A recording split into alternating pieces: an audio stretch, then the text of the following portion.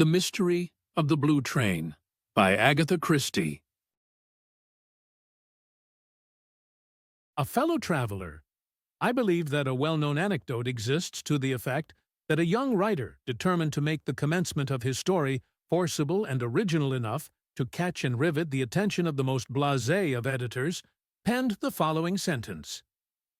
"Hell," said the Duchess. Strangely enough, this tale of mine opens in much the same fashion. Only the lady who gave utterance to the exclamation was not a duchess. It was a day in early June. I had been transacting some business in Paris and was returning by the morning service to London, where I was still sharing rooms with my old friend, the Belgian ex-detective, Hercule Poirot. The Calais Express was singularly empty. In fact, my own compartment held only one other traveler. I had made a somewhat hurried departure from the hotel and was busy assuring myself that I had duly collected all my traps when the train started.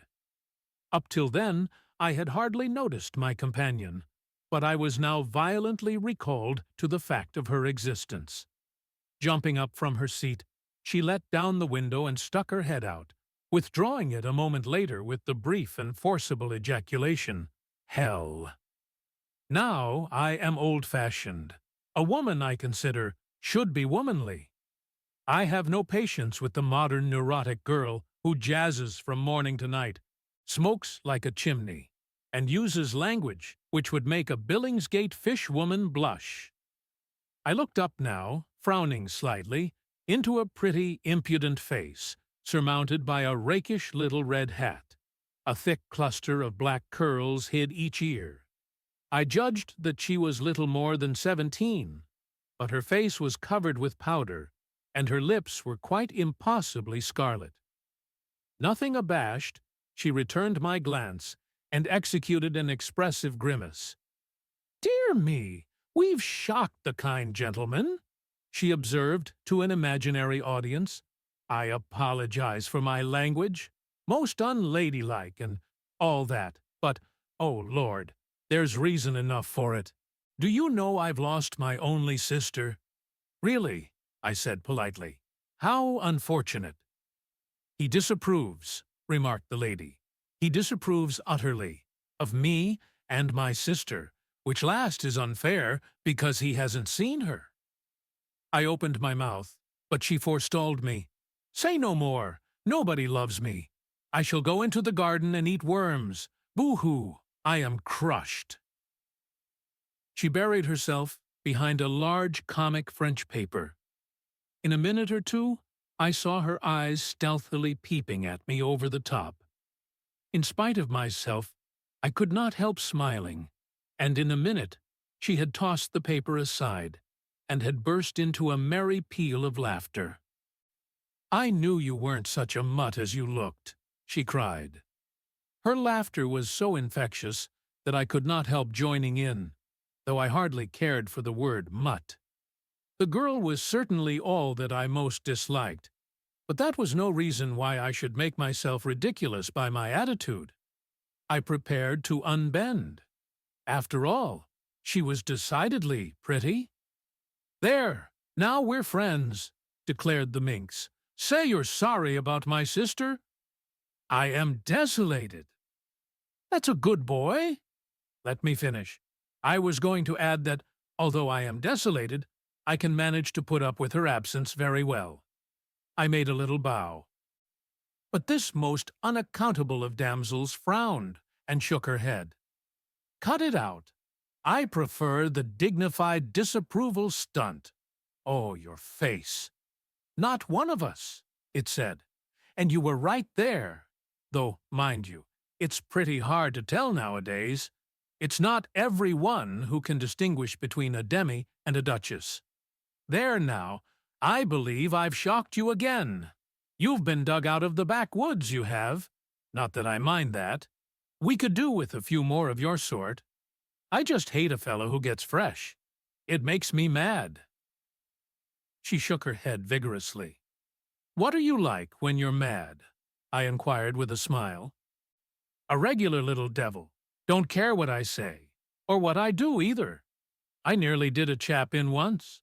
Yes, really. He'd have deserved it too. Italian blood I've got. I shall get into trouble one of these days. Well, I begged, don't get mad with me. I shan't. I like you.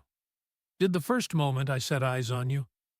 But you looked so disapproving that I never thought we should make friends. Well, we have. Tell me something about yourself. I'm an actress. No, not the kind you're thinking of. Lunching at the Savoy covered with jewelry, and with their photograph in every paper saying how much they love Madame So-and-so's face cream. I've been on the board since I was a kid of 6, tumbling. I beg your pardon, I said, puzzled. Haven't you seen child acrobats? Oh, I understand. I'm American-born, but I've spent most of my life in England. We got a new show now. We? My sister and I. Sort of song and dance, and a bit of patter, and a dash of the old business thrown in. It's quite a new idea, and it hits them every time. There's to be money in it. My new acquaintance leaned forward and discoursed volubly, a great many of her terms being quite unintelligible to me. Yet I found myself evincing an increasing interest in her.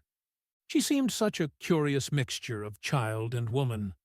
Though perfectly worldly wise and able, as she expressed it, to take care of herself, there was yet something curiously ingenuous in her single-minded attitude towards life, and her whole-hearted determination to make good.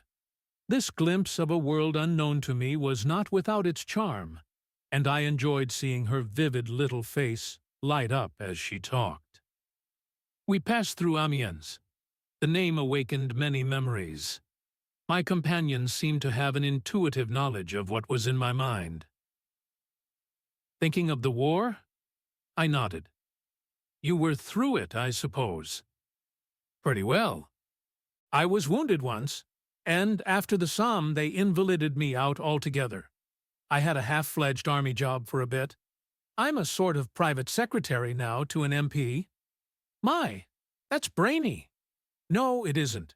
There's really awfully little to do. Usually a couple of hours every day sees me through. It's dull work, too. In fact, I don't know what I should do if I hadn't got something to fall back upon. Don't say you collect bugs. No, I share rooms with a very interesting man. He's a Belgian, an ex-detective. He's set up as a private detective in London, and he's doing extraordinarily well. He's really a very marvelous little man. Time and again, he has proved to be right where the official police have failed. My companion listened with widening eyes. Isn't that interesting now? I just adore crime. I go to all the mysteries on the movies, and when there's a murder on, I just devour the papers. Do you remember the Styles case? I asked. Let me see. Was that the old lady who was poisoned, somewhere down in Essex? I nodded. That was Poirot's first big case, undoubtedly, but for him, the murderer would have escaped scot-free. It was a most wonderful bit of detective work. Warming to my subject, I ran over the heads of the affair, working up to the triumphant and unexpected denouement. The girl listened spellbound.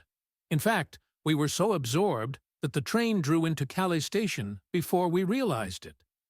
"My goodness gracious me!" cried my companion. "Where's my powder puff?"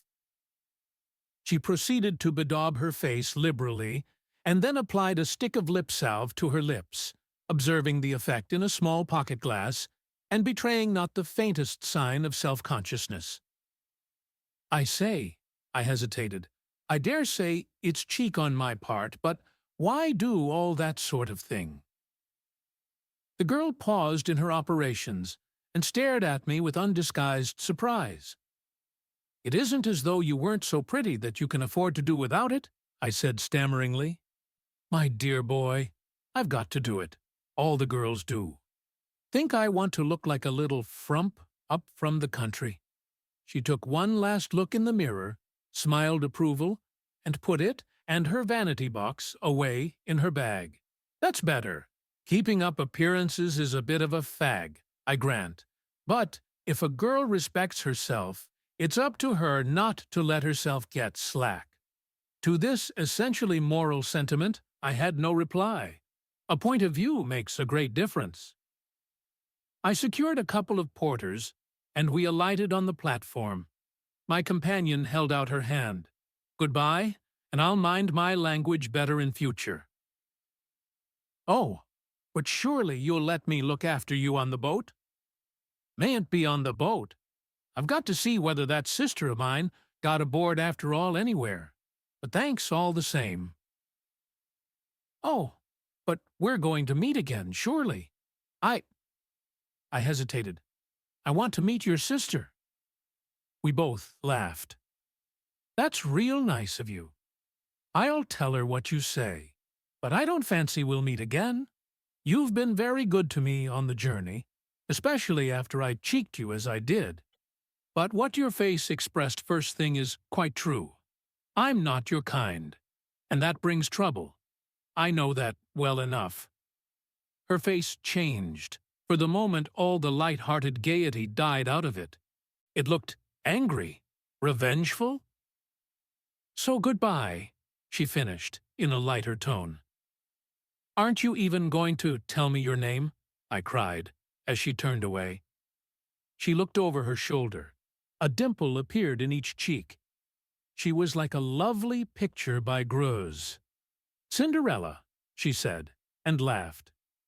But little did I think when and how I should see Cinderella again. 2. An appeal for help. It was 5 minutes past 9 when I entered our joint sitting room for breakfast on the following morning. My friend Poirot, exact to the minute as usual, was just tapping the shell of his second egg. He beamed upon me as I entered. You have slept well, yes? You have recovered from the crossing so terrible? It is a marvel. Almost you are exact this morning. Pardon, but your tie is not symmetrical. Permit that I rearrange him. Elsewhere, I have described Hercule Poirot, an extraordinary little man, height 5 feet 4 inches, egg-shaped head carried a little to one side, eyes that shone green when he was excited, stiff military mustache, air of dignity immense. He was neat and dandified in appearance. For neatness of any kind he had an absolute passion. To see an ornament set crooked or a speck of dust, or a slight disarray in one's attire, was torture to the little man until he could ease his feelings by remedying the matter. Order and method were his gods. He had a certain disdain for tangible evidence, such as footprints and cigarette ash, and would maintain that, taken by themselves, they would never enable a detective to solve a problem. Then he would tap his egg-shaped head with absurd complacency, and remark with great satisfaction, "The true work, it is done from within. The little gray cells. Remember always the little gray cells, mon ami." I slipped into my seat, and remarked idly, in answer to Poirot's greeting, that an hour's sea passage from Calais to Dover could hardly be dignified by the epithet terrible. Poirot waved his egg-spoon in vigorous refutation of my remark. Du tout! If for an hour one experiences sensations and emotions of the most terrible, one has lived many hours. Does not one of your English poets say that time is counted, not by hours, but by heartbeats? I fancy Browning was referring to something more romantic than seasickness, though. Because he was an Englishman, an islander to whom La Manche was nothing. Oh, you English! With nous autres it is different. Figure to yourself that a lady of my acquaintance at the beginning of the war fled to Ostend. There she had a terrible crisis of the nerves. Impossible to escape further except by crossing the sea. And she had a horror, mais une horreur, of the sea. What was she to do? Daily-les-Boches were drawing nearer. Imagine to yourself the terrible situation. What did she do? I inquired curiously. Fortunately, her husband was homme pratique. He was also very calm. The crises of the nerves, they affected him not. Il l'a emporté simplement. Naturally, when she reached England, she was prostrate, but she still breathed. Poirot shook his head seriously. I composed my face as best I could. Suddenly, he stiffened and pointed a dramatic finger at the toast rack. Ah, par exemple, c'est trop fort, he cried. What is it? This piece of toast. You remark him not? He whipped the offender out of the rack and held it up for me to examine. Is it square? No. Is it a triangle? Again, no. Is it even round? No. Is it of any shape remotely pleasing to the eye? What symmetry have we here? None. It's cut from a cottage loaf, I explained soothingly. Poirot threw me a withering glance. What an intelligence has my friend Hastings, he exclaimed sarcastically. Comprehend you not that I have forbidden such a loaf haphazard and shapeless, that no baker should permit himself to bake? I endeavored to distract his mind. Anything interesting come by the post? Poirot shook his head with a dissatisfied air. I have not yet examined my letters, but nothing of interest arrives nowadays. The great criminals, the criminals of method, they do not exist. The cases I have been employed upon lately were banal to the last degree. In verity, I am reduced to recovering lost lapdogs for fashionable ladies. The last problem that presented any interest was that intricate little affair of the Yardley diamond, and that was, how many months ago, my friend? He shook his head despondently, and I roared with laughter. Cheer up, Poirot. The luck will change. Open your letters. For all you know, there may be a great case looming on the horizon. Poirot smiled, and taking up the neat little letter opener with which he opened his correspondence, he slit the tops of the several envelopes that lay by his plate. A bill, another bill. It is that I grow extravagant in my old age. Aha! A note from Jap. Yes, pricked up my ears.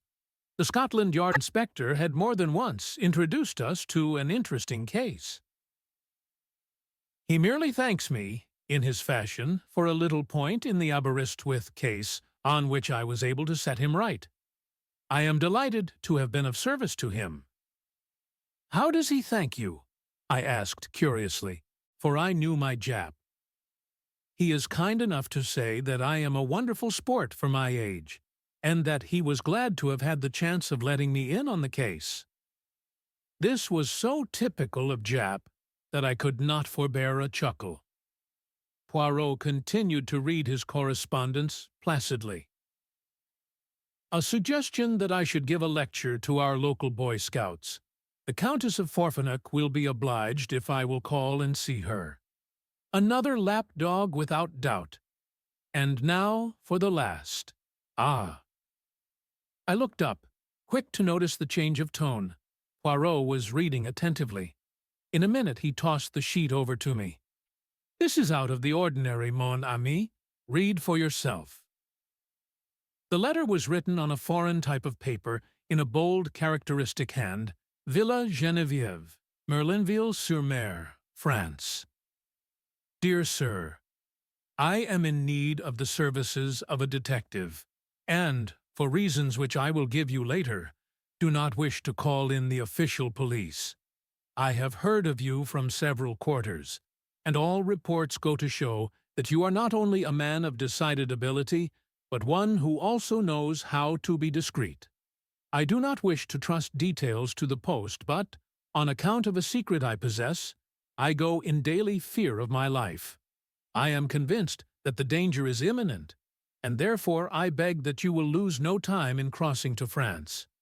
I will send a car to meet you at Calais, if you will wire me when you are arriving. I shall be obliged if you will drop all cases you have on hand. and devote yourself solely to my interests. I am prepared to pay any compensation necessary. I shall probably need your services for a considerable period of time, as it may be necessary for you to go out to Santiago, where I spent several years of my life.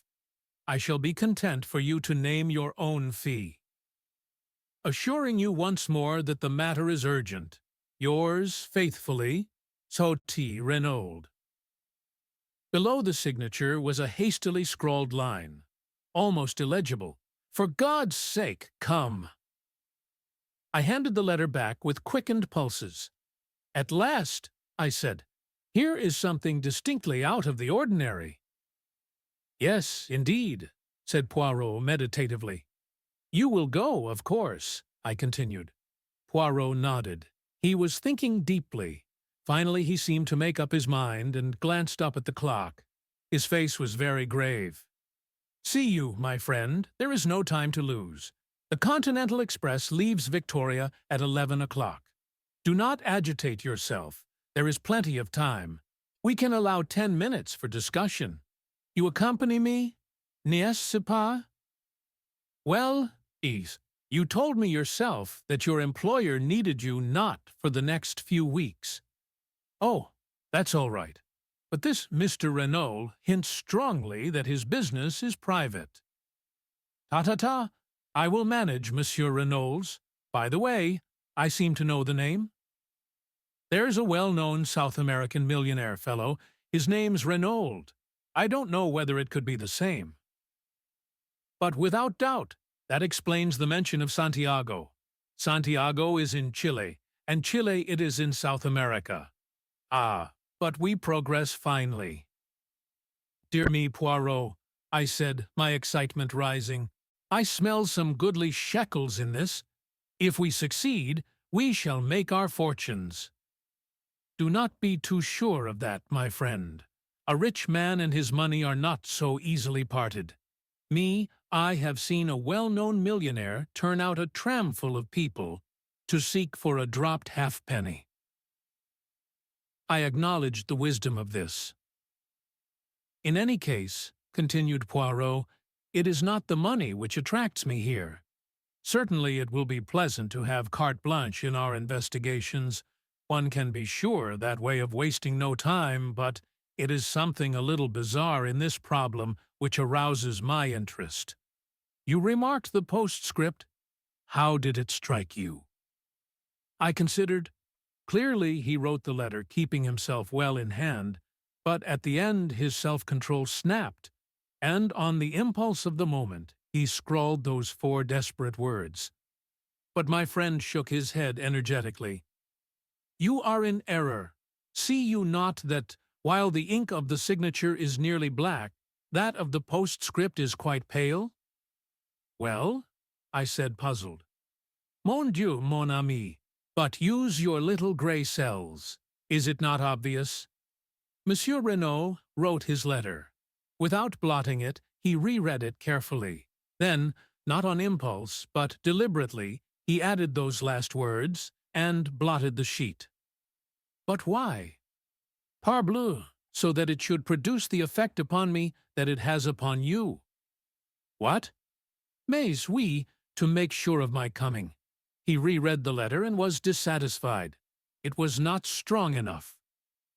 He paused, and then added softly, his eyes shining with that green light that always betokened inward excitement. And so, mon ami, since that postscript was added, not on impulse, but soberly, in cold blood, the urgency is very great, and we must reach him as soon as possible. Merlinville, I murmured thoughtfully. I've heard of it, I think.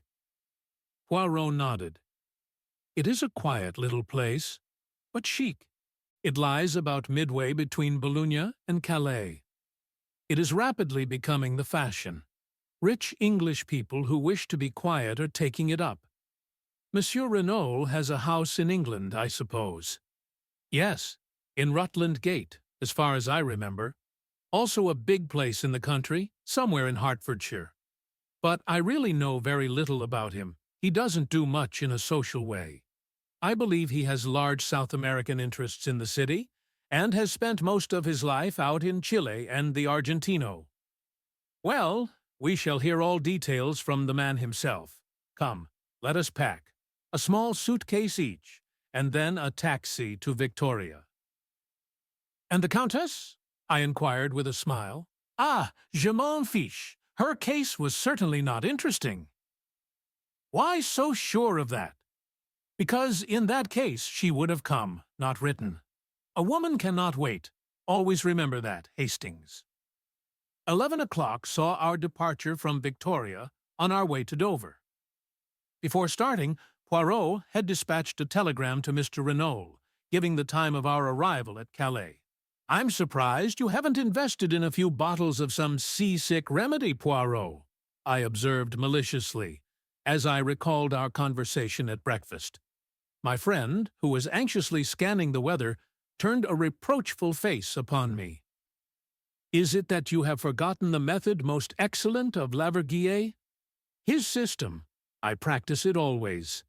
One balances oneself, if you remember, turning the head from left to right, breathing in and out, counting 6 between each breath." I demurred.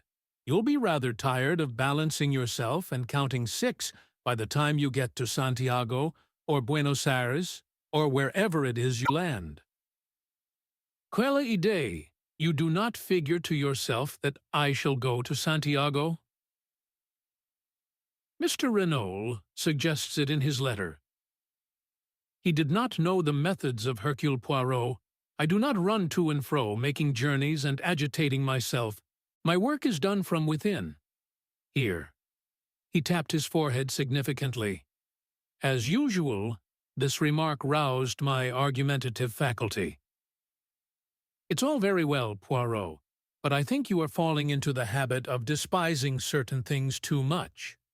A fingerprint has led sometimes to the arrest and conviction of a murderer, and has, without doubt, hanged more than one innocent man," remarked Poirot dryly. "But surely the study of fingerprints and footprints, cigarette ash, different kinds of mud, and other clues that comprise the minute observation of details, all these are of vital importance.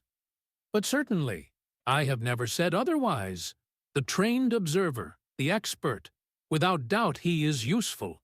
But the others, the Hercules Poirots, they are above the experts.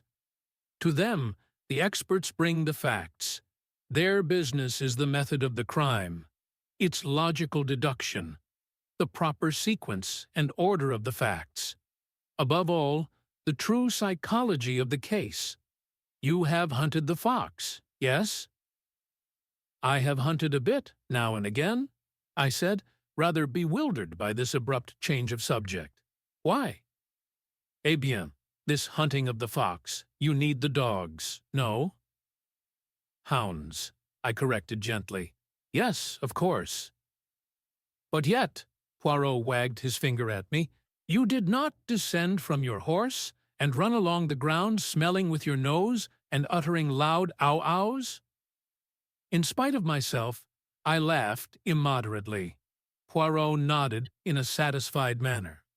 "So, you leave the work of the Downs to the hounds, yet you demand that I, Hercule Poirot, should make myself ridiculous by lying down, possibly on damp grass, to study hypothetical footprints, and should scoop up cigarette ash, when I do not know one kind from the other. Remember the Plymouth Express mystery. The good Jap departed to make a survey of the railway line. When he returned, I, without having moved from my apartments, was able to tell him exactly what he had found. So you are of the opinion that Jap wasted his time? Not at all, since his evidence confirmed my theory, but I should have wasted my time if I had gone. It is the same with so-called experts. Remember the handwriting testimony in the Cavendish case? One counsel's questioning brings out testimony as to the resemblances. The defense brings evidence to show dissimilarity. All the language is very technical. And the result? What we all knew in the first place. The writing was very like that of John Cavendish, and the psychological mind is faced with the question, why? Because it was actually his? Or because someone wished us to think it was his? I answered that question, mon ami, and answered it correctly. And Poirot, having effectually silenced, if not convinced me, leaned back with a satisfied air. Seated, on the boat, I knew better than to disturb my friend's solitude. The weather was gorgeous, and the sea as smooth as the proverbial mill pond. So I was hardly surprised to hear that Laverguier's method had once more justified itself when a smiling Poirot joined me on disembarking at Calais. A disappointment was in store for us, as no car had been sent to meet us. But Poirot put this down to his telegram having been delayed in transit. "Since it is carte blanche, we will hire a car," he said cheerfully, and a few minutes later saw us creaking and jolting along in the most ramshackle of automobiles that ever plied for hire in the direction of Merlinville. My spirits were at their highest. "What gorgeous air!" I exclaimed. "This promises to be a delightful trip." "For you, yes. For me, I have work to do, remember, at our journey's end." "Bah," I said cheerfully. "You will discover all, ensure this Mr. Renault's safety, run the would-be assassins to earth, and all will finish in a blaze of glory." "You are sanguine, my friend." "Yes, I feel absolutely assured of success. Are you not the one and only Hercule Poirot?" But my little friend did not rise to the bait. He was observing me gravely. "You are what the Scotch people call fey, Hastings. It presages disaster." "Nonsense. At any rate, you do not share my feelings." "No, but I am afraid." "Afraid of what?" "I do not know, but I have a premonition. A je ne sais quoi." He spoke so gravely that I was impressed in spite of myself.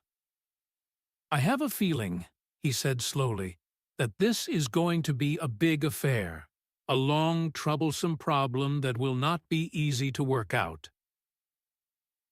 I would have questioned him further, but we were just coming into the little town of Merlinville, and we slowed up to inquire the way to the Villa Genevieve. "Straight on, monsieur, through the town. The Villa Genevieve is about half a mile the other side. You cannot miss it. A big villa overlooking the sea." We thanked our informant and drove on, leaving the town behind. A fork in the road brought us to a second halt. A peasant was trudging towards us, and we waited for him to come up to us in order to ask the way again. There was a tiny villa standing right by the road, but it was too small and dilapidated to be the one we wanted. As we waited, the gate of it swung open, and a girl came out. The peasant was passing us now, and the driver leaned forward from his seat and asked for direction. "The Villa Genevieve? Just a few steps up this road to the right, monsieur. You could see it if it were not for the curve."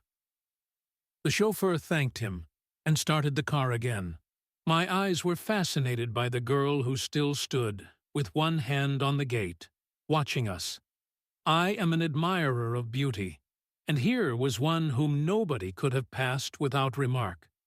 Very tall, with the proportions of a young goddess, her uncovered golden head gleaming in the sunlight, I swore to myself that she was one of the most beautiful girls I had ever seen.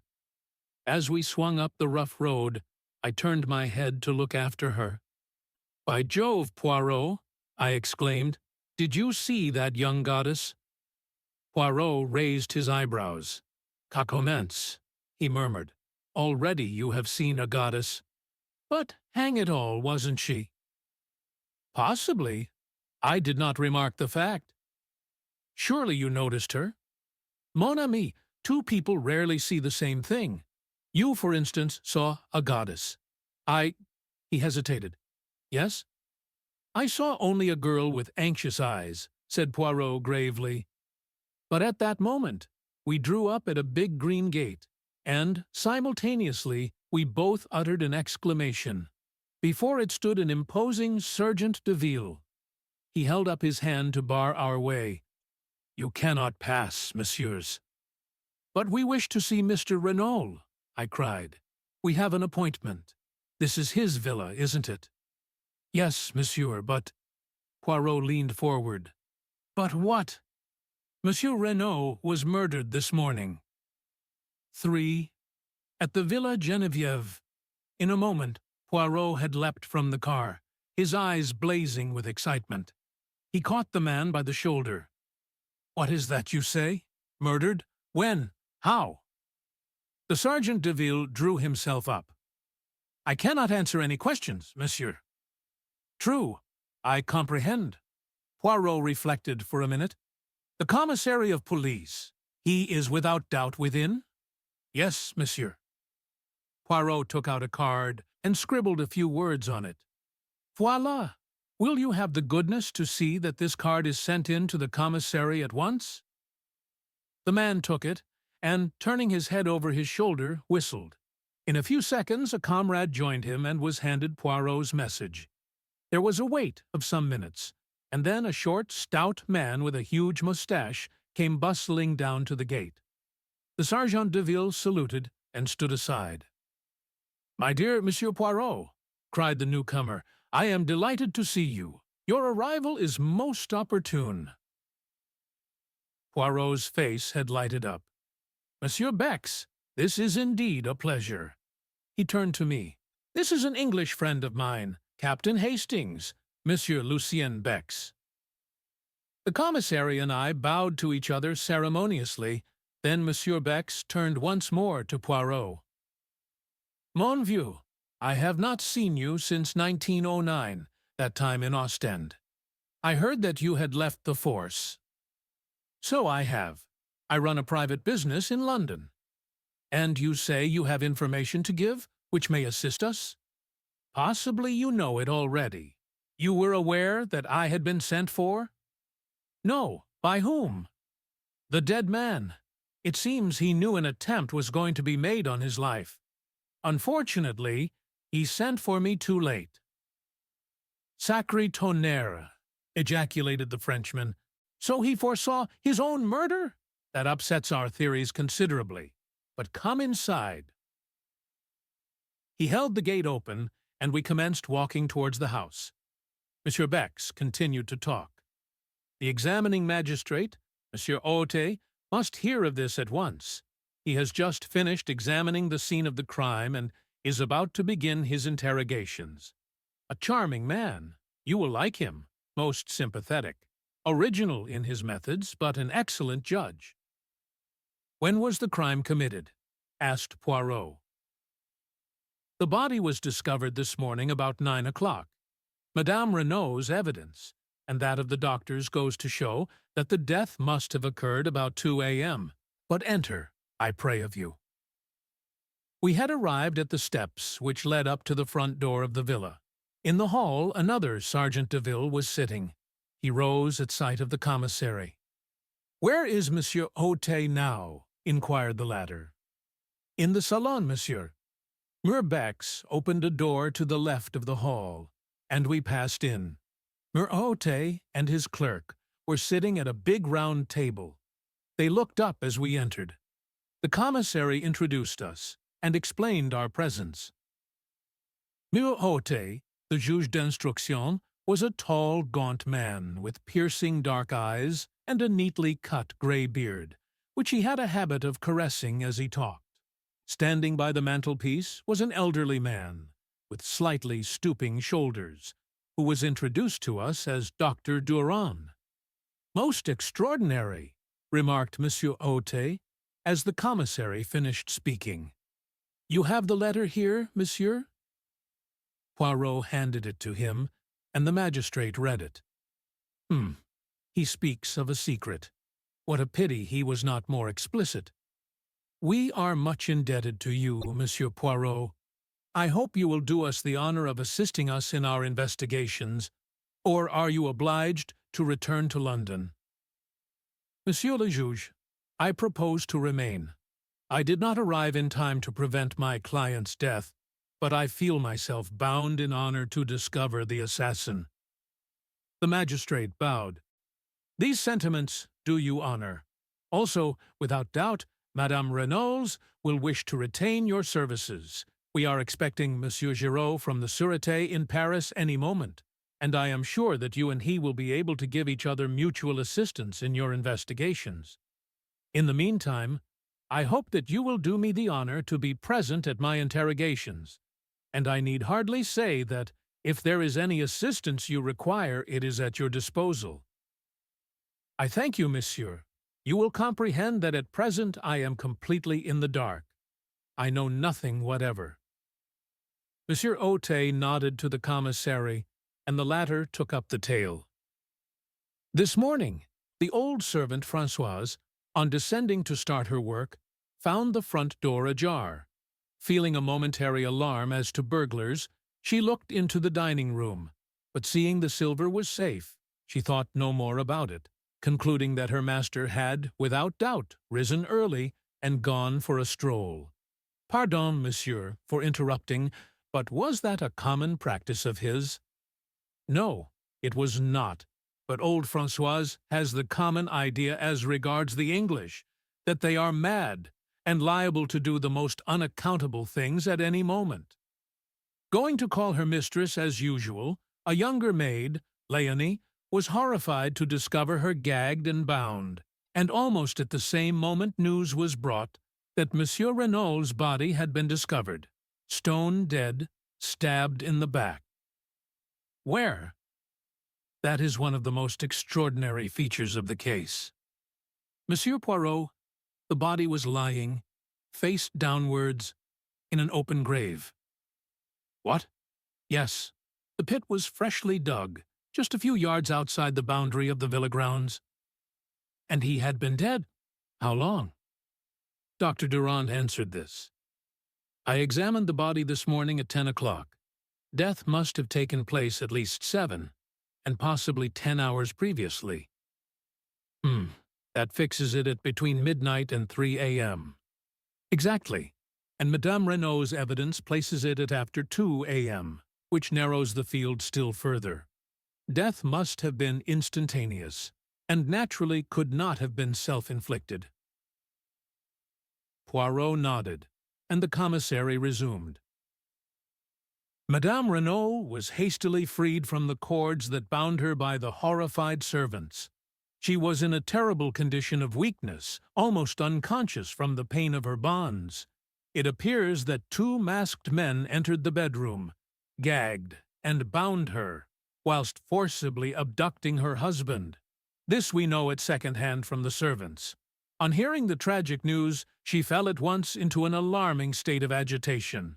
On arrival, Dr. Durand immediately prescribed a sedative, and we have not yet been able to question her, but without doubt she will awake more calm and be equal to bearing the strain of the interrogation.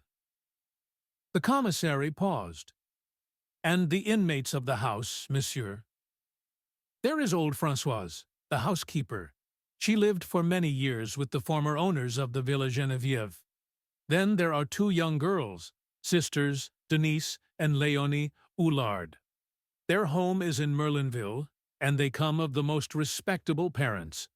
Then there is the chauffeur, whom Monsieur Renault brought over from England with him, but he is away on a holiday. Finally, there are Madame Renault and her son, Monsieur Jacques Renault. He, too, is away from home at present. Poirot bowed his head. Monsieur Otte spoke. Marchot. The sergeant de ville appeared. Bring in the woman Françoise. The man saluted and disappeared. In a moment or two he returned, escorting the frightened Françoise. Your name is Françoise Aurichet? Yes, monsieur. You have been a long time in service at the Villa Geneviève? 11 years with Madame la Vicomtesse. Then, when she sold the villa this spring, I consented to remain on with the English milor. Never did I imagine. The magistrate cut her short. Without doubt, without doubt. Now, Françoise, in this matter of the front door, whose business was it to fasten it at night? Mine, monsieur. Always I saw to it myself. And last night, I fastened it as usual. You are sure of that? I swear it by the blessed saints, monsieur. What time would that be? The same time as usual, 10:30, monsieur. What about the rest of the household? Had they gone up to bed? True, Madame had retired some time before. Denise and Leonie went up with me. Monsieur was still in his study.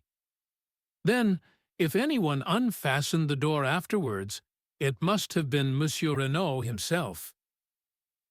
Françoise shrugged her broad shoulders. What should he do that for? With robbers and assassins passing every minute? A nice idea. Monsieur was not an imbecile. It is not as though he had had to let cette dame out. The magistrate interrupted sharply. Cette dame? What lady do you mean? Why, the lady who came to see him. Had a lady been to see him that evening? But yes, monsieur, and many other evenings as well. Who was she? Did you know her? A rather cunning look spread over the woman's face. How should I know who it was? She grumbled. I did not let her in last night. Aha! Roared the examining magistrate, bringing his hand down with a bang on the table. You would trifle with the police, would you? I demand that you tell me at once the name of this woman who came to visit Monsieur Renaud in the evenings. The police! The police! Grumbled Françoise. Never did I think that I should be mixed up with the police. But I know well enough who she was. It was Madame d'Aubrouet. The commissary uttered an exclamation and leaned forward as though in utter astonishment. Madame d'Aubrouet, from the Villa Marguerite, just down the road. That is what I said, monsieur. Oh, she is a pretty one, celle-là. The old woman tossed her head scornfully. Madame d'Aubrouet, murmured the commissary. Impossible. Voila, grumbled Françoise. That is all you get for telling the truth. Not at all, said the examining magistrate soothingly. We were surprised, that is all. Madame d'Aubrouet, then, and Monsieur Renaud, they were— He paused delicately. Eh? It was that without doubt? How should I know? But what will you? Monsieur, he was milord anglais, très riche, and Madame d'Aubrouet, she was poor, that one, and très chic for all that she lives so quietly with her daughter. Not a doubt of it. She has had her history. She is no longer young, but, ma foi, I who speak to you have seen the men's heads turn after her as she goes down the street. Besides, lately, she has had more money to spend. All the town knows it. The little economies, they are at an end. And Françoise shook her head with an air of unalterable certainty. Monsieur Otet stroked his beard reflectively. And Madame Renaud, he asked at length, how did she take this friendship? Françoise shrugged her shoulders. She was always most amiable, most polite. One would say that she suspected nothing. But all the same, is it not so? The heart suffers, monsieur? Day by day, I have watched Madame grow paler and thinner. She was not the same woman who arrived here a month ago. Monsieur, too, has changed. He also has had his worries. One could see that he was on the brink of a crisis of the nerves. And who could wonder, with an affair conducted such a fashion? No reticence, no discretion. Style anglais, without doubt. I bounded indignantly in my seat, but the examining magistrate was continuing his questions, undistracted by side issues. You say that Monsieur Renaud had not to let Madame d'Aubrouet out? Had she left, then? Yes, monsieur. I heard them come out of the study and go to the door. Monsieur said good night, and shut the door after her. What time was that? About 25 minutes after 10, monsieur. Do you know when Monsieur Renaud went to bed? I heard him come up about 10 minutes after we did. The stair creaks so that one hears every one who goes up and down. And that is all? You heard no sound of disturbance during the night? Nothing whatever, monsieur. Which of the servants came down the first in the morning? I did, monsieur. At once, I saw the door swinging open. What about the other downstairs windows? Were they all fastened? Every one of them. There was nothing suspicious or out of place anywhere. Good, Françoise. You can go. The old woman shuffled towards the door. On the threshold, she looked back. I will tell you one thing, monsieur, that Madame d'Aubroy, she is a bad one. Oh, yes, one woman knows about another. She is a bad one. Remember that. And, shaking her head sagely, Françoise left the room. Léonie Oulard, called the magistrate. Léonie appeared dissolved in tears and inclined to be hysterical. Monsieur Otet dealt with her adroitly. Her evidence was mainly concerned with the discovery of her mistress, gagged and bound, of which she gave rather an exaggerated account. She, like Françoise, had heard nothing during the night. Her sister, Denise, succeeded her. She agreed that her master had changed greatly of late. Every day he became more and more morose. He ate less. He was always depressed. But Denise had her own theory. Without doubt, it was the mafia he had on his track. 2 masked men. Who else could it be? A terrible society, that. It is, of course, possible, said the magistrate smoothly. Now, my girl, was it you who admitted Madame d'Aubroy to the house last night? Not last night, monsieur, the night before. But Françoise has just told us that Madame d'Aubroy was here last night. No, monsieur. A lady did come to see Monsieur Renaud last night, but it was not Madame d'Aubroy. Surprised, the magistrate insisted, but the girl held firm. She knew Madame d'Aubroy perfectly by sight. This lady was dark also, but shorter and much younger. Nothing could shake her statement. Had you ever seen this lady before? Never, monsieur. And then the girl added diffidently, but I think she was English. English? Yes, monsieur. She asked for Monsieur Renaud in quite good French, but the accent, one can always tell it. N'est-ce pas? Besides, when they came out of the study, they were speaking in English. Did you hear what they said? Could you understand it, I mean? Me, I speak the English very well, said Denise with pride. The lady was speaking too fast for me to catch what she said, but I heard Monsieur's last words as he opened the door for her. She paused, and then repeated carefully and laboriously, Yes, yes, but for God's sake, go now. Yes, yes, but for God's sake, go now, repeated the magistrate. He dismissed Denise, and, after a moment or two for consideration, recalled Françoise. To her he propounded the question as to whether she had not made a mistake in fixing the night of Madame d'Aubroy's visit. Françoise, however, proved unexpectedly obstinate. It was last night that Madame d'Aubroy had come. Without a doubt, it was she. Denise wished to make herself interesting, voilà tout. So she had cooked up this fine tale about a strange lady. Airing her knowledge of English, too. Probably Monsieur had never spoken that sentence in English at all, and even if he had, it proved nothing. For Madame d'Aubroy spoke English perfectly, and generally used that language when talking to Monsieur and Madame Renaud. You see, Monsieur Jacques, the son of Monsieur, was usually here, and he spoke the French very badly. The magistrate did not insist.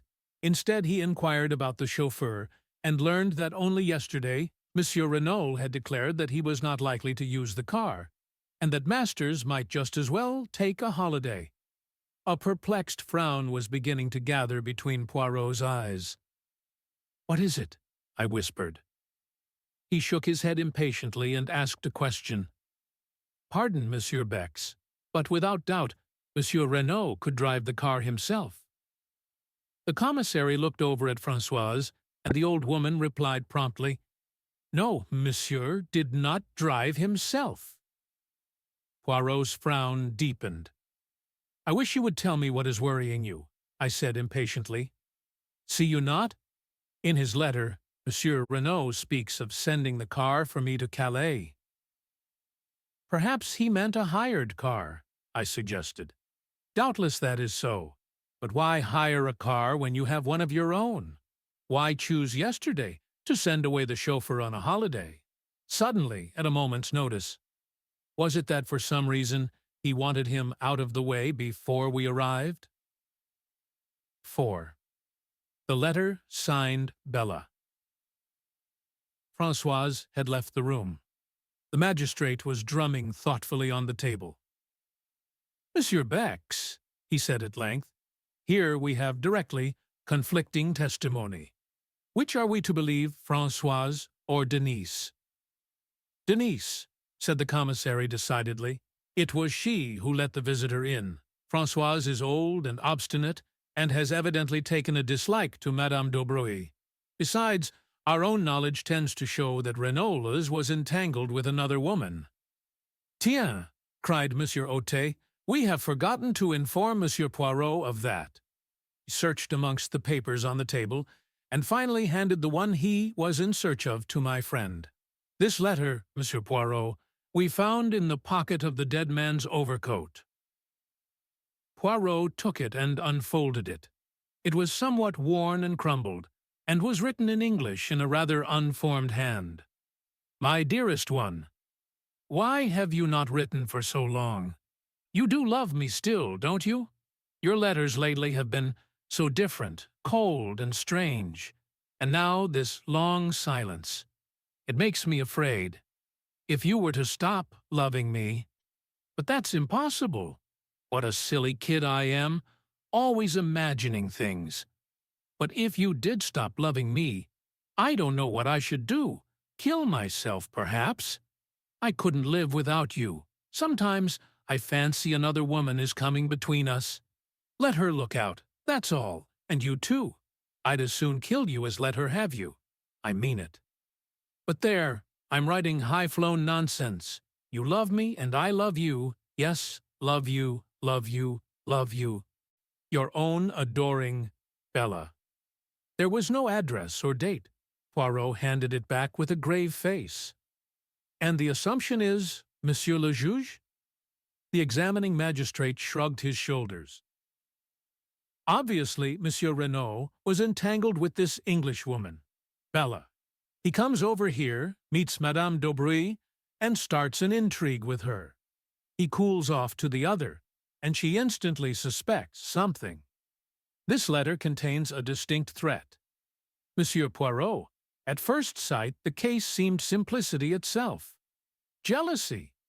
The fact that Monsieur Renaud was stabbed in the back seemed to point distinctly to its being a woman's crime." Poirot nodded.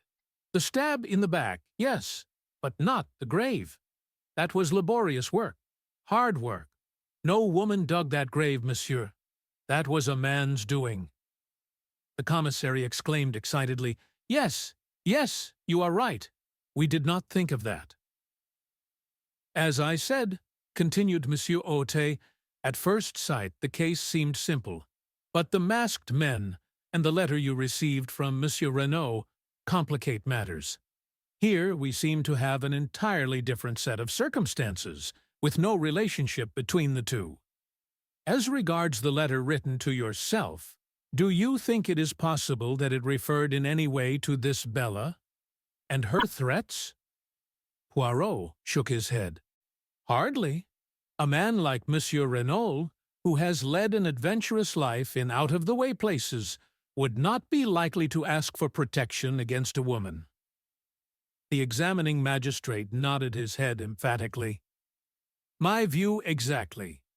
Then we must look for the explanation of the letter." "In Santiago," finished the commissary, "I shall cable without delay to the police in that city, requesting full details of the murdered man's life out there, his love affairs, his business transactions, his friendships, and any enmities he may have incurred. It will be strange if, after that, we do not hold a clue to his mysterious murder." The commissary looked round for approval. "Excellent," said Poirot appreciatively. "His wife, too, may be able to give us a pointer," added the magistrate. "You have found no other letters from this Bella amongst Monsieur Renaud's effects?" asked Poirot. "No. Of course, one of our first proceedings was to search through his private papers in the study. We found nothing of interest, however. All seemed square and above board. The only thing at all out of the ordinary was his will. Here it is." Poirot ran through the document. "So, a legacy of £1,000 to Mr. Stoner? Who is he, by the way?" "Monsieur Renaud's secretary. He remained in England, but was over here once or twice for a weekend." "And everything else left unconditionally to his beloved wife, Eloise. Simply drawn up, but perfectly legal. Witnessed by the two servants, Denise and Françoise. Nothing so very unusual about that." He handed it back. "Perhaps," began Bex, "you did not notice—" "The date?" twinkled Poirot. "But yes, I noticed it. A fortnight ago. Possibly it marks his first intimation of danger. Many rich men die intestate, through never considering the likelihood of their demise. But it is dangerous to draw conclusions prematurely. It points, however, to his having a real liking and fondness for his wife, in spite of his amorous intrigues." "Yes," said Monsieur Otet, doubtfully, "but it is possibly a little unfair on his son, since it leaves him entirely dependent on his mother. If she were to marry again, and her second husband obtained an ascendancy over her, this boy might never touch a penny of his father's money." Poirot shrugged his shoulders. "Man is a vain animal. Monsieur Renaud figured to himself, without doubt, that his widow would never marry again. As to the son, it may have been a wise precaution to leave the money in his mother's hands. The sons of rich men are proverbially wild. It may be as you say. Now, Monsieur Poirot, you would without doubt like to visit the scene of the crime. I am sorry that the body has been removed, but of course photographs have been taken from every conceivable angle, and will be at your disposal as soon as they are available." "I thank you, monsieur, for all your courtesy." The commissary rose. "Come with me, messieurs." He opened the door and bowed ceremoniously to Poirot to precede him. Poirot, with equal politeness, drew back and bowed to the commissary. "Monsieur! Monsieur!" At last they got out into the hall. "That room there, it is the study, Hein?" asked Poirot suddenly, nodding towards the door opposite. "Yes, you would like to see it." He threw the door open as he spoke, and we entered. The room which Monsieur Renaud had chosen for his own particular use was small, but furnished with great taste and comfort. A business-like writing desk, with many pigeonholes, stood in the window. Two large leather-covered armchairs faced the fireplace, and between them was a round table covered with the latest books and magazines. Bookshelves lined two of the walls, and at the end of the room opposite the window there was a handsome oak sideboard, with a tantalus on top. The curtains and portiere were of a soft, dull green, and the carpet matched them in tone. Poirot stood a moment taking in the room. Then he stepped forward, passed his hand lightly over the backs of the leather chairs, picked up a magazine from the table, and drew a finger gingerly over the surface of the oak sideboard. His face expressed complete approval. "No dust?" I asked, with a smile. He beamed on me, appreciative of my knowledge of his peculiarities. "Not a particle, mon ami, and for once, perhaps, it is a pity." His sharp, bird-like eyes darted here and there. "Ah," he remarked suddenly, with an intonation of relief. "The hearthrug is crooked," and he bent down to straighten it. Suddenly he uttered an exclamation and rose. In his hand he held a small fragment of paper. "In France, as in England," he remarked, "the domestics omit to sweep under the mats." Bex took the fragment from him, and I came closer to examine it. "You recognize it, eh, Hastings?" I shook my head, puzzled, and yet that particular shade of pink paper was very familiar. The commissary's mental processes were quicker than mine. "A fragment of a check," he exclaimed. The piece of paper was roughly about 2 inches square. On it was written in ink the word Duveen. "Bien," said Bex. "This check was payable to or drawn by one named Duveen." "The former, I fancy," said Poirot, "for, if I am not mistaken, the handwriting is that of Monsieur Renaud." That was soon established by comparing it with a memorandum from the desk. "Dear me," murmured the commissary with a crestfallen air, "I really cannot imagine how I came to overlook this." Poirot laughed. "The moral of that is, always look under the mats.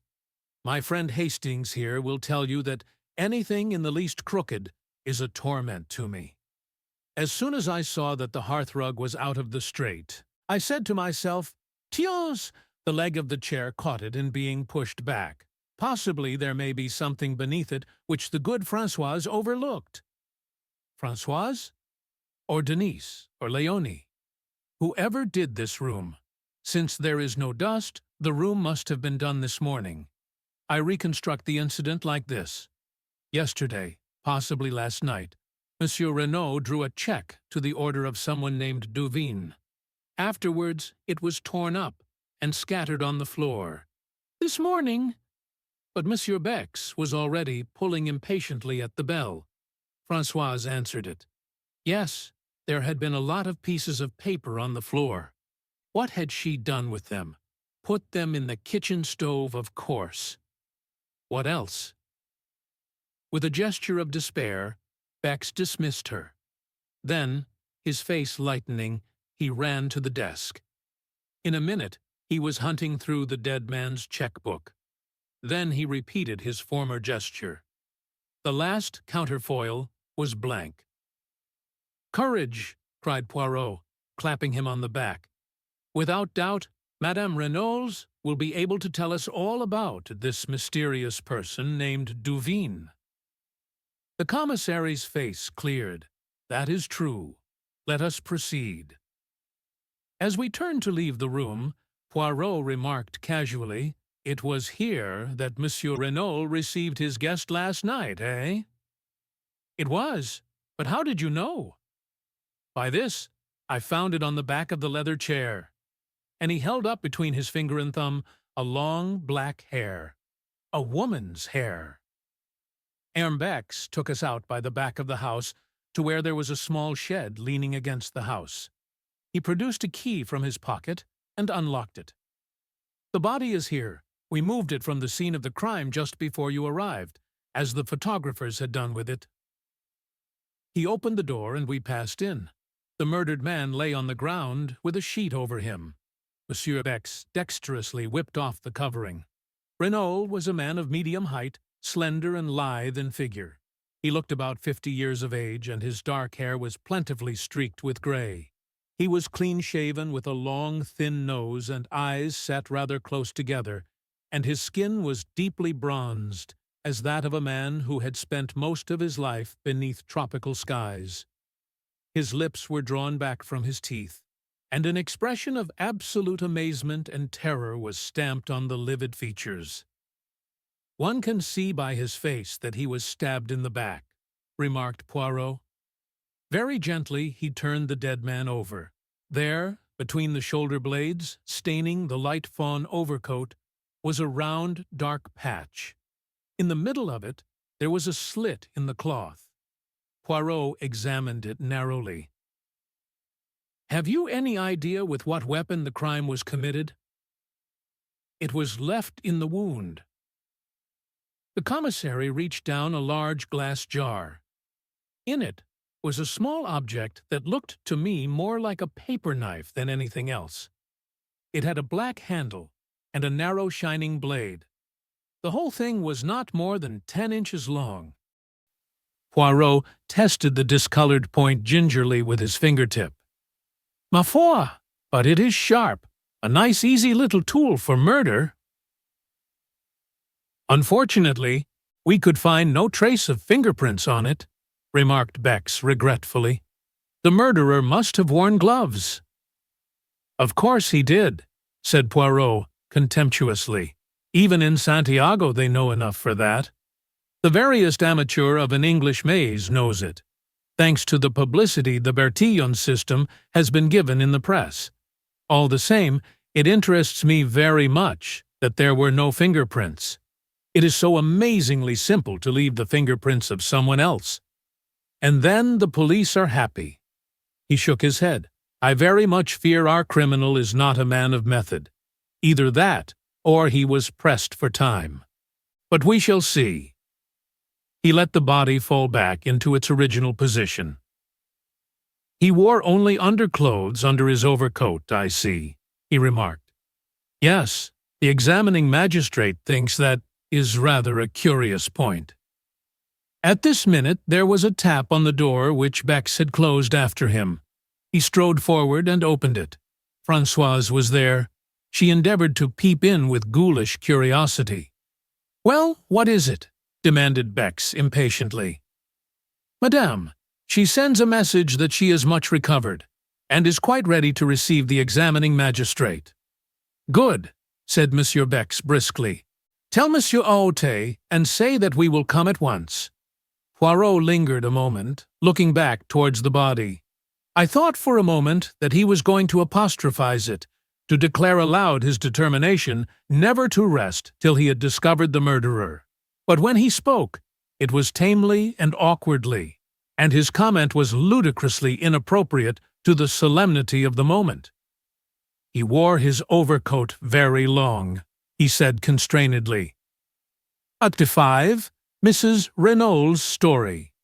We found Monsieur Aote awaiting us in the hall, and we all proceeded upstairs together, Françoise marching ahead to show us the way. Poirot went up in a zigzag fashion which puzzled me, until he whispered with a grimace, No wonder the servants heard Monsieur Renault mounting the stairs, not a board of them but creaks fit to wake the dead. At the head of the staircase, a small passage branched off. The servants' quarters, explained Bex. We continued along a corridor, and Françoise tapped on the last door to the right of it. A faint voice bade us enter, and we passed into a large, sunny apartment looking out towards the sea, which showed blue and sparkling about a quarter of a mile distant. On a couch, propped up with cushions, and attended by Dr. Durand, lay a tall, striking-looking woman. She was middle-aged, and her once dark hair was now almost entirely silvered, but the intense vitality and strength of her personality would have made itself felt anywhere. You knew at once that you were in the presence of what the French call une maîtresse femme. She greeted us with a dignified inclination of the head. Pray be seated, messieurs. We took chairs, and the magistrate's clerk established himself at a round table. I hope, madam, began Monsieur Aote, that it will not distress you unduly to relate to us what occurred last night. Not at all, monsieur. I know the value of time, if these scoundrelly assassins are to be caught and punished.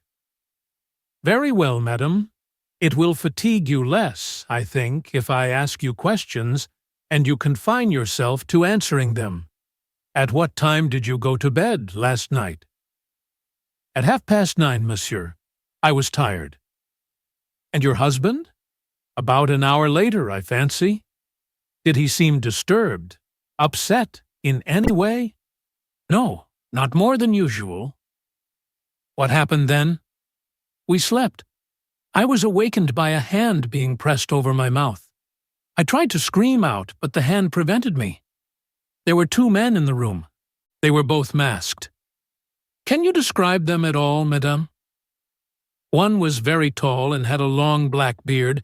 The other was short and stout. His beard was reddish. They both wore hats pulled down over their eyes. Said the magistrate thoughtfully. Too much beard, I fear. You mean they were false? Yes, madam. But continue your story. It was the short man who was holding me. He forced a gag into my mouth, and then bound me with rope hand and foot. The other man was standing over my husband. He had caught up my little dagger-paper knife from the dressing table, and was holding it with the point just over his heart. When the short man had finished with me, he joined the other, and they forced my husband to get up and accompany them into the dressing-room next door. I was nearly fainting with terror. Nevertheless, I listened desperately.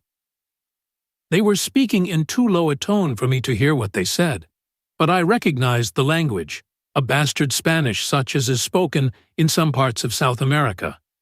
They seemed to be demanding something from my husband, and presently they grew angry, and their voices rose a little. I think the tall man was speaking.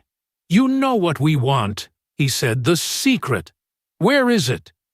I do not know what my husband answered, but the other replied fiercely, "You lie! We know you have it. Where are your keys?" Then I heard sounds of drawers being pulled out. There is a safe on the wall of my husband's dressing room, in which he always keeps a fairly large amount of ready money. Leonie tells me this has been rifled and the money taken, but evidently what they were looking for was not there. For presently I heard the tall man, with an oath, command my husband to dress himself. Soon after that, I think some noise in the house must have disturbed them, for they hustled my husband out into my room, only half-dressed. "Pardon," interrupted Poirot, "but is there then no other egress from the dressing-room?" "No, monsieur. There is only the communicating door into my room. They hurried my husband through, the short man in front, and the tall man behind him with the dagger still in his hand. Paul tried to break away to come to me. I saw his agonized eyes. He turned to his captors. 'I must speak to her,' he said. Then, coming to the side of the bed, 'It is all right, Eloise,' he said. 'Do not be afraid. I shall return before morning.' But although he tried to make his voice confident, I could see the terror in his eyes. Then they hustled him out of the door, the tall man saying, 'One sound, and you are a dead man, remember.' After that," continued Mrs. Renaud, "I must have fainted. The next thing I recollect is Leonie rubbing my wrists and giving me brandy." "Madame Renaud," said the magistrate, "had you any idea what it was for which the assassins were searching?" "None whatever, monsieur." "Had you any knowledge that your husband feared something?" "Yes, I had seen the change in him." "How long ago was that?" Mrs. Renaud reflected. 10 days, perhaps." "Not longer?" "Possibly. I only noticed it then." "Did you question your husband at all as to the cause?" "Once. He put me off evasively. Nevertheless, I was convinced that he was suffering some terrible anxiety. However, since he evidently wished to conceal the fact from me, I tried to pretend that I had noticed nothing." "Were you aware that he had called in the services of a detective?" "A detective?" exclaimed Mrs. Renaud, very much surprised. "Yes, this gentleman, Monsieur Hercule Poirot." Poirot bowed. "He arrived today in response to a summons from your husband." And, taking the letter written by Monsieur Renaud from his pocket, he handed it to the lady. She read it with apparently genuine astonishment. I had no idea of this. Evidently he was fully cognizant of the danger. "Now, madame, I will beg of you to be frank with me. Is there any incident in your husband's past life in South America which might throw light on his murder?" Mrs. Renaud reflected deeply, but at last shook her head. "I can think of none. Certainly my husband had many enemies, people he had got the better of in some way or another, but I can think of no one distinctive case. I do not say there is no such incident, only that I am not aware of it."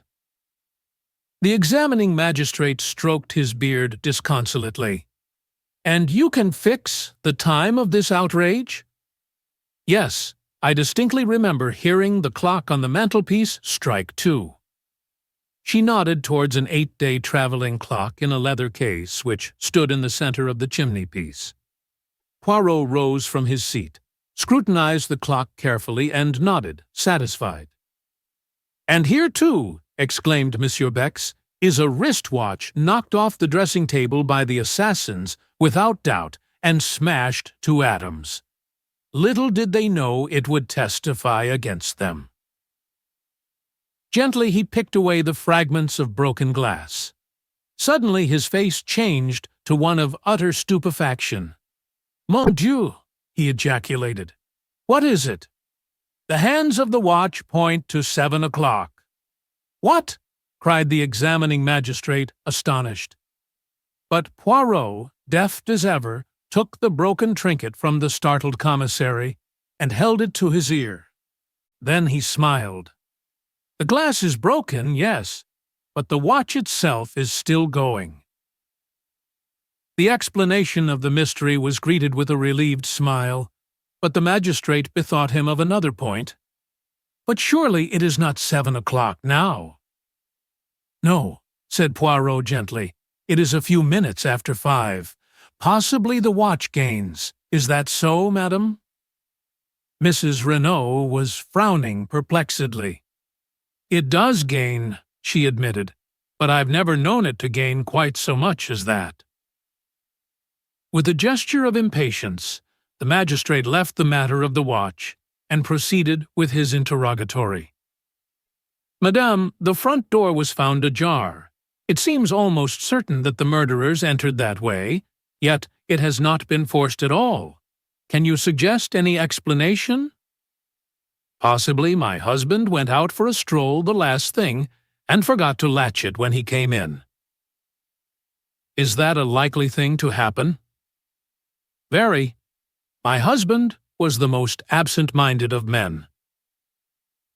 There was a slight frown on her brow as she spoke, as though this trait in the dead man's character had at times vexed her. "There is one inference I think we might draw," remarked the commissary suddenly. "Since the men insisted on Monsieur Renaud dressing himself, it looks as though the place they were taking him to, the place where the secret was concealed, lay some distance away." The magistrate nodded. "Yes, far, and yet not too far, since he spoke of being back by morning." "Petit tout, what times does the last train leave the station of Merlinville?" asked Poirot. 11:50 one way, and 12:17 the other, but it is more probable that they had a motor waiting." "Of course," agreed Poirot, looking somewhat crestfallen. "Indeed, that might be one way of tracing them," continued the magistrate, brightening. "A motor containing 2 foreigners is quite likely to have been noticed. That is an excellent point, Monsieur Bex." He smiled to himself, and then, becoming grave once more, he said to Mrs. Renaud, "There is another question. Do you know any one of the name of Duveen?" "Duveen?" Mrs. Renaud repeated thoughtfully. "No, for the moment. I cannot say I do." "You have never heard your husband mention any one of that name?" "Never." "Do you know anyone whose Christian name is Bella?" He watched Mrs. Renaud narrowly as he spoke, seeking to surprise any signs of anger or consciousness, but she merely shook her head in quite a natural manner. He continued his questions. "Are you aware that your husband had a visitor last night?" Now he saw the red mount slightly in her cheeks, but she replied composedly, "No. Who was that?" "A lady." "Indeed?" But for the moment, the magistrate was content to say no more. It seemed unlikely that Madame d'Aubray had any connection with the crime, and he was anxious not to upset Mrs. Renault more than necessary. He made a sign to the commissary, and the latter replied with a nod. Then, rising, he went across the room and returned with the glass jar we had seen in the outhouse in his hand. From this, he took the dagger. "Madame," he said gently, "do you recognize this?" She gave a little cry. "Yes, that is my little dagger." Then she saw the stained point, and she drew back, her eyes widening with horror. "Is that blood?" "Yes, madam. Your husband was killed with this weapon." He removed it hastily from sight. "You are quite sure about its being the one that was on your dressing table last night?" "Oh, yes. It was a present from my son. He was in the Air Force during the war. He gave his age as older than it was." There was a touch of the proud mother in her voice. "This was made from a streamline aeroplane wire and was given to me by my son as a souvenir of the war." "I see, madam. That brings us to another matter. Your son, where is he now? It is necessary that he should be telegraphed to without delay." "Jack. He is on his way to Buenos Aires." "What?" "Yes. My husband telegraphed to him yesterday.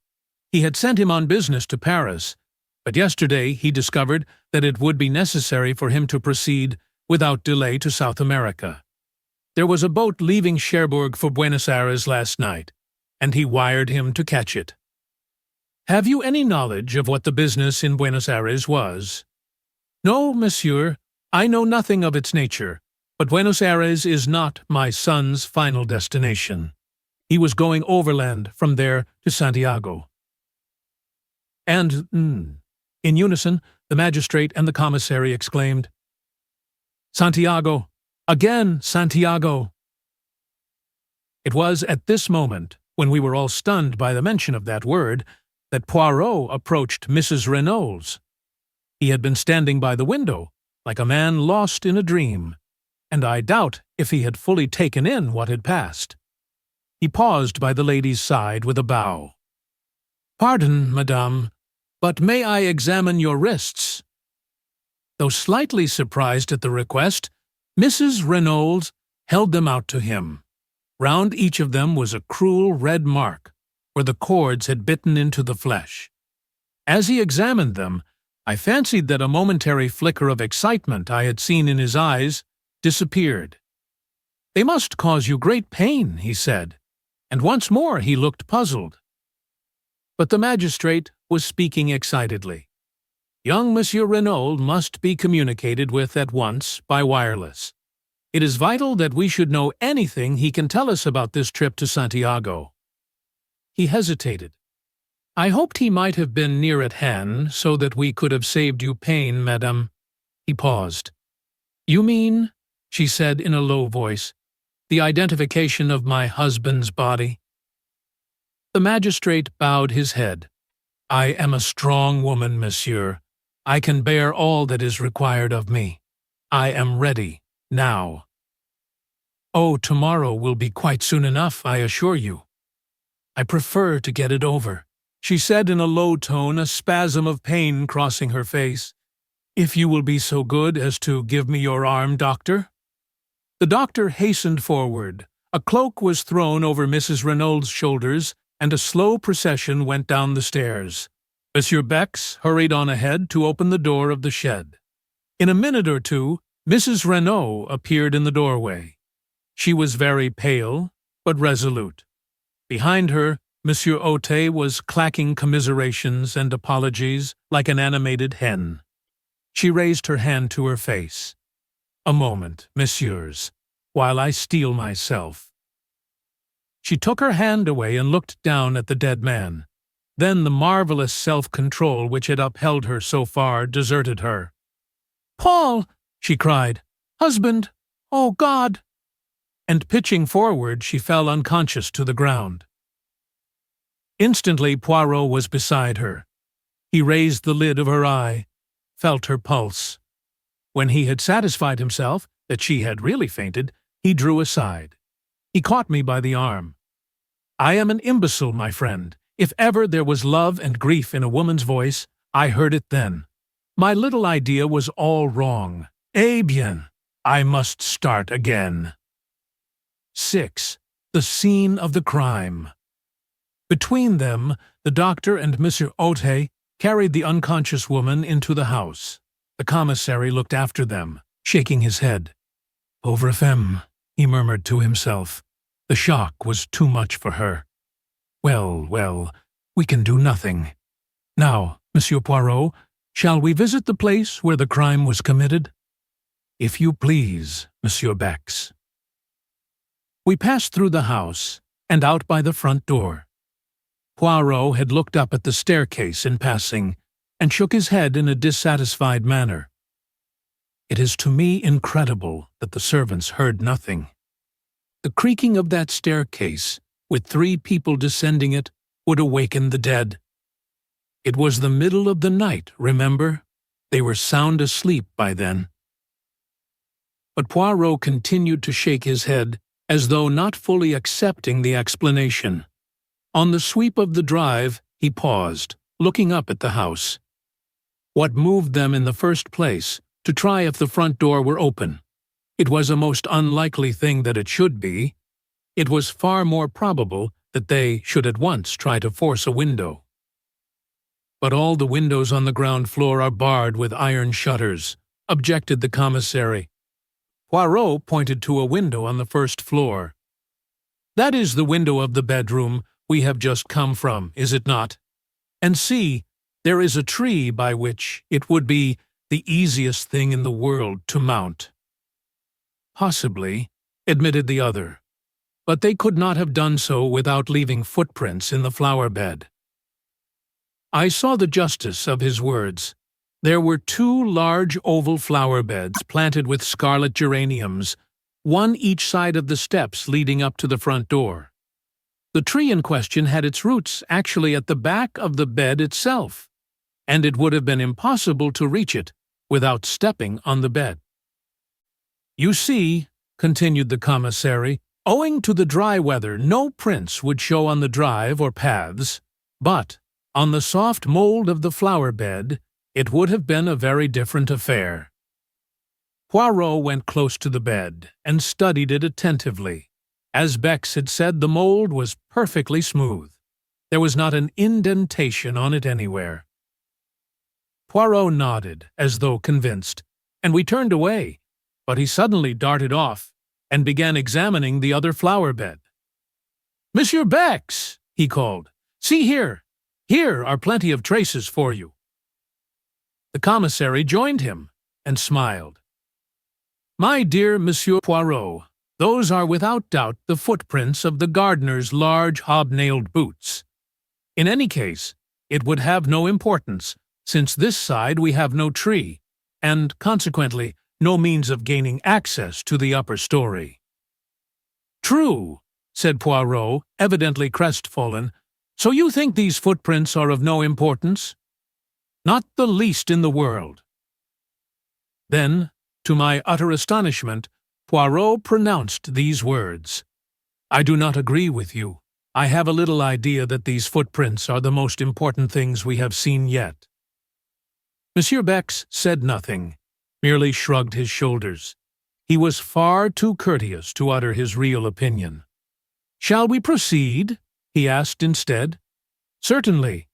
I can investigate this matter of the footprints later," said Poirot cheerfully. Instead of following the drive down to the gate, Monsieur Bex turned up a path that branched off at right angles. It led up a slight incline round to the right of the house, and was bordered on either side by a kind of shrubbery. Suddenly, it emerged into a little clearing from which one obtained a view of the sea. A seat had been placed here, and, not far from it, was a rather ramshackle shed. A few steps further on, a neat line of small bushes marked the boundary of the villa grounds. Monsieur Bex pushed his way through these, and we found ourselves on a wide stretch of open downs. I looked round and saw something that filled me with astonishment. "Why, this is a golf course," I cried. Bex nodded.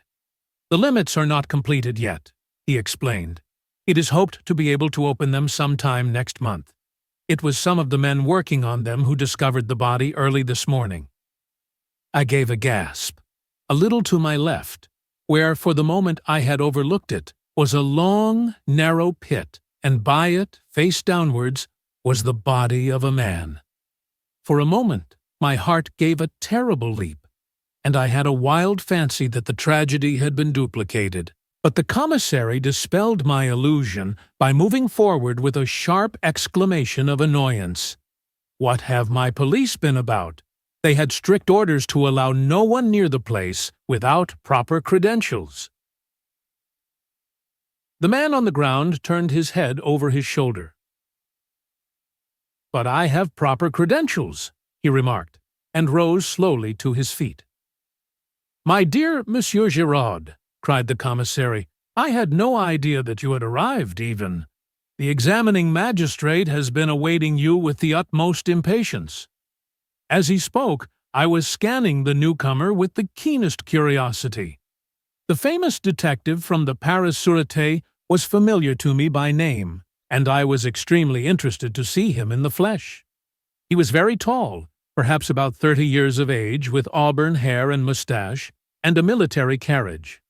There was a trace of arrogance in his manner, which showed that he was fully alive to his own importance. Bex introduced us, presenting Poirot as a colleague. A flicker of interest came into the detective's eye. "I know you by name, Monsieur Poirot," he said. "You cut quite a figure in the old days, didn't you? But methods are very different now." "Crimes, though, are very much the same," remarked Poirot gently. I saw at once that Giraud was prepared to be hostile. He resented the other being associated with him, and I felt that, if he came across any clue of importance, he would be more than likely to keep it to himself. "The examining magistrate," began Bex again, but Giraud interrupted him rudely. "A fig for the examining magistrate. The light is the important thing. For all practical purposes, it will be gone in another half-hour or so. I know all about the case, and the people at the house will do very well until tomorrow. But if we're going to find a clue to the murderers, here is the spot we shall find it. Is it your police who have been trampling all over the place? I thought they knew better nowadays." "Assuredly they do. The marks you complain of were made by the workmen who discovered the body." The other grunted disgustedly. "I can see the tracks where the three of them came through the hedge, but they were cunning. You can just recognize the center footmarks as those of Monsieur Renault's, but those on either side have been carefully obliterated. Not that there would really be much to see anyway on this hard ground, but they weren't taking any chances." "The external sign," said Poirot. "That is what you seek, eh?" The other detective stared. "Of course." A very faint smile came to Poirot's lips. He seemed about to speak, but checked himself. He bent down to where a spade was lying.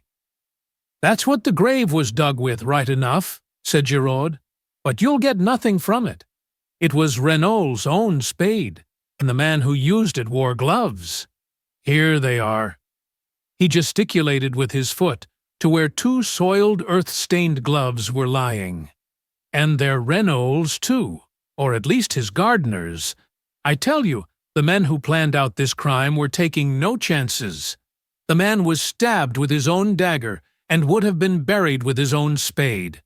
They counted on leaving no traces. But I'll beat them. There's always something, and I mean to find it."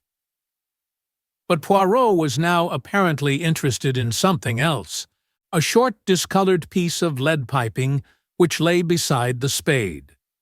He touched it delicately with his finger. "And does this, too, belong to the murdered man?" he asked, and I thought I detected a subtle flavor of irony in the question. Giraud shrugged his shoulders to indicate that he neither knew nor cared. "May have been lying around here for weeks. Anyway, it doesn't interest me." I, on the contrary, find it very interesting, said Poirot sweetly. I guessed that he was merely bent on annoying the Paris detective, and, if so, he succeeded. The other turned away rudely, remarking that he had no time to waste, and bending down, he resumed his minute search of the ground. Meanwhile, Poirot, as though struck by a sudden idea, stepped back over the boundary and tried the door of the little shed. "That's locked," said Giraud over his shoulder, "but it's only a place where the gardener keeps his rubbish. The spade didn't come from there, but from the tool shed up by the house." "Marvelous," murmured Monsieur Bex, to me ecstatically. "He has been here but half an hour, and he already knows everything. What a man! Undoubtedly, Giraud is the greatest detective alive today." Although I disliked the detective heartily, I nevertheless was secretly impressed. Efficiency seemed to radiate from the man. I could not help feeling that, so far, Poirot had not greatly distinguished himself, and it vexed me. He seemed to be directing his attention to all sorts of silly, puerile points that had nothing to do with the case. Indeed, at this juncture, he suddenly asked, "Monsieur Bex, tell me, I pray you, the meaning of this whitewashed line that extends all round the grave. Is it a device of the police?" "No, Monsieur Poirot. It is an affair of the golf course. It shows that there is here to be a bunker, as you call it."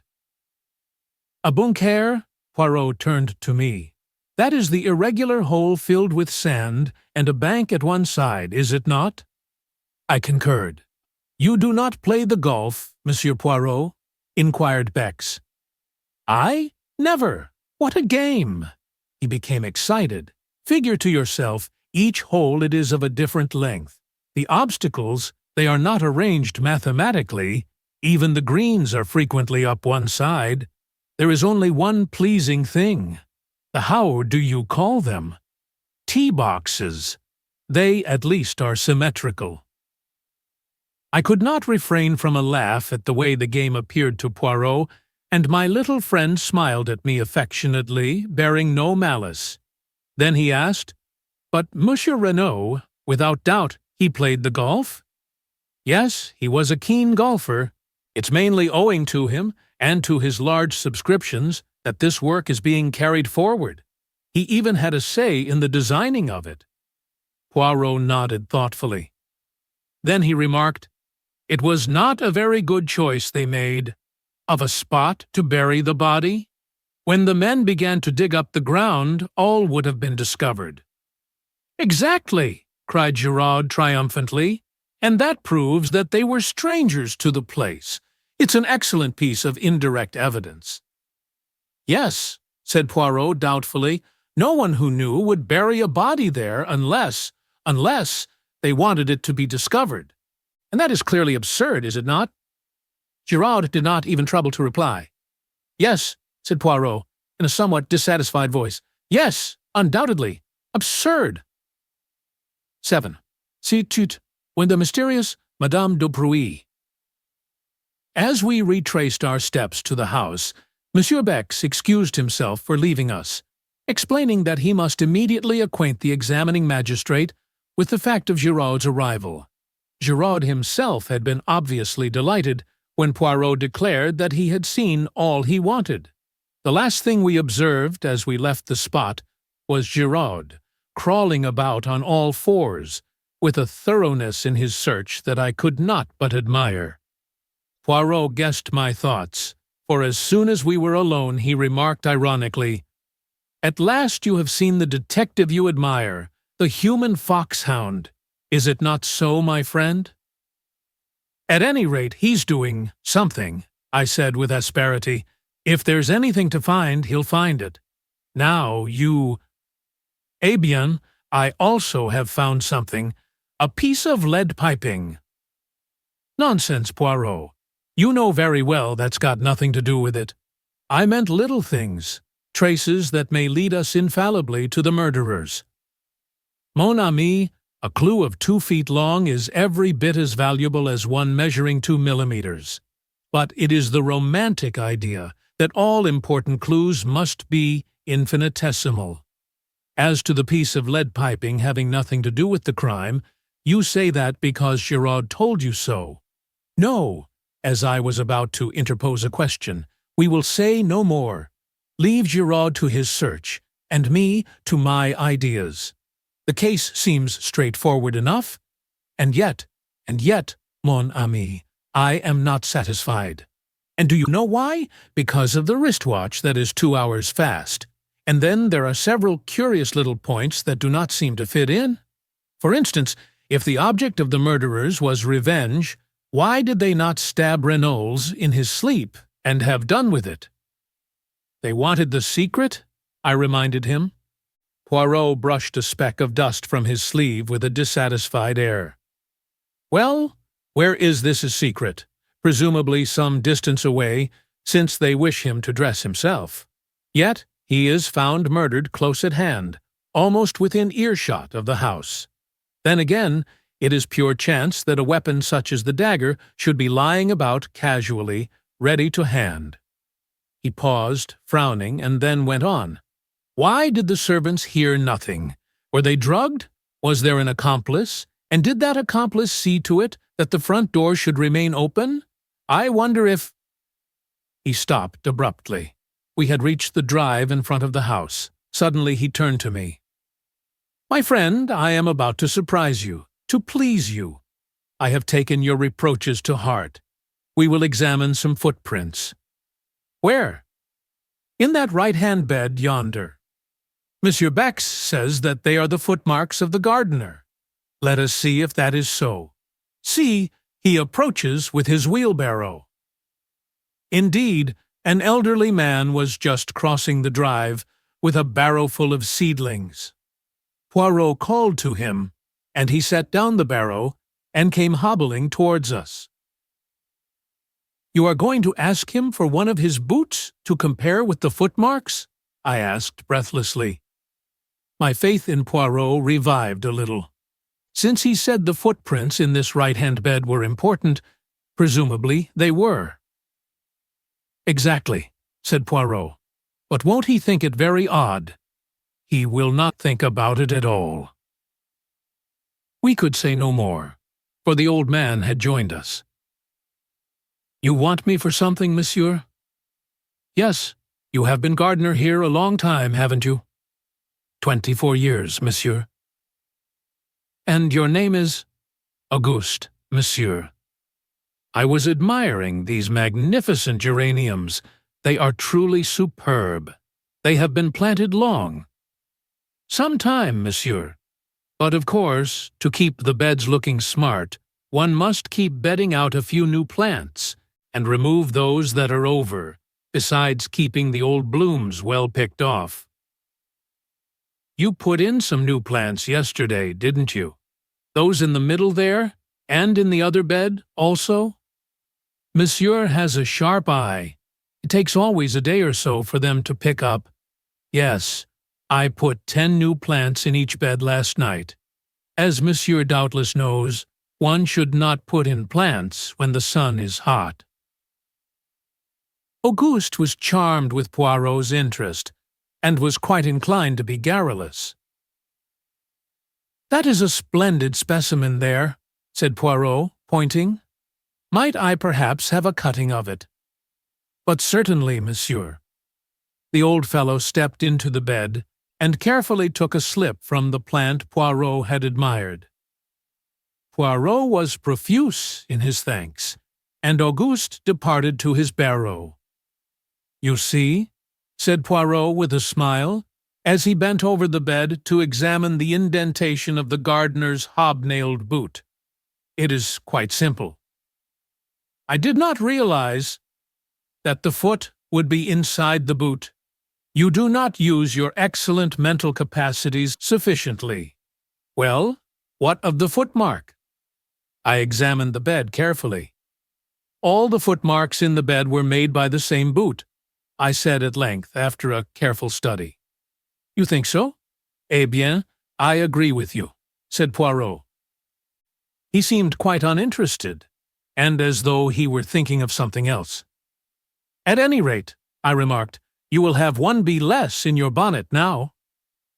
"Mon Dieu, but what an idiom! What does it mean?" "What I meant was that now you will give up your interest in these footmarks." But to my surprise, Poirot shook his head. "No, no, mon ami.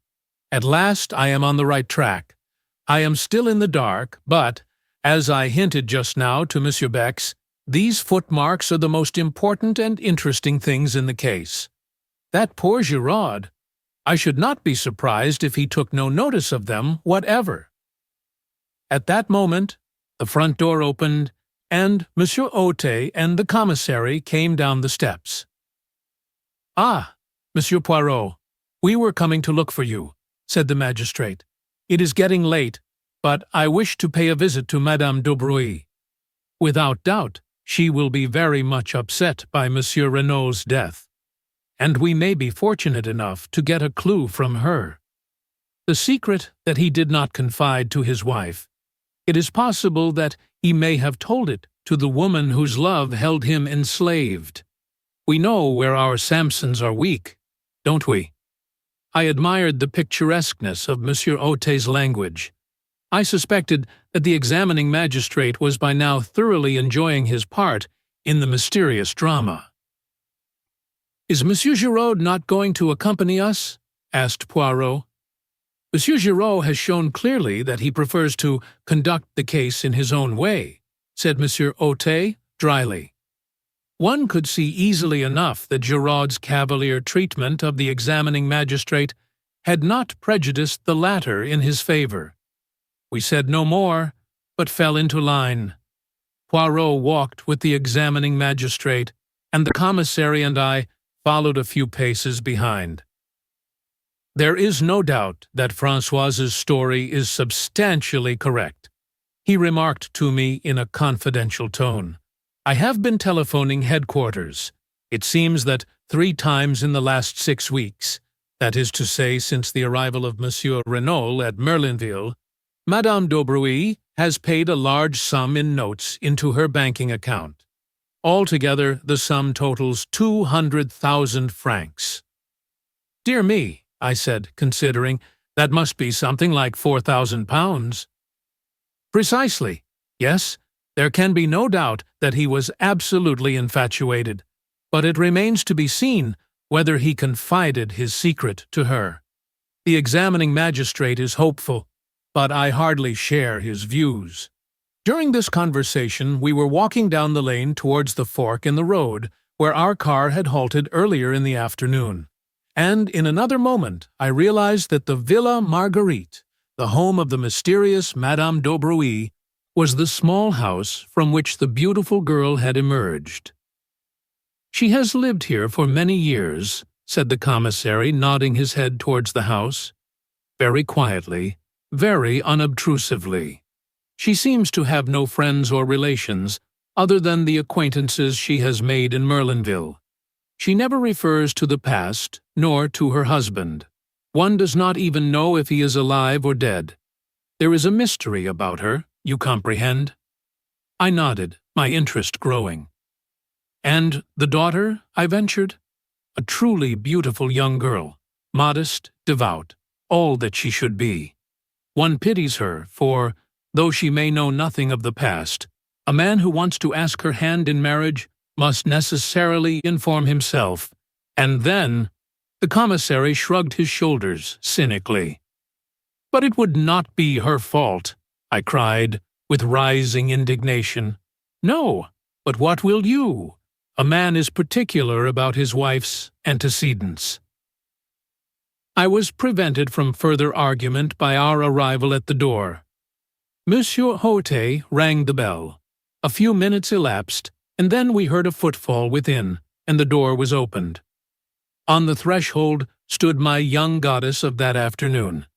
When she saw us, the color left her cheeks, leaving her deathly white, and her eyes widened with apprehension. There was no doubt about it. She was afraid. "Mademoiselle d'Aubruy," said Monsieur Ote, sweeping off his hat, "we regret infinitely to disturb you, but the exigencies of the law, you comprehend, My compliments to Madame your mother, and will she have the goodness to grant me a few moments' interview?" For a moment, the girl stood motionless. Her left hand was pressed to her side, as though to still the sudden unconquerable agitation of her heart. But she mastered herself, and said in a low voice, "I will go and see. Please come inside." She entered a room on the left of the hall, and we heard the low murmur of her voice, and then another voice, much the same in timbre, but with a slightly harder inflection behind its mellow roundness, said, "But certainly, ask them to enter." In another minute, we were face to face with the mysterious Madame d'Aubroy. She was not nearly so tall as her daughter, and the rounded curves of her figure had all the grace of full maturity. Her hair, again unlike her daughter's, was dark, and parted in the middle in the Madonna style. Her eyes, half hidden by the drooping lids, were blue. There was a dimple in the round chin, and the half-parted lips seemed always to hover on the verge of a mysterious smile. There was something almost exaggeratedly feminine about her, at once yielding and seductive. Though very well preserved, she was certainly no longer young, but her charm was of the quality which is independent of age. Standing there, in her black dress with the fresh white collar and cuffs, her hands clasped together, she looked subtly appealing and helpless. "You wish to see me, monsieur?" she asked. "Yes, madame." Monsieur Autet cleared his throat. "I am investigating the death of Monsieur Renaud. You have heard of it, no doubt?" She bowed her head without speaking. Her expression did not change. "We came to ask you whether you can, throw any light upon the circumstances surrounding it." "I?" The surprise of her tone was excellent. "Yes, madame. It would, perhaps, be better if we could speak to you alone." He looked meaningly in the direction of the girl. Madame d'Aubroy turned to her. "Marthe, dear!" But the girl shook her head. "No, maman, I will not go. I am not a child. I am 22. I shall not go." Madame d'Aubroy turned back to the examining magistrate. "You see, monsieur, I should prefer not to speak before Mademoiselle d'Aubroy. As my daughter says, she is not a child." For a moment, the magistrate hesitated, baffled. "Very well, madame," he said at last. "Have it your own way. We have reason to believe that you were in the habit of visiting the dead man at his villa in the evenings. Is that so?" The color rose in the lady's pale cheeks, but she replied quietly, "I deny your right to ask me such a question." "Madame, we are investigating a murder." "Well, what of it? I had nothing to do with the murder." "Madame, we do not say that for a moment. But you knew the dead man well. Did he ever confide in you as to any danger that threatened him?" "Never." "Did he ever mention his life in Santiago, and any enemies he may have made there?" "No." "Then you can give us no help at all." "I fear not. I really do not see why you should come to me. Cannot his wife tell you what you want to know?" Her voice held a slender inflection of irony. "Madame Renaud has told us all she can." "Ah," said Madame d'Aubroy, "I wonder—" "You wonder what, madame?" "Nothing." The examining magistrate looked at her. He was aware that he was fighting a duel, and that he had no mean antagonist. "You persist in your statement that Monsieur Renaud confided nothing in you?" "Why should you think it likely that he should confide in me?" "Because, madame," said Monsieur Autet, with calculated brutality, "a man tells to his mistress what he does not always tell to his wife." "Ah!" She sprang forward. Her eyes flashed fire. "Monsieur, you insult me, and before my daughter. I can tell you nothing. Have the goodness to leave my house." The honors undoubtedly rested with the lady. We left the Villa Marguerite like a shamefaced pack of schoolboys. The magistrate muttered angry ejaculations to himself. Poirot seemed lost in thought. Suddenly, he came out of his reverie with a start, and inquired of Monsieur Ote if there was a good hotel near at hand. "There is a small place, the Hôtel de Bain, on this side of town, a few hundred yards down the road. It will be handy for your investigations. We shall see you in the morning, then, I presume?" "Yes, I thank you, Monsieur Ote."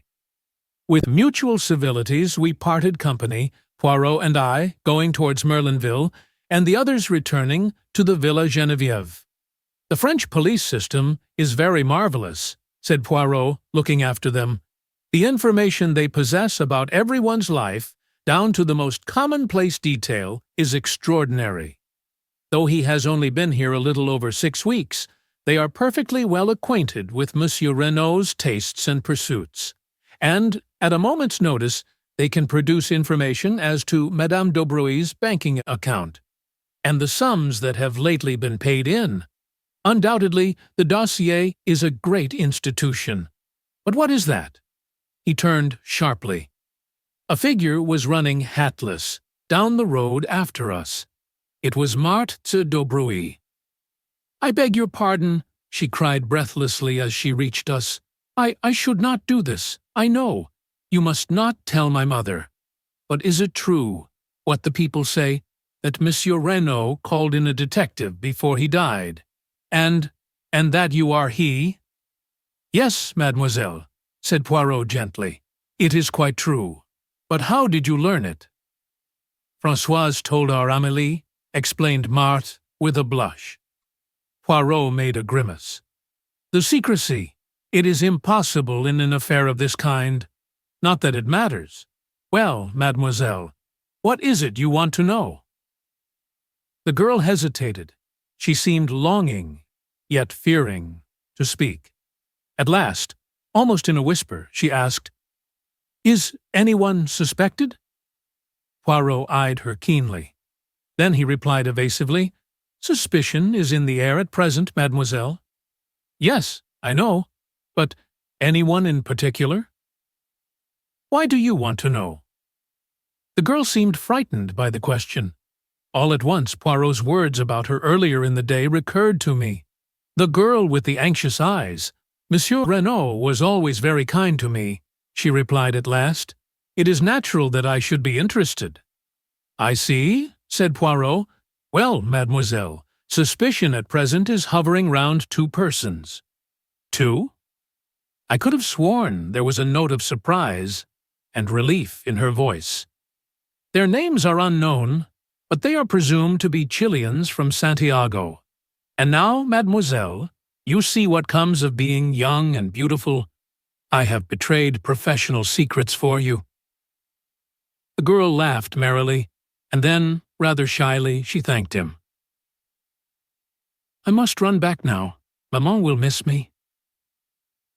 And she turned and ran back up the road, looking like a modern Atalanta. I stared after her. "Mon ami," said Poirot, in his gentle, ironical voice, "is it that we are to remain planted here all night, just because you have seen a beautiful young woman, and your head is in a whirl?" I laughed and apologized. "But she is beautiful, Poirot. Anyone might be excused for being bowled over by her." Poirot groaned. "Mon Dieu, but it is that you have the susceptible heart." "Poirot," I said, "do you remember after the Styles case when you were in love with 2 charming women at once, and neither of them were for you?" "Yes, I remember." "You consoled me by saying that perhaps some day we should hunt together again, and that then—" "Eh bien?" "Well, we are hunting together again, and—" I paused and laughed rather self-consciously. But to my surprise, Poirot shook his head very earnestly. "Ah, mon ami, do not set your heart on Marthe d'Aubruis. She is not for you, that one. Take it from Papa Poirot." "Why?" I cried. "The commissary assured me that she was as good as she is beautiful. A perfect angel." "Some of the greatest criminals I have known had the faces of angels," remarked Poirot cheerfully. "A malformation of the gray cells may coincide quite easily with the face of a Madonna." "Poirot!" I cried, horrified. "You cannot mean that you suspect an innocent child like this." "Ta-ta-ta! Do not excite yourself. I have not said that I suspected her, but you must admit that her anxiety to know about the case is somewhat unusual." "For once, I see further than you do," I said. "Her anxiety is not for herself, but for her mother."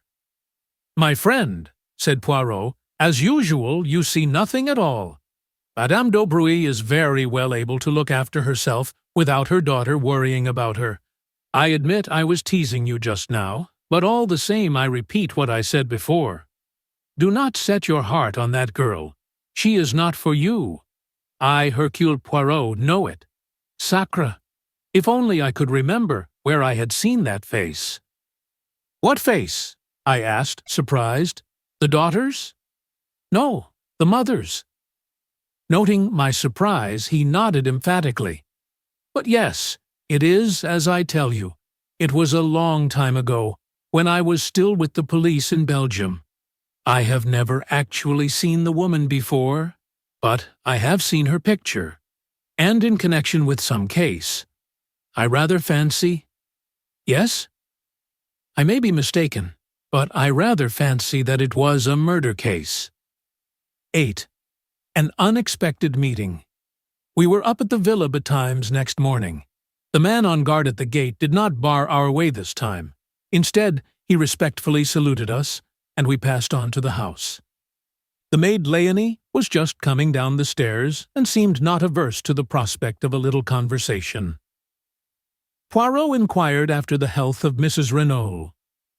Léonie shook her head. "She is terribly upset, la pauvre dame. She will eat nothing, but nothing, and she is as pale as a ghost. It is heart-rending to see her. Ah, par exemple, it is not I who would grieve like that for a man who had deceived me with another woman." Poirot nodded sympathetically. "What you say is very just, but what will you? The heart of a woman who loves will forgive many blows. Still, undoubtedly there must have been many scenes of recrimination between them in the last few months." Again Léonie shook her head. "Never, monsieur. Never have I heard Madame utter a word of protest, of reproach even. She had the temper and disposition of an angel, quite different to monsieur."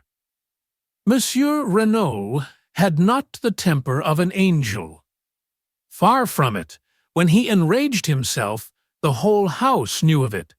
The day that he quarreled with Monsieur Jacques, ma foi, they might have been heard in the marketplace. They shouted so loud." "Indeed," said Poirot. "And when did this quarrel take place?" "Oh, it was just before Monsieur Jacques went to Paris. Almost he missed his train. He came out of the library and caught up his bag which he had left in the hall. The automobile, it was being repaired, and he had to run for the station. I was dusting the salon, and I saw him pass, and his face was white, with 2 burning spots of red. Ah, but he was angry." Léonie was enjoying her narrative thoroughly. "And the dispute, what was it about?" "Ah, that I do not know," confessed Léonie. "It is true that they shouted, but their voices were so loud and high and they spoke so fast that only one well acquainted with English could have comprehended. But monsieur, he was like a thundercloud all day. Impossible to please him."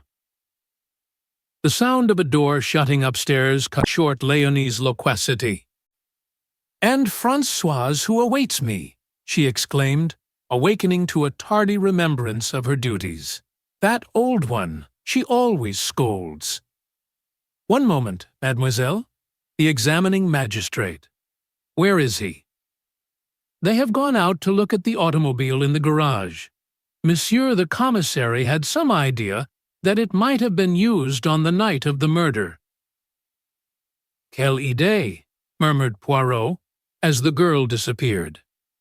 You will go out and join them? No, I shall await their return in the salon. It is cool there on this hot morning. This placid way of taking things did not quite commend itself to me. If you don't mind, I said, and hesitated. Not in the least. You wish to investigate on your own account, eh? Well, I'd rather like to have a look at Giraud, if he's anywhere about, and see what he's up to. The human foxhound, murmured Poirot, as he leaned back in a comfortable chair and closed his eyes. By all means, my friend, au revoir. I strolled out of the front door. It was certainly hot. I turned up the path we had taken the day before. I had a mind to study the scene of the crime myself. I did not go directly to the spot, however, but turned aside into the bushes, so as to come out on the links some 100 yards or so further to the right. If Giraud were still on the spot, I wanted to observe his methods before he knew of my presence. But the shrubbery here was much denser, and I had quite a struggle to force my way through. When I emerged at last on the course, it was quite unexpectedly and with such vigor that I cannoned heavily into a young lady who had been standing with her back to the plantation. She not unnaturally gave a suppressed shriek, but I, too, uttered an exclamation of surprise, for it was my friend of the train, Cinderella. The surprise was mutual. "You!" we both exclaimed simultaneously. The young lady recovered herself first. "My only aunt!" she exclaimed. "What are you doing here?" "For the matter of that, what are you?" I retorted. "When last I saw you, the day before yesterday, you were trotting home to England like a good little boy. Have they given you a season ticket to and fro on the strength of your MP?" I ignored the end of the speech. "When last I saw you," I said, "you were trotting home with your sister like a good little girl. By the way, how is your sister?" A flash of white teeth rewarded me. "How kind of you to ask. My sister is well, I thank you." "She is here, with you?" "She remained in town," said the minx with dignity. "I don't believe you've got a sister," I laughed. "If you have, her name is Harris." "Do you remember mine?" she asked, with a smile. "Cinderella. But you're going to tell me the real one now, aren't you?" She shook her head with a wicked look. "Not even why you're here?" "Oh, that. I suppose you've heard of members of my profession resting. At expensive French watering places? Dirt cheap, if you know where to go." I eyed her keenly.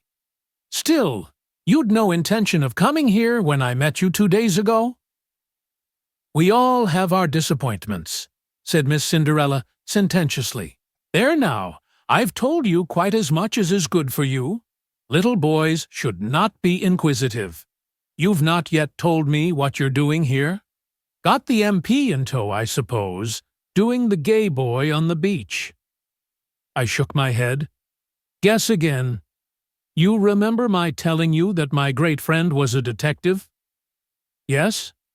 And perhaps you've heard about this crime at the Villa Genevieve." She stared at me. Her breast heaved, and her eyes grew wide and round. "You don't mean that you're in on that?" I nodded. There was no doubt that I had scored heavily. Her emotion, as she regarded me, was only too evident. For some few seconds she remained silent, staring at me. Then she nodded her head emphatically. "Well, if that doesn't beat the band, tote me round. I want to see all the horrors." "What do you mean?" "What I say, bless the boy. Didn't I tell you I doted on crimes? What do you think I'm imperiling my ankles for in high-heeled shoes over this stubble? I've been nosing round for hours. I tried the front way in, but that old stick in the mud of a French gendarme wasn't taking any. I guess Helen of Troy and Cleopatra and Mary, Queen of Scots, rolled in one wouldn't cut ice with him. It's a real piece of luck happening on you this way. Come on, show me all the sights. But look here, wait a minute. I can't. Nobody's allowed in. They're awfully strict. Aren't you and your friend the big bugs?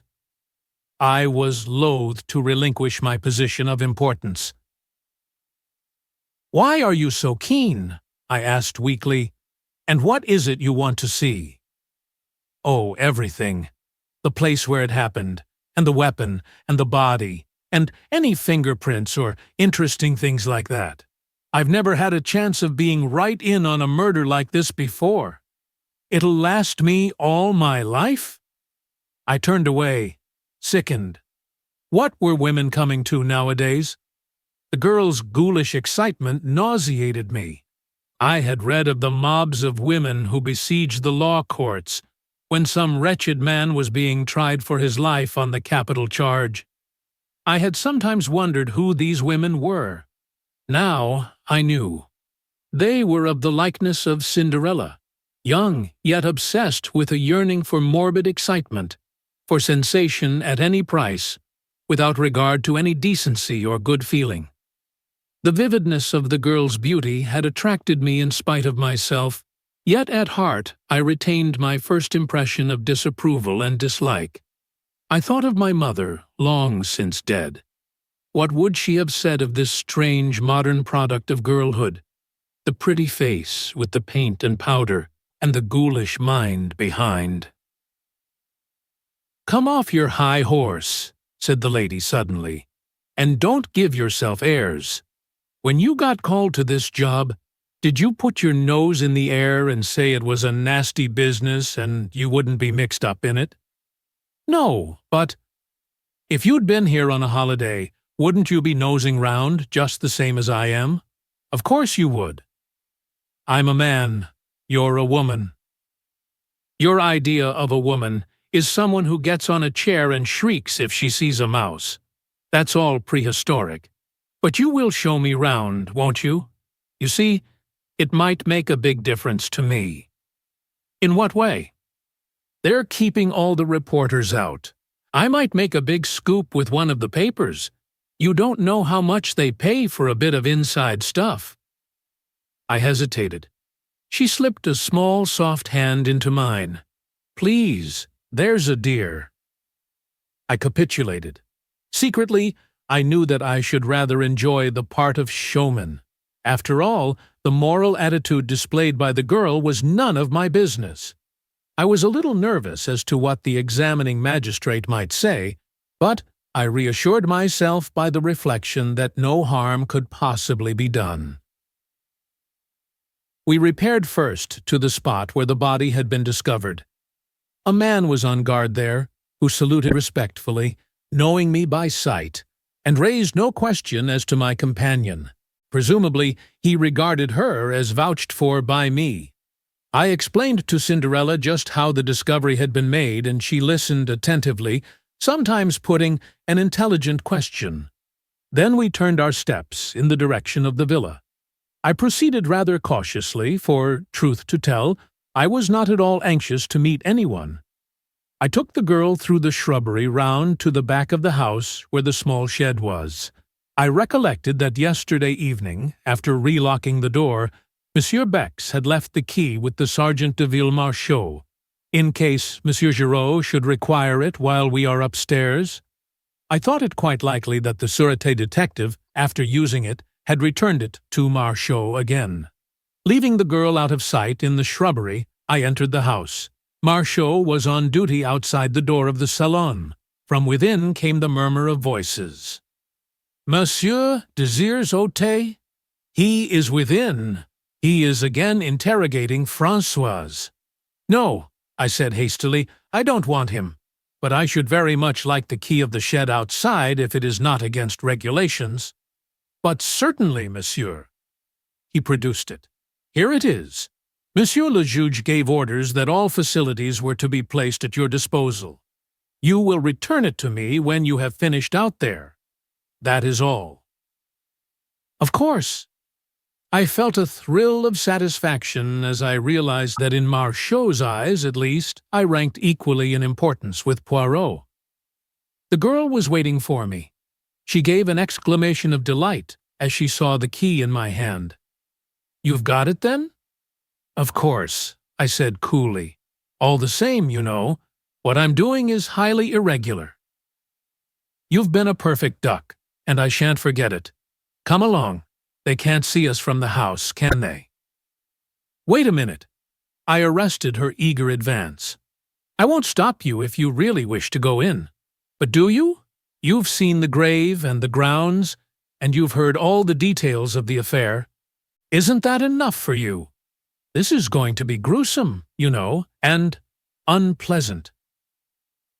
She looked at me for a moment, with an expression that I could not quite fathom. Then she laughed. "Me for the horrors," she said. "Come along." In silence, we arrived at the door of the shed. I opened it and we passed in. I walked over to the body and gently pulled down the sheet, as Monsieur Bex had done the preceding afternoon. A little gasping sound escaped from the girl's lips, and I turned and looked at her. There was horror on her face now, and those debonair high spirits of hers were quenched utterly. She had not chosen to listen to my advice, and she was punished now for her disregard of it. I felt singularly merciless towards her. She should go through with it now. I turned the corpse gently over. "You see," I said, "he was stabbed in the back." Her voice was almost soundless. "With what?" I nodded towards the glass jar. "That dagger." Suddenly the girl reeled and then sank down in a heap. I sprang to her assistance. "You are faint. Come out of here. It has been too much for you." "Water," she murmured. "Quick, water." I left her and rushed into the house. Fortunately, none of the servants were about, and I was able to secure a glass of water unobserved and add a few drops of brandy from a pocket flask. In a few minutes I was back again. The girl was lying as I had left her, but a few sips of the brandy and water revived her in a marvelous manner. "Take me out of here! Oh, quickly, quickly!" she cried, shuddering. Supporting her with my arm, I led her out into the air, and she pulled the door to behind her. Then she drew a deep breath. "That's better. Oh, it was horrible. Why did you ever let me go in?" I felt this to be so feminine that I could not forbear a smile. Secretly, I was not dissatisfied with her collapse. It proved that she was not quite so callous as I had thought her. After all, she was little more than a child, and her curiosity had probably been of the unthinking order. "I did my best to stop you, you know," I said gently. "I suppose you did. Well, goodbye." "Look here, you can't start off like that, all alone. You're not fit for it. I insist on accompanying you back to Merlinville." "Nonsense. I'm quite all right now." "Supposing you felt faint again?" "No, I shall come with you." But this she combated with a good deal of energy. In the end, however, I prevailed so far as to be allowed to accompany her to the outskirts of the town. We retraced our steps over our former route, passing the grave again and making a detour onto the road. Where the first straggling line of shops began, she stopped and held out her hand. "Goodbye, and thank you ever so much for coming with me." "Are you sure you're all right now?" "Quite, thanks. I hope you won't get into any trouble over showing me things." I disclaimed the idea lightly. "Well, goodbye." "Au revoir," I corrected. "If you're staying here, we shall meet again." She flashed a smile at me. "That's so. Au revoir, then." "Wait a second. You haven't told me your address." "Oh, I'm staying at the Hotel du Fer. It's a little place, but quite good.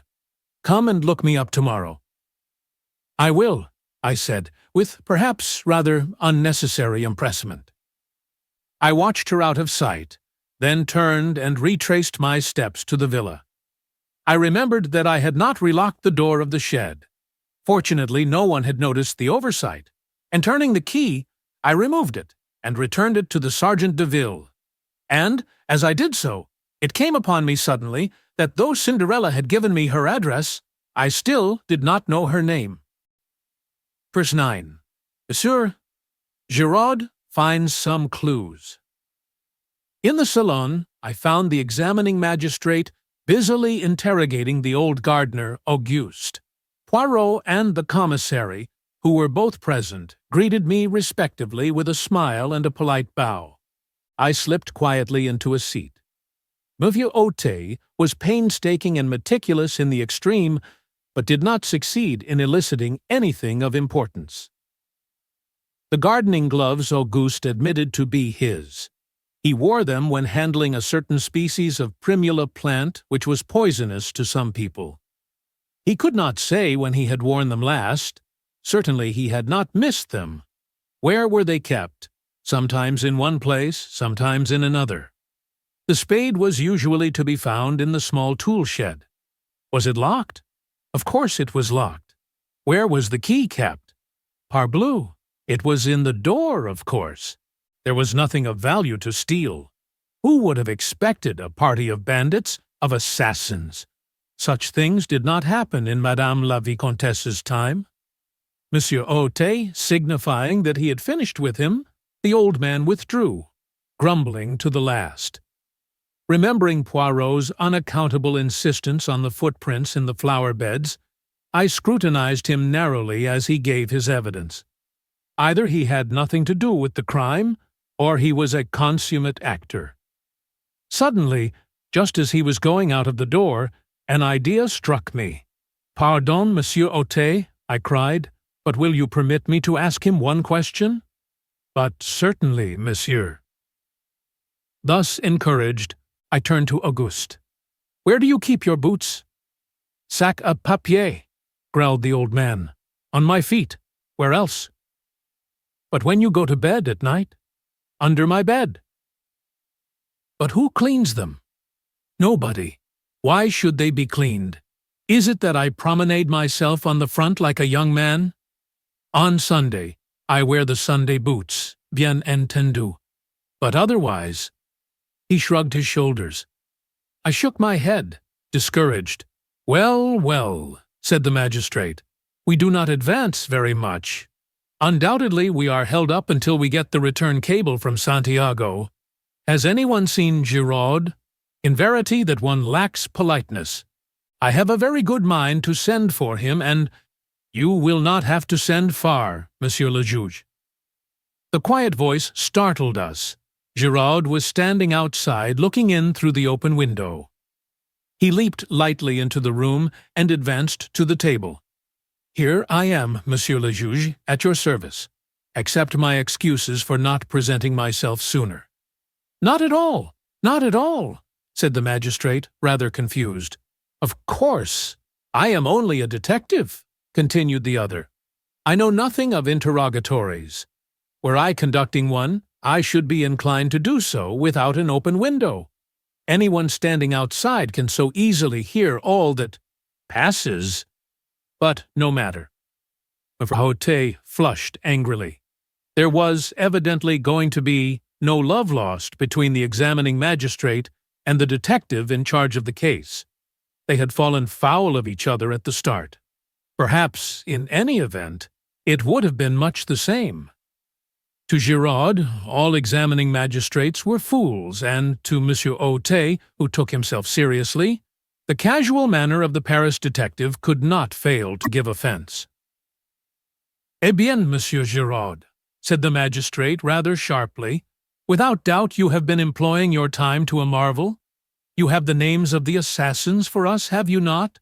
And also the precise spot where they find themselves now." Unmoved by this irony, Giraud replied, "I know at least where they have come from."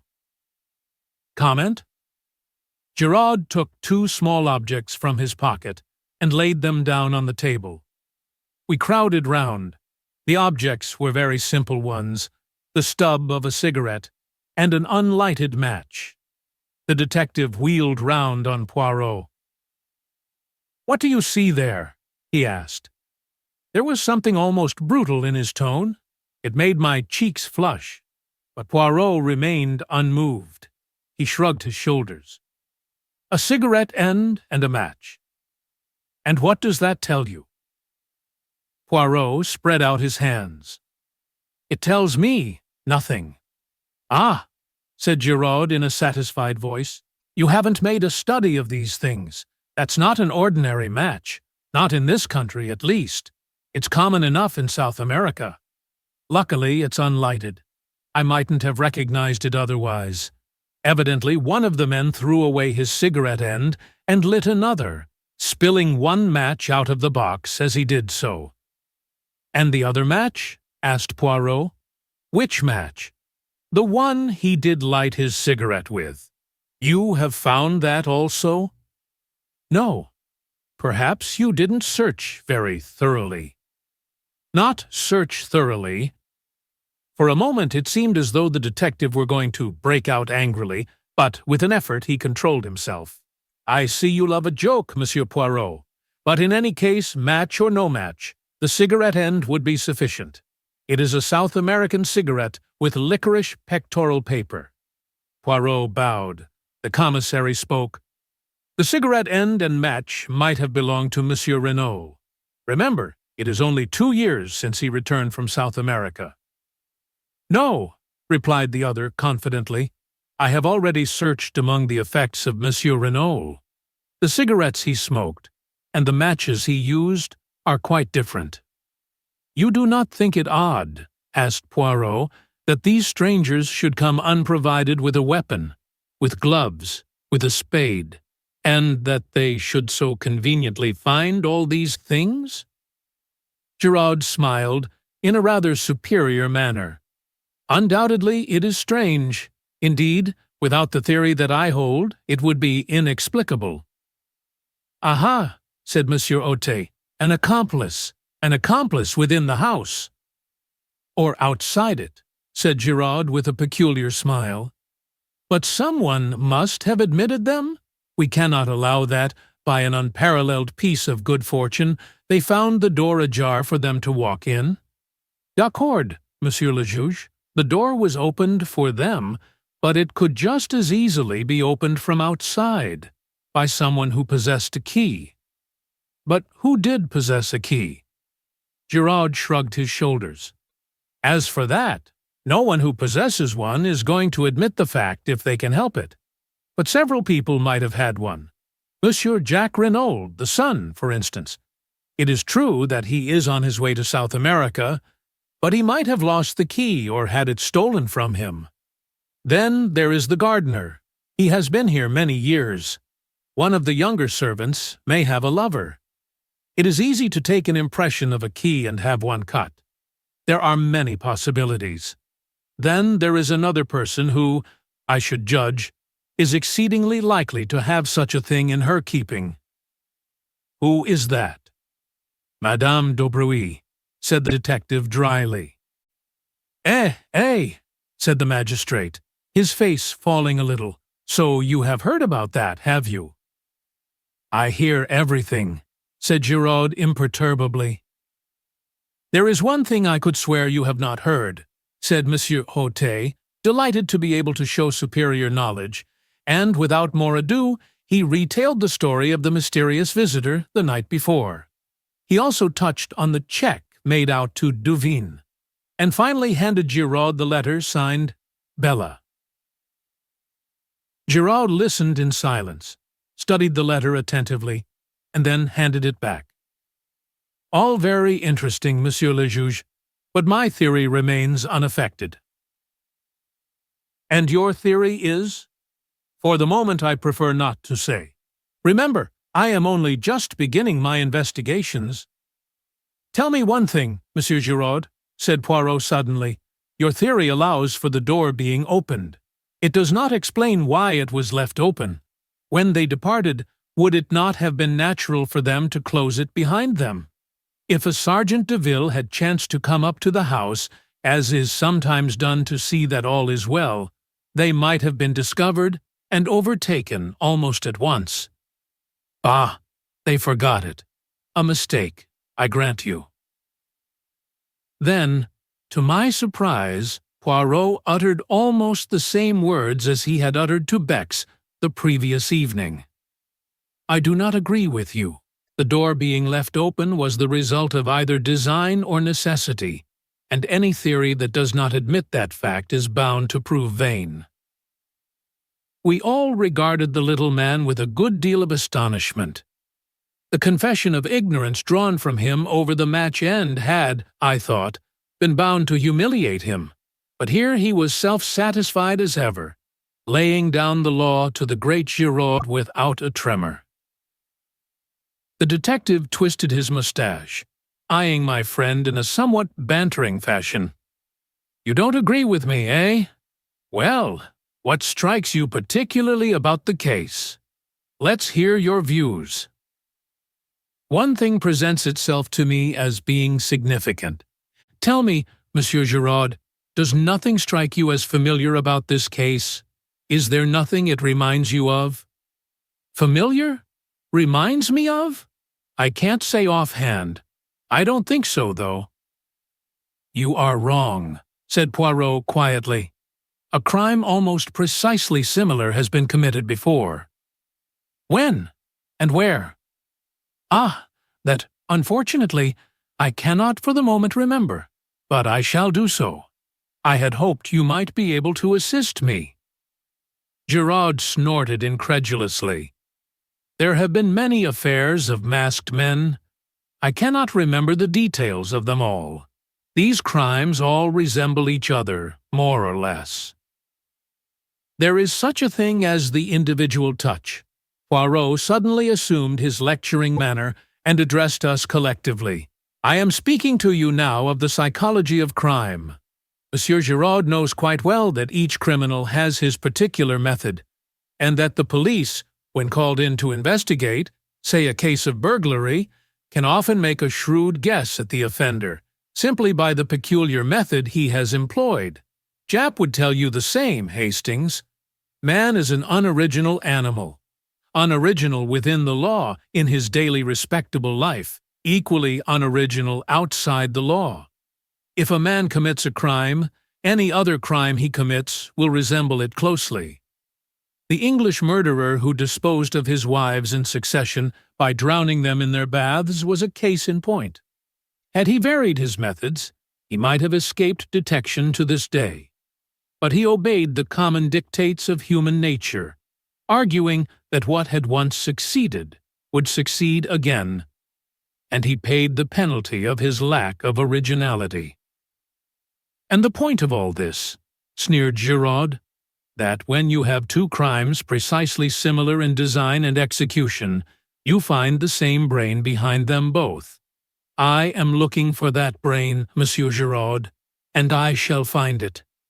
Here we have a true clue, a psychological clue. You may know all about cigarettes and match ends, Monsieur Giraud, but I, Hercule Poirot, know the mind of man." And the ridiculous little fellow tapped his forehead with emphasis. Giraud remained singularly unimpressed. "For your guidance," continued Poirot, "I will also advise you of one fact which might fail to be brought to your notice. The wristwatch of Madame Renaud, on the day following the tragedy, had gained 2 hours. It might interest you to examine it." Giraud stared. "Perhaps it was in the habit of gaining?" "As a matter of fact, I am told it did." "Eh bien, then. All the same, 2 hours is a good deal," said Poirot softly. "Then there is the matter of the footprints in the flower bed." He nodded his head towards the open window. Giraud took 2 eager strides and looked out. "This bed here?" "Yes." "But I see no footprints?" "No," said Poirot, straightening a little pile of books on a table. "There are none." For a moment, an almost murderous rage obscured Giraud's face. He took 2 strides towards his tormentor, but at that moment the salon door was opened, and Marchot announced, "Monsieur Stonor, the secretary, has just arrived from England. May he enter?" 10. Gabriel Stonor. The man who entered the room was a striking figure. very tall, with a well-knit athletic frame, and a deeply bronzed face and neck. He dominated the assembly. Even Gerard seemed anemic beside him. When I knew him better, I realized that Gabriel Stoner was quite an unusual personality. English by birth, he had knocked about all over the world. He had shot big game in Africa, traveled in Korea, ranched in California, and traded in the South Sea Islands. He had been secretary to a New York railway magnate and had spent a year encamped in the desert with a friendly tribe of Arabs. His unerring eye picked out Monsieur Otte. "The examining magistrate in charge of the case. Pleased to meet you, Monsieur le Juge. This is a terrible business. How's Mrs. Renault? Is she bearing up fairly well? It must have been an awful shock to her." "Terrible, terrible," said Monsieur Otte. "Permit me to introduce Monsieur Bex, our commissary of police, Monsieur Giraud of the Sûreté. This gentleman is Monsieur Hercule Poirot. Monsieur Renault sent for him, but he arrived too late to do anything to avert the tragedy. A friend of Monsieur Poirot's, Captain Hastings." Stoner looked at Poirot with some interest. "Sent for you, did he?" "You did not know, then, that Monsieur Renault contemplated calling in a detective?" interposed Monsieur Bex. "No, I didn't, but it doesn't surprise me a bit." "Why?" "Because the old man was rattled. I don't know what it was all about. He didn't confide in me, we weren't on those terms, but rattled he was, and badly." Said Monsieur Rote. "But you have no notion of the cause?" "That's what I said, sir. You will pardon me, Monsieur Stoner, but we must begin with a few formalities. Your name?" "Gabriel Stoner." "How long ago was it that you became secretary to Monsieur Renault?" "About 2 years ago, when he first arrived from South America. I met him through a mutual friend, and he offered me the post. A thundering good boss he was, too." "Did he talk to you much about his life in South America?" "Yes, a good bit." "Do you know if he was ever in Santiago?" "Several times, I believe." "He never mentioned any special incident that occurred there? Anything that might have provoked some vendetta against him?" "Never." "Did he speak of any secret that he had acquired whilst sojourning there?" "No." "Did he ever say anything at all about a secret?" "Not that I can remember, but, for all that, there was a mystery about him. I've never heard him speak of his boyhood, for instance, or of any incident prior to his arrival in South America. He was a French-Canadian by birth, I believe, but I've never heard him speak of his life in Canada. He could shut up like a clam if he liked.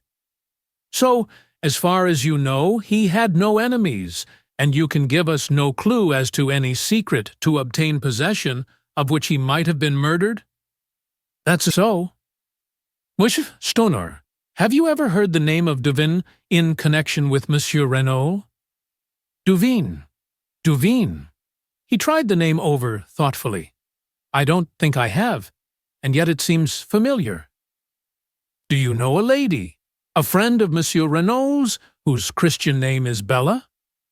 Again Mr. Stoner shook his head. "Bella Duvin. Is that the full name? It's curious. I'm sure I know it. But for the moment I can't remember in what connection." The magistrate coughed. "You understand, Monsieur Stoner, the case is like this. There must be no reservations. You might, perhaps, through a feeling of consideration for Madame Renault, for whom, I gather, you have a great esteem and affection, you might—" "Enfin," said Monsieur Otte, getting rather tied up in his sentence, "there must absolutely be no reservations." Stoner stared at him, a dawning light of comprehension in his eyes. "I don't quite get you," he said gently. "Where does Mrs. Renault come in? I've an immense respect and affection for that lady. She's a very wonderful and unusual type. But I don't quite see how my reservations, or otherwise could affect her.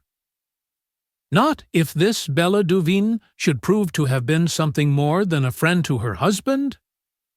Ah, said Stoner, I get you now, but I'll bet my bottom dollar that you're wrong.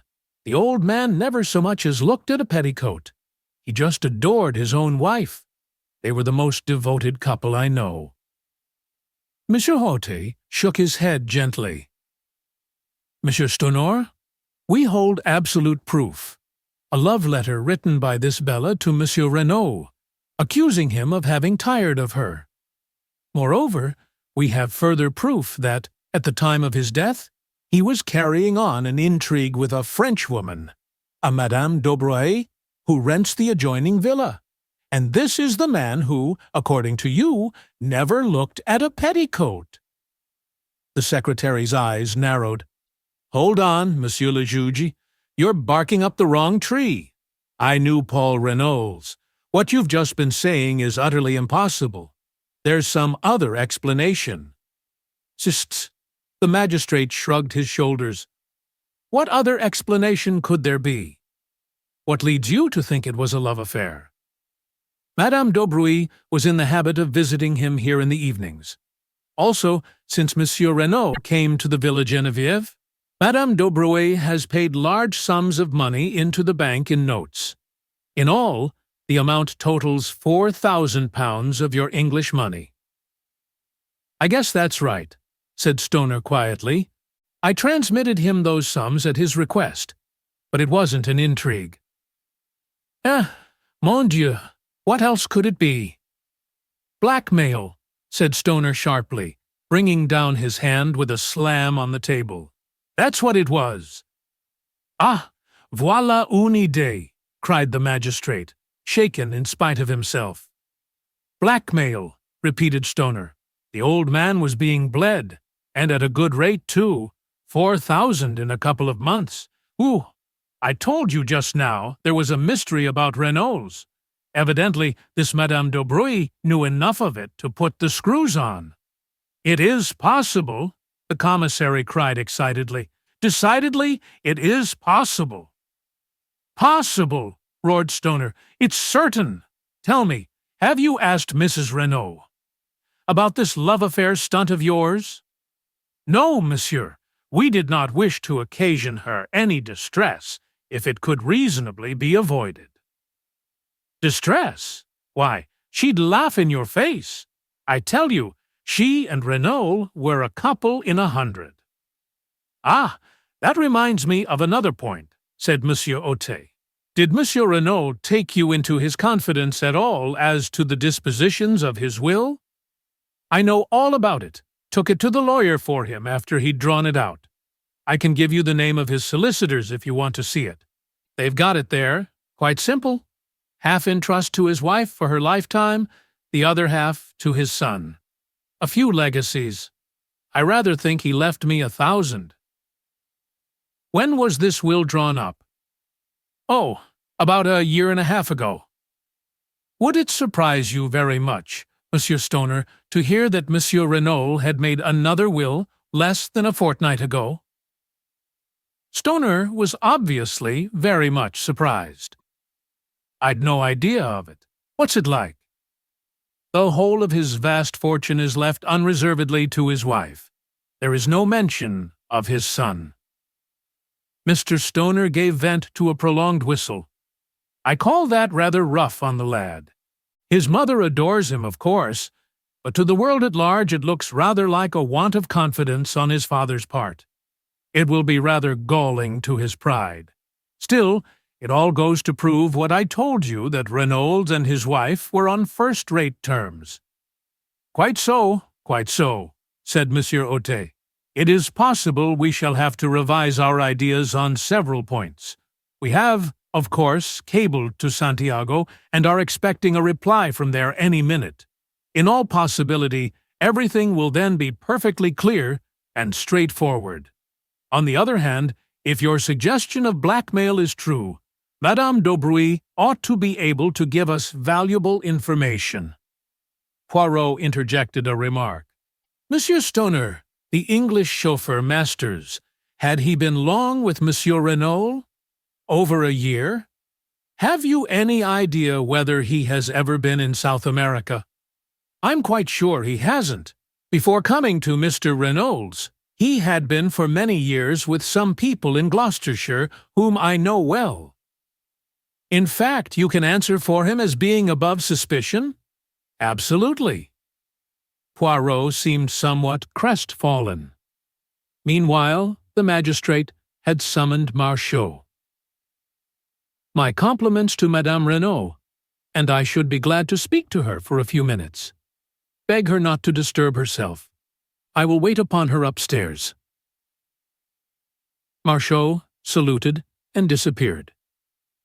We waited some minutes, and then, to our surprise, the door opened, and Mrs. Renault, deathly pale in her heavy mourning, entered the room. Monsieur Otte brought forward a chair, uttering vigorous protestations, and she thanked him with a smile. Stonor was holding one hand of hers in his with an eloquent sympathy. Words evidently failed him. Mrs. Renault turned to Monsieur Otte. "You wish to ask me something, Monsieur le Juge?" "With your permission, Madame, I understand your husband was a French-Canadian by birth. Can you tell me anything of his youth or upbringing?" She shook her head. "My husband was always very reticent about himself, monsieur. He came from the Northwest, I know, but I fancy that he had an unhappy childhood, for he never cared to speak of that time. Our life was lived entirely in the present and the future." "Was there any mystery in his past life?" Mrs. Renault smiled a little and shook her head. "Nothing so romantic, I am sure, Monsieur le Juge." Monsieur Otte also smiled. "True, we must not permit ourselves to get melodramatic. There is one thing more." He hesitated. Stonor broke in impetuously.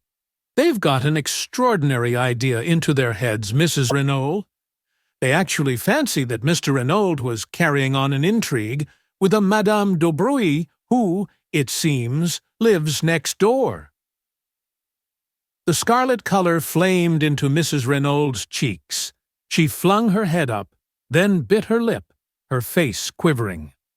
Stonor stood looking at her in astonishment, but Monsieur Bex leaned forward and said gently, "We regret to cause you pain, Madame, but have you any reason to believe that Madame d'Aubruy was your husband's mistress?"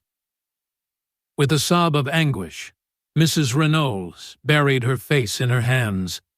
Her shoulders heaved convulsively. At last she lifted her head and said brokenly, "She may have been." Never, in all my life, have I seen anything to equal the blank amazement on Stoner's face. He was thoroughly taken aback. 11. Jack Renault. What the next development of the conversation would have been, I cannot say, for at that moment the door was thrown violently open, and a tall young man strode into the room. Just for a moment, I had the uncanny sensation that the dead man had come to life again. Then I realized that this dark head was untouched with gray, and that, in point of fact, it was a mere boy who now burst in among us with so little ceremony. He went straight to Mrs. Renault's with an impetuosity that took no heed of the presence of others. "Mother! Jack!" With a cry she folded him in her arms. "My dearest, but what brings you here? You were to sail on the Anzora from Cherbourg 2 days ago?" Then, suddenly recalling to herself the presence of others, she turned with a certain dignity. "My son, monsieur." "Aha!" said Monsieur Otte, acknowledging the young man's bow. "So you did not sail on the Anzora?" "No, monsieur. As I was about to explain, the Anzora was detained 24 hours through engine trouble. I should have sailed last night instead of the night before, but, happening to buy an evening paper, I saw in it an account of the awful tragedy that had befallen us." His voice broke, and the tears came into his eyes. "My poor father. My poor, poor father." Staring at him like one in a dream, Mrs. Renault repeated, "So you did not sail?" And then, with a gesture of infinite weariness, she murmured, as though to herself, "After all, it does not matter now." "Sit down, Monsieur Renault, I beg of you," said Monsieur Ote, indicating a chair. "My sympathy for you is profound. It must have been a terrible shock to you to learn the news as you did. However, it is most fortunate that you were prevented from sailing. I am in hopes that you may be able to give us just the information we need to clear up this mystery. I am at your disposal, Monsieur le Juge. Ask me any questions you please. To begin with, I understand that this journey was being undertaken at your father's request?" "Quite so, Monsieur le Juge. I received a telegram bidding me to proceed without delay to Buenos Aires, and from thence, via the Andes, to Valparaiso, and on to Santiago." "Ah, and the object of this journey?" "I have no idea, Monsieur le Juge." "What?" "No. See, here is the telegram." The magistrate took it and read it aloud. "Proceed immediately. Cherbourg embark Anzora, sailing tonight Buenos Aires. Ultimate destination, Santiago. Further instructions will await you, Buenos Aires. Do not fail. Matter is of utmost importance. Renault's." "And there had been no previous correspondence on the matter?" Jack Renault shook his head. "That is the only intimation of any kind. I knew, of course, that my father, having lived so long out there, had necessarily many interests in South America, but he had never mooted any suggestion of sending me out." "You have, of course, been a good deal in South America, Monsieur Renault?"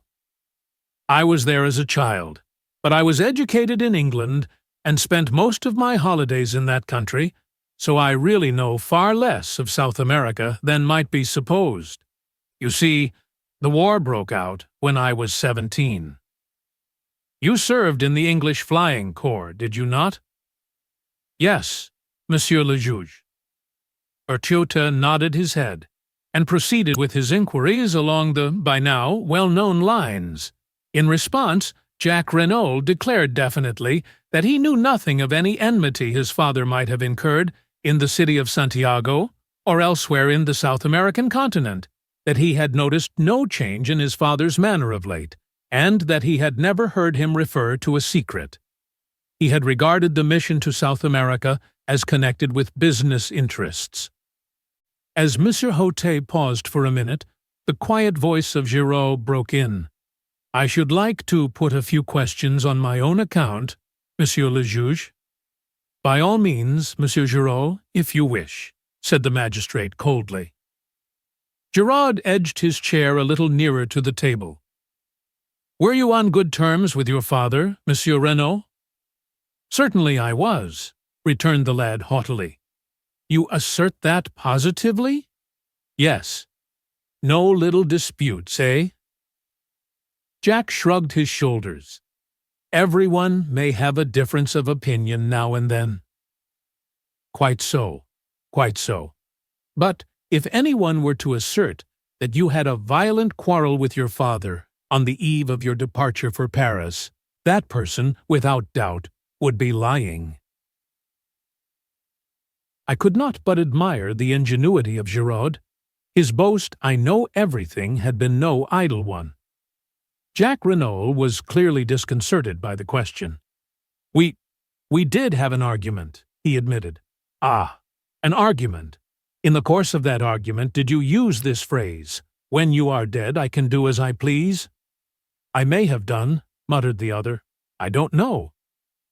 "In response to that, did your father say, 'But I am not dead yet'? To which you responded, 'I wish you were'?" The boy made no answer. His hands fiddled nervously with the things on the table in front of him. "I must request an answer, please, Monsieur Renault," said Giraud sharply. With an angry exclamation, the boy swept a heavy paper knife onto the floor. "What does it matter? You might as well know. Yes, I did quarrel with my father. I dare say I said all those things. I was so angry I cannot even remember what I said. I was furious. I could almost have killed him at that moment. There, make the most of that." He leant back in his chair, flushed and defiant. Giraud smiled, then, moving his chair back a little, said, "That is all. You would, without doubt, prefer to continue the interrogatory, Monsieur le Juge." "Ah, yes, exactly," said Monsieur Ôté. "And what was the subject of your quarrel?" "I decline to state." Monsieur Ôté sat up in his chair. "Monsieur Renaud, it is not permitted to trifle with the law," he thundered. "What was the subject of the quarrel?" Young Renaud remained silent, his boyish face sullen and overcast. But another voice spoke, imperturbable and calm, the voice of Hercule Poirot. "I will inform you, if you like, Monsieur le Juge." "You know?" "Certainly I know. The subject of the quarrel was Mademoiselle Marthe d'Aubruy." Renaud sprang round, startled. The magistrate leaned forward. "Is this so, monsieur?" Jacques Renaud bowed his head. "Yes," he admitted. "I love Mademoiselle d'Aubruy, and I wish to marry her. When I informed my father of the fact, he flew at once into a violent rage. Naturally, I could not stand hearing the girl I loved insulted, and I, too, lost my temper." Monsieur Ôté looked across at Mrs. Renaud. "You were aware of this attachment, madame?" "I feared it," she replied simply. "Mother," cried the boy, "you too. Marthe is as good as she is beautiful. What can you have against her?" "I have nothing against Mademoiselle d'Aubruy in any way, but I should prefer you to marry an Englishwoman, or if a Frenchwoman, not one who has a mother of doubtful antecedents." Her rancor against the older woman showed plainly in her voice, and I could well understand that it must have been a bitter blow to her when her only son showed signs of falling in love with the daughter of her rival.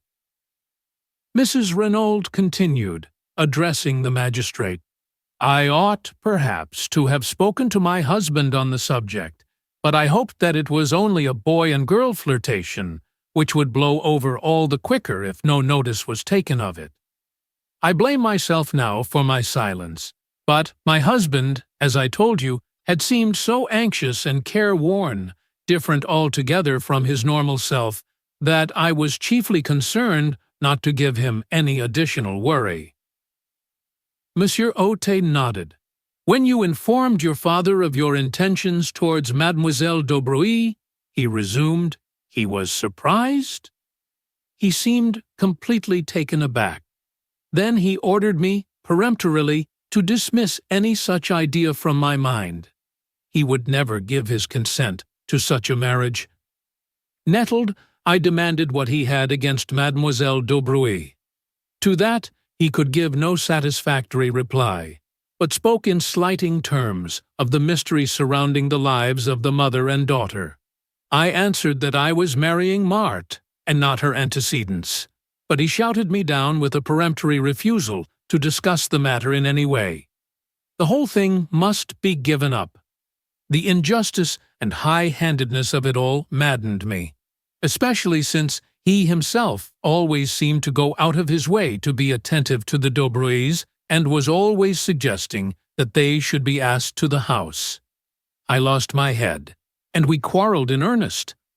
My father reminded me that I was entirely dependent on him, and it must have been in answer to that I made the remark about doing as I pleased after his death. Poirot interrupted with a quick question. "You were aware, then, of the terms of your father's will?" "I knew that he had left half his fortune to me, the other half in trust for my mother to come to me at her death," replied the lad. "Proceed with your story," said the magistrate. "After that, we shouted at each other in sheer rage, until I suddenly realized that I was in danger of missing my train to Paris. I had to run for the station, still in a white heat of fury. However, once well away, I calmed down. I wrote to Marthe, telling her what had happened, and her reply soothed me still further. She pointed out to me that we had only to be steadfast, and any opposition was bound to give way at last. Our affection for each other must be tried and proved, and when my parents realized that it was no light infatuation on my part, they would doubtless relent towards us. Of course, to her, I had not dwelt on my father's principal objection to the match. I soon saw that I should do my cause no good by violence. My father wrote me several letters to Paris, affectionate in tone, and which did not refer to our disagreement or its cause, and I replied in the same strain. "You can produce those letters, eh?" said Giraud. "I did not keep them." "No matter," said the detective. Renaud looked at him for a moment, but the magistrate was continuing his questions. "To pass to another matter, are you acquainted with the name of Duvin, Monsieur Renaud?" "Duvin?" said Jack. "Duvin?" He leant forward and slowly picked up the paper knife he had swept from the table. As he lifted his head, his eyes met the watching ones of Giraud. "Duvin? No, I can't say I am." "Will you read this letter, Monsieur Renaud, and tell me if you have any idea as to who the person was who addressed it to your father?" Jack Renaud took the letter and read it through, the color mounting in his face as he did so. "Addressed to my father?" The emotion and indignation in his tones were evident. "Yes, we found it in the pocket of his coat." "Does—" He hesitated, throwing the merest fraction of a glance towards his mother. The magistrate understood. "As yet, no. Can you give us any clue as to the writer?" "I have no idea whatsoever." Monsieur Ote sighed. "A most mysterious case. Ah, well, I suppose we can now rule out the letter altogether. What do you think, Monsieur Giraud? It does not seem to lead us anywhere." "It certainly does not," agreed the detective, with emphasis. "And yet," sighed the magistrate, "it promised at the beginning to be such a beautiful and simple case." He caught Mrs. Renaud's eye and blushed in immediate confusion. "Ah, yes," he coughed, turning over the papers on the table. "Let me see. Where were we? Oh, the weapon. I fear this may give you pain, Monsieur Renaud. I understand it was a present from you to your mother. Very sad. Very distressing." Jack Renaud leaned forward. His face, which had flushed during the perusal of the letter, was now deadly white. "Do you mean that it was with an aeroplane wire paper cutter that my father was killed? But it's impossible. A little thing like that." "Alas, Monsieur Renaud, it is only too true. An ideal little tool, I fear, sharp and easy to handle." "Where is it? Can I see it? Is it still in the body?" "Oh, no, it had been removed. You would like to see it, to make sure? It would be as well, perhaps, though Madame has already identified it. Still, Monsieur Bex, might I trouble you?"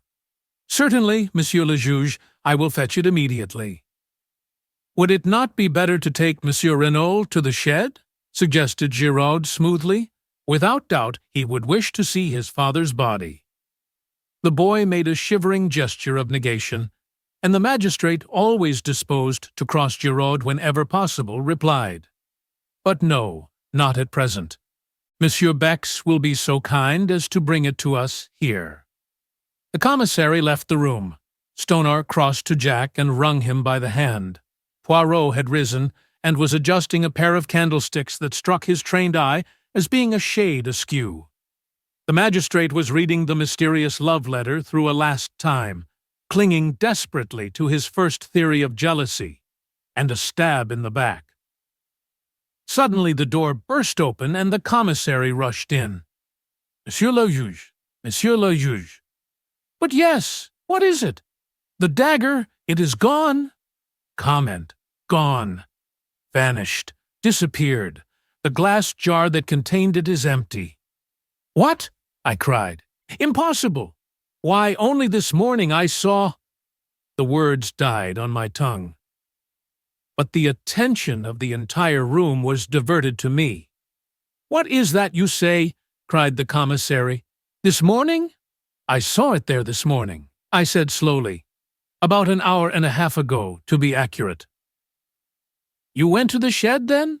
How did you get the key? I asked the Sergeant de Ville for it. And you went there? Why? I hesitated, but in the end I decided that the only thing to do was to make a clean breast of it. Monsieur le Juge, I said, I have committed a grave fault, for which I must crave your indulgence. Eh bien, proceed, monsieur. The fact of the matter is, I said, wishing myself anywhere else than where I was, that I met a young lady, an acquaintance of mine. She displayed a great desire to see everything that was to be seen, and well, in short, I took the key to show her the body. Ah, par exemple, cried the magistrate indignantly. But it is a grave fault you have committed there, Captain Hastings. It is altogether most irregular. You should not have permitted yourself this folly. I know, I said meekly. Nothing that you can say could be too severe, Monsieur le Juge. You did not invite this lady to come here? Certainly not. I met her quite by accident. She is an English lady who happens to be staying in Merlinville, though I was not aware of that until my unexpected meeting with her. Well, well, said the magistrate, softening, it was most irregular. But the lady is without doubt young and beautiful, n'est-ce pas? What it is to be young! Oh, jeunesse, jeunesse! And he sighed sentimentally. But the commissary, less romantic and more practical, took up the tale. But did not you reclose and lock the door when you departed? That's just it, I said slowly. That's what I blame myself for so terribly. My friend was upset at the sight. She nearly fainted. I got her some brandy and water, and afterwards insisted on accompanying her back to town. In the excitement, I forgot to relock the door. I only did so when I got back to the villa. Then for 20 minutes at least, said the commissary slowly. He stopped. Exactly, I said. 20 minutes, mused the commissary. It is deplorable, said Monsieur Ote, his sternness of manner returning. Without precedent. Suddenly another voice spoke. You find it deplorable, Monsieur le Juge? Asked Giraud. Certainly I do. Eh bien, I find it admirable, said the other imperturbably. This unexpected ally quite bewildered me. Admirable, Monsieur Giraud? Asked the magistrate, studying him cautiously out of the corner of his eye. Precisely. And why? Because we know now that the assassin, or an accomplice of the assassin, has been near the villa only an hour ago. It will be strange if, with that knowledge, we do not shortly lay hands upon him. There was a note of menace in his voice. He continued, he risked a good deal to gain possession of that dagger. Perhaps he feared that fingerprints might be discovered on it. Poirot turned to Bex. You said there were none? Giraud shrugged his shoulders. Perhaps he could not be sure. Poirot looked at him. You are wrong, Monsieur Giraud. The assassin wore gloves, so he must have been sure. I do not say it was the assassin himself. It may have been an accomplice who was not aware of that fact. Ils sont mal renseignés, les accomplices, muttered Poirot, but he said no more. The magistrate's clerk was gathering up the papers on the table. Monsieur Ote addressed us. Our work here is finished. Perhaps, Monsieur Reynolds, you will listen whilst your evidence is read over to you. I have purposely kept all the proceedings as informal as possible. I have been called original in my methods, but I maintain that there is much to be said for originality. The case is now in the clever hands of the renowned Monsieur Giraud. He will without doubt distinguish himself. Indeed, I wonder that he has not already laid his hands upon the murderers. Madame, again, let me assure you of my heartfelt sympathy. Messieurs, I wish you all good day. And, accompanied by his clerk and the commissary, he took his departure. Poirot tugged out that large turnip of a watch of his and observed the time. "Let us return to the hotel for lunch, my friend," he said, "and you shall recount to me in full the indiscretions of this morning. No one is observing us. We need make no adieu." We went quietly out of the room. The examining magistrate had just driven off in his car. I was going down the steps when Poirot's voice arrested me. "One little moment, my friend." Dexterously, he whipped out his yard measure and proceeded, quite solemnly, to measure an overcoat hanging in the hall from the collar to the hem. I had not seen it hanging there before, and guessed that it belonged to either Mr. Stoner or Jack Renault. Then, with a little satisfied grunt, Poirot returned the measure to his pocket and followed me out into the open air. 12. Poirot elucidates certain points. "Why did you measure that overcoat?" I asked, with some curiosity, as we walked down the hot white road at a leisurely pace. "Parbleu, to see how long it was," replied my friend imperturbably. I was vexed. Poirot's incurable habit of making a mystery out of nothing never failed to irritate me. I relapsed into silence, and followed a train of thought of my own. Although I had not noticed them specially at the time, certain words Mrs. Renault had addressed to her son now recurred to me, fraught with a new significance. "So you did not sail?" she had said, and then had added, "After all, it does not matter, now." What had she meant by that? The words were enigmatical, significant.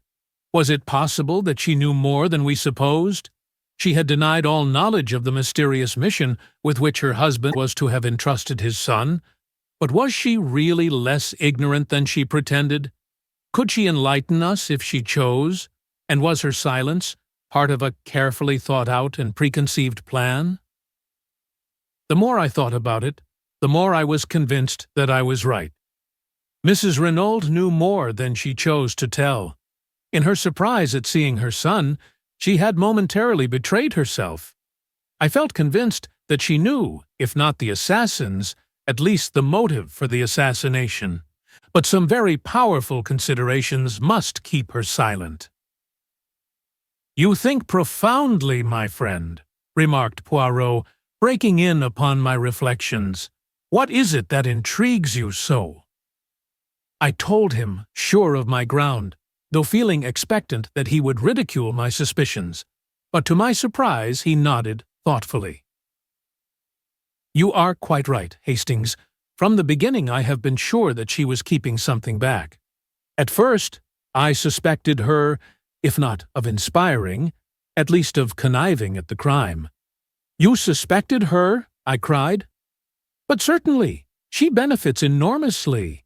In fact, by this new will she is the only person to benefit. So, from the start, she was singled out for attention. You may have noticed that I took an early opportunity of examining her wrists. I wished to see whether there was any possibility that she had gagged and bound herself. Eh bien, I saw at once that there was no fake. The cords had actually been drawn so tight as to cut into the flesh. That ruled out the possibility of her having committed the crime single-handed, but it was still possible for her to have connived at it, or to have been the instigator with an accomplice. Moreover, the story, as she told it, was singularly familiar to me. The masked men that she could not recognize, the mention of the secret. I had heard or read all these things before. Another little detail confirmed my belief that she was not speaking the truth. The wristwatch. Hastings, the wristwatch. Again, that wristwatch. Poirot was eyeing me curiously. "You see, mon ami? You comprehend?" "No," I replied with some ill humor. "I neither see nor comprehend. You make all these confounded mysteries, and it's useless asking you to explain. You always like keeping everything up your sleeve to the last minute." "Do not enrage yourself, my friend," said Poirot with a smile. I will explain if you wish, but not a word to Giraud, c'est entendu. He treats me as an old one of no importance. We shall see. In common fairness, I gave him a hint. If he does not choose to act upon it, that is his own lookout. I assured Poirot that he could rely upon my discretion. C'est bien. Let us then employ our little grey cells. Tell me, my friend, at what time, according to you, did the tragedy take place? Why, at 2 o'clock or thereabouts, I said, astonished. You remember, Mrs. Renaud told us that she heard the clock strike while the men were in the room. Exactly, and on the strength of that, you, the examining magistrate, Bex, and everyone else, accept the time without further question. But I, Hercule Poirot, say that Madame Renaud lied. The crime took place at least 2 hours earlier. But the doctors, they declared, after examination of the body, that death had taken place between 10 and 7 hours previously. Mon ami, for some reason, it was imperative that the crime should seem to have taken place later than it actually did. You have read of a smashed watch or clock, recording the exact hour of a crime? So that the time should not rest on Mrs. Renaud's testimony alone, someone moved on the hands of that wristwatch to 2 o'clock, and then dashed it violently to the ground. But, as is often the case, they defeated their own object. The glass was smashed, but the mechanism of the watch was uninjured. It was a most disastrous maneuver on their part, for it at once drew my attention to 2 points. First, that Madame Renaud was lying. Secondly, that there must be some vital reason for the postponement of the time. But what reason could there be? Ah, that is the question. There we have the whole mystery. As yet, I cannot explain it. There is only one idea that presents itself to me as having a possible connection. And that is, the last train left Merlinville at 17 minutes past 12. I followed it out slowly. So that, the crime apparently taking place some 2 hours later, anyone leaving by that train would have an unimpeachable alibi. Perfect, Hastings. You have it. I sprang up. But we must inquire at the station. Surely they cannot have failed to notice 2 foreigners who left by that train. We must go there at once. You think so, Hastings? Of course. Let us go there now. Poirot restrained my ardor with a light touch upon the arm. Go by all means if you wish, mon ami, but if you go, I should not ask for particulars of 2 foreigners. I stared, and he said rather impatiently, La, you do not believe all that rigmarole, do you? The masked men, and all the rest of cette histoire-là. His words took me so much aback that I hardly knew how to respond. He went on serenely, You heard me say to Giraud, did you not, that all the details of this crime were familiar to me? Eh bien, that presupposes one of 2 things. Either the brain that planned the first crime also planned this one, or else an account read of a cause célèbre unconsciously remained in our assassin's memory and prompted the details. I shall be able to pronounce definitely on that after— He broke off. I was revolving sundry matters in my mind. But Mr. Renaud's letter? It distinctly mentions a secret in Santiago? Undoubtedly, there was a secret in Monsieur Renaud's life. There can be no doubt of that. On the other hand, the word Santiago, to my mind, is a red herring, dragged continually across the track to put us off the scent. It is possible that it was used in the same way on Monsieur Renaud, to keep him from directing his suspicions into a quarter nearer at hand. Oh, be assured, Hastings, the danger that threatened him was not in Santiago, it was near at hand in France. He spoke so gravely, and with such assurance, that I could not fail to be convinced. But I essayed one final objection. And the match and cigarette end found near the body? What of them? A light of pure enjoyment lit up Poirot's face. Planted, deliberately planted there for Giraud or one of his tribe to find. Ah, he is smart, Giraud. He can do his tricks. So can a good retriever dog. He comes in so pleased with himself.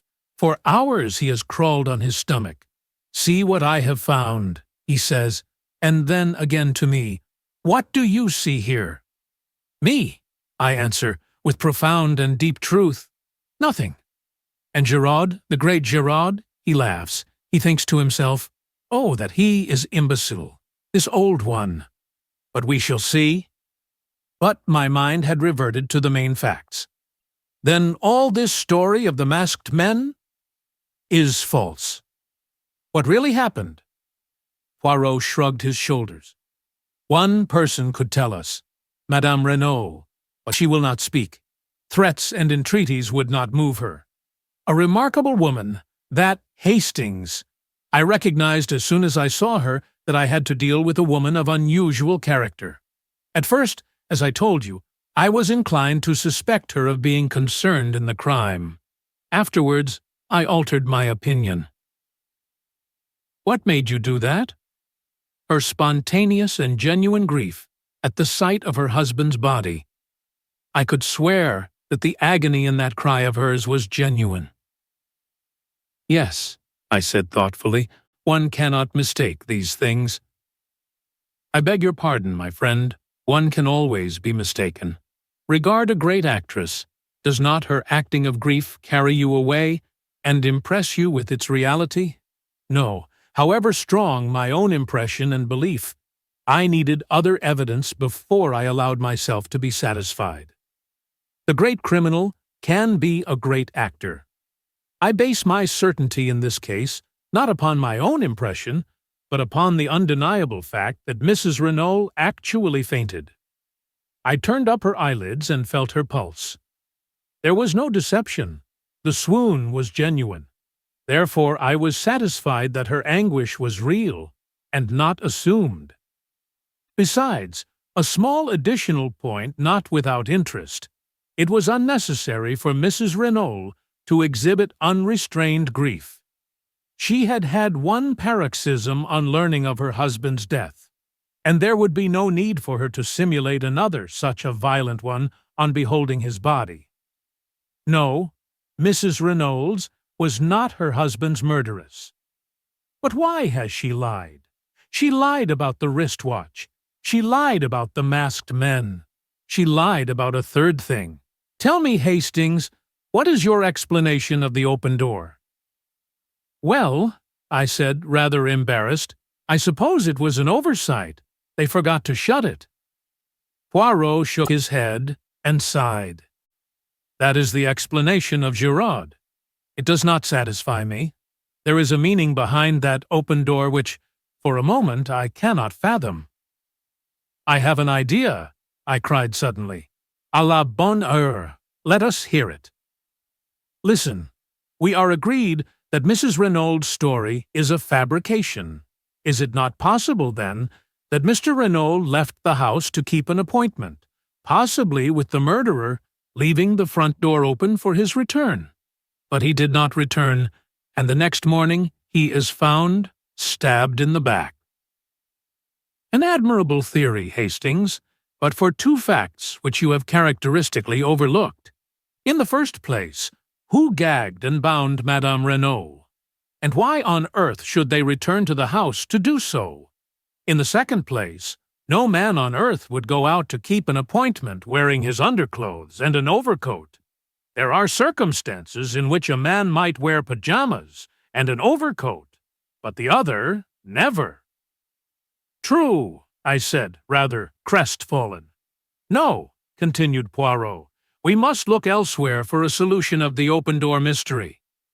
One thing I am fairly sure of, they did not leave through the door, they left by the window. What? Precisely. But there were no footmarks in the flower bed underneath. No, and there ought to have been. Listen, Hastings, the gardener, Auguste, as you heard him say, planted both those beds the preceding afternoon. In the one, there are plentiful impressions of his big hobnailed boots. In the other, none. You see? Someone had passed that way. Someone who, to obliterate their footprints, smoothed over the surface of the bed with a rake. Where did they get a rake? Where they got the spade and the gardening gloves, said Poirot impatiently. There is no difficulty about that. What makes you think that they left that way, though? Surely it is more probable that they entered by the window and left by the door. That is possible, of course. Yet I have a strong idea that they left by the window. I think you are wrong. Perhaps, mon ami. I mused, thinking over the new field of conjecture that Poirot's deductions had opened up to me. I recalled my wonder at his cryptic allusions to the flower bed and the wristwatch.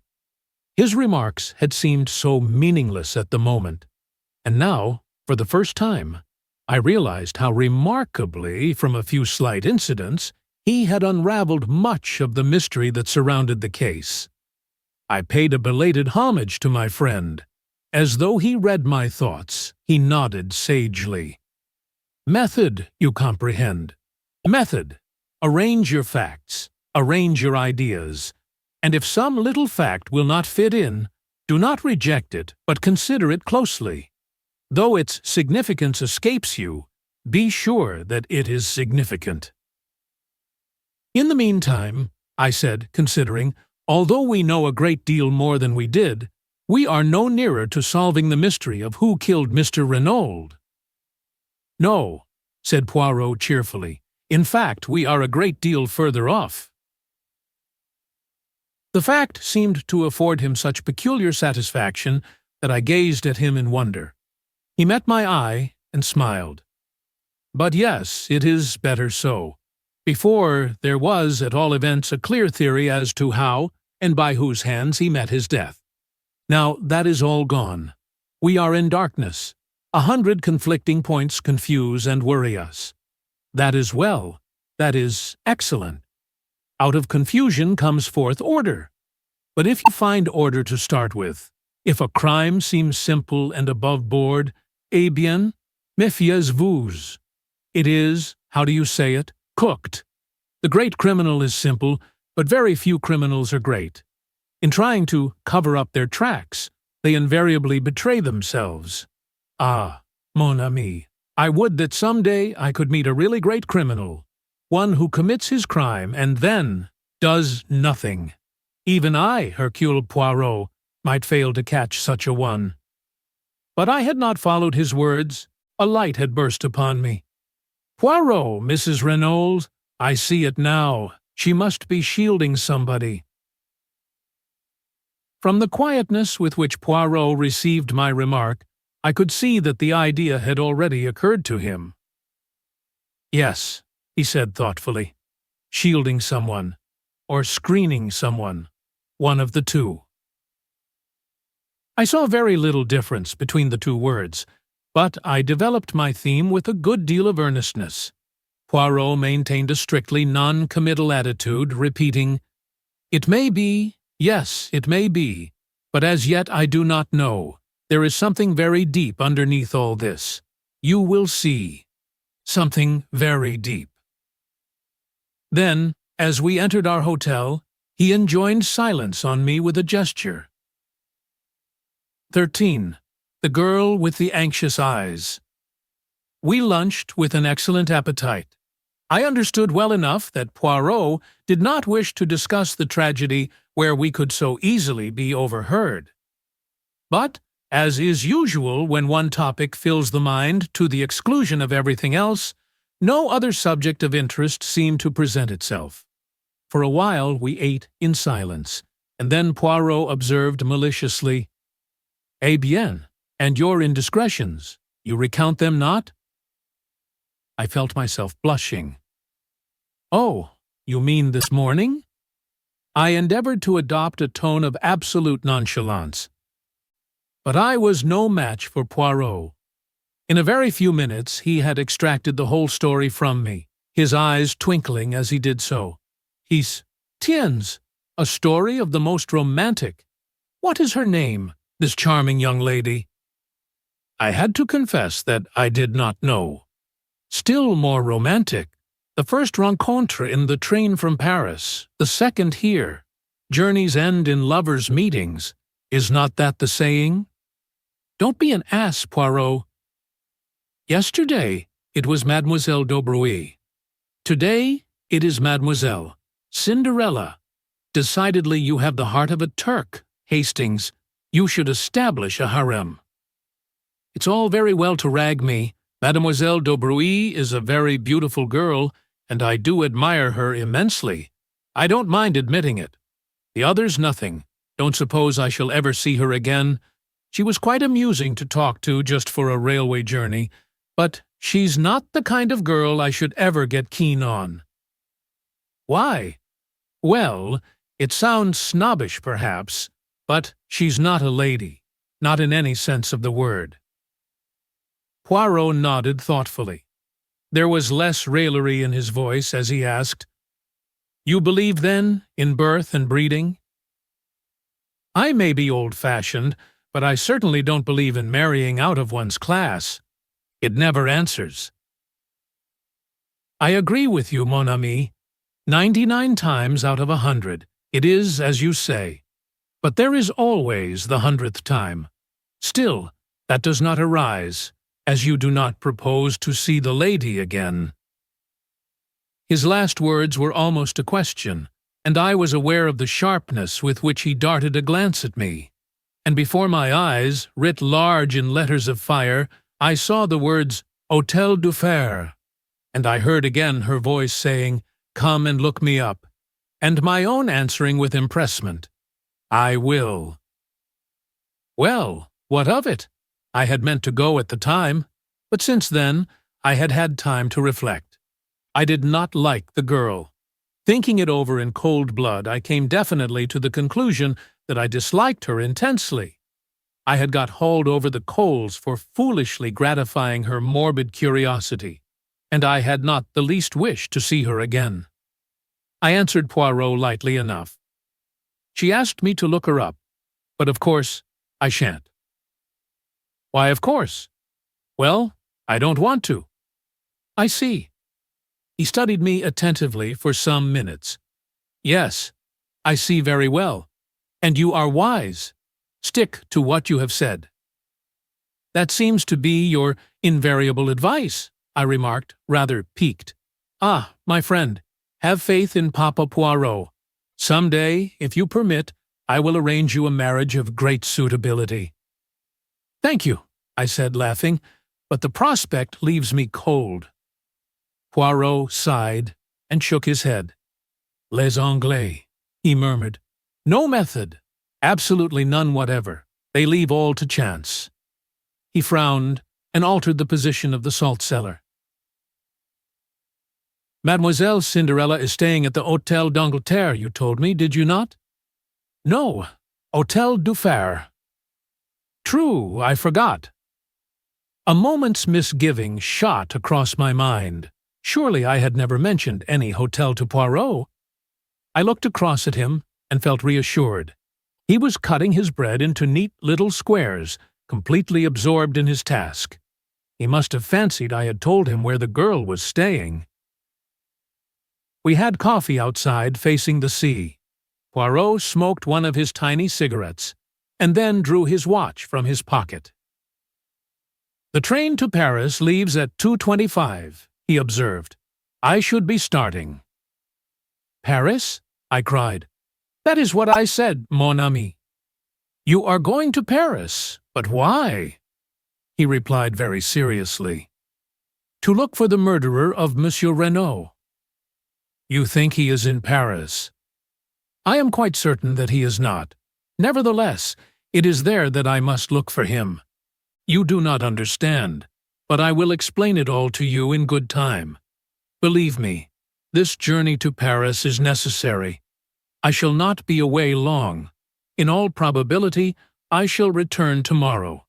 I do not propose that you should accompany me. Remain here and keep an eye on Giraud. Also cultivate the society of Monsieur Renaud Fils, and thirdly, if you wish, endeavor to cut him out with Mademoiselle Marthe, but I fear you will not have great success." I did not quite relish the last remark.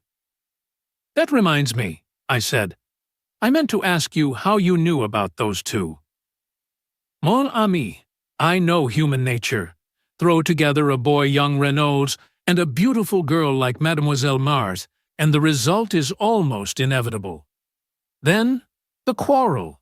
It was money or a woman, and, remembering Léonie's description of the lad's anger, I decided on the latter. So I made my guess. And I was right." "And that was why you warned me against setting my heart on the lady? You already suspected that she loved young Renaud?" Poirot smiled. "At any rate, I saw that she had anxious eyes. That is how always think of Mademoiselle d'Aubray as the girl with the anxious eyes."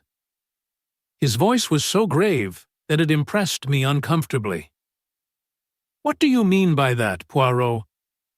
"I fancy, my friend, that we shall see before very long, but I must start." "You've oceans of time." Perhaps, but I like plenty of leisure at the station. I do not wish to rush, to hurry, to excite myself."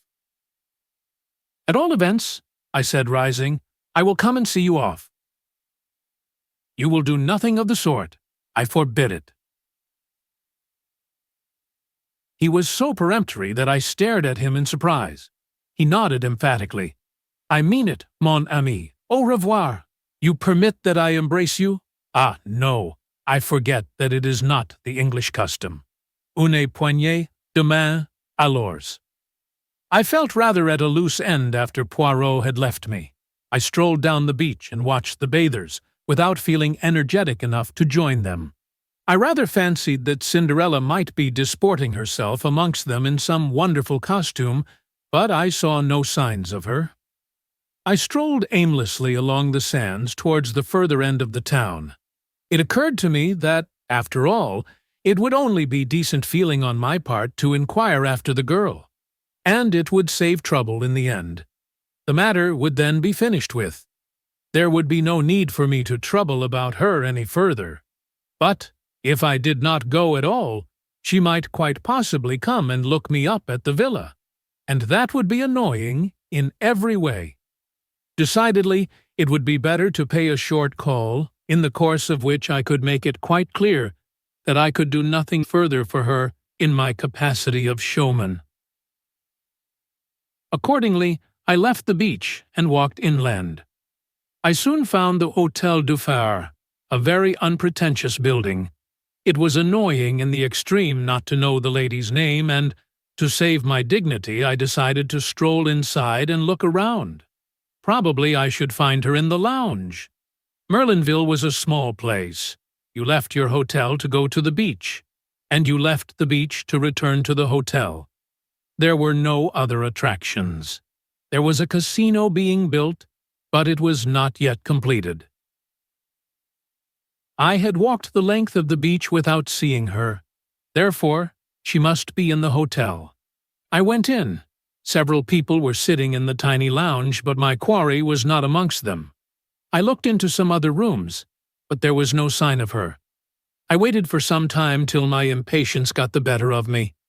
I took the concierge aside and slipped 5 francs into his hand. "I wish to see a lady who is staying here. A young English lady, small and dark. I am not sure of her name." The man shook his head and seemed to be suppressing a grin. "There is no such lady as you describe staying here." "She is American, possibly," I suggested. "These fellows are so stupid." But the man continued to shake his head. "No, monsieur.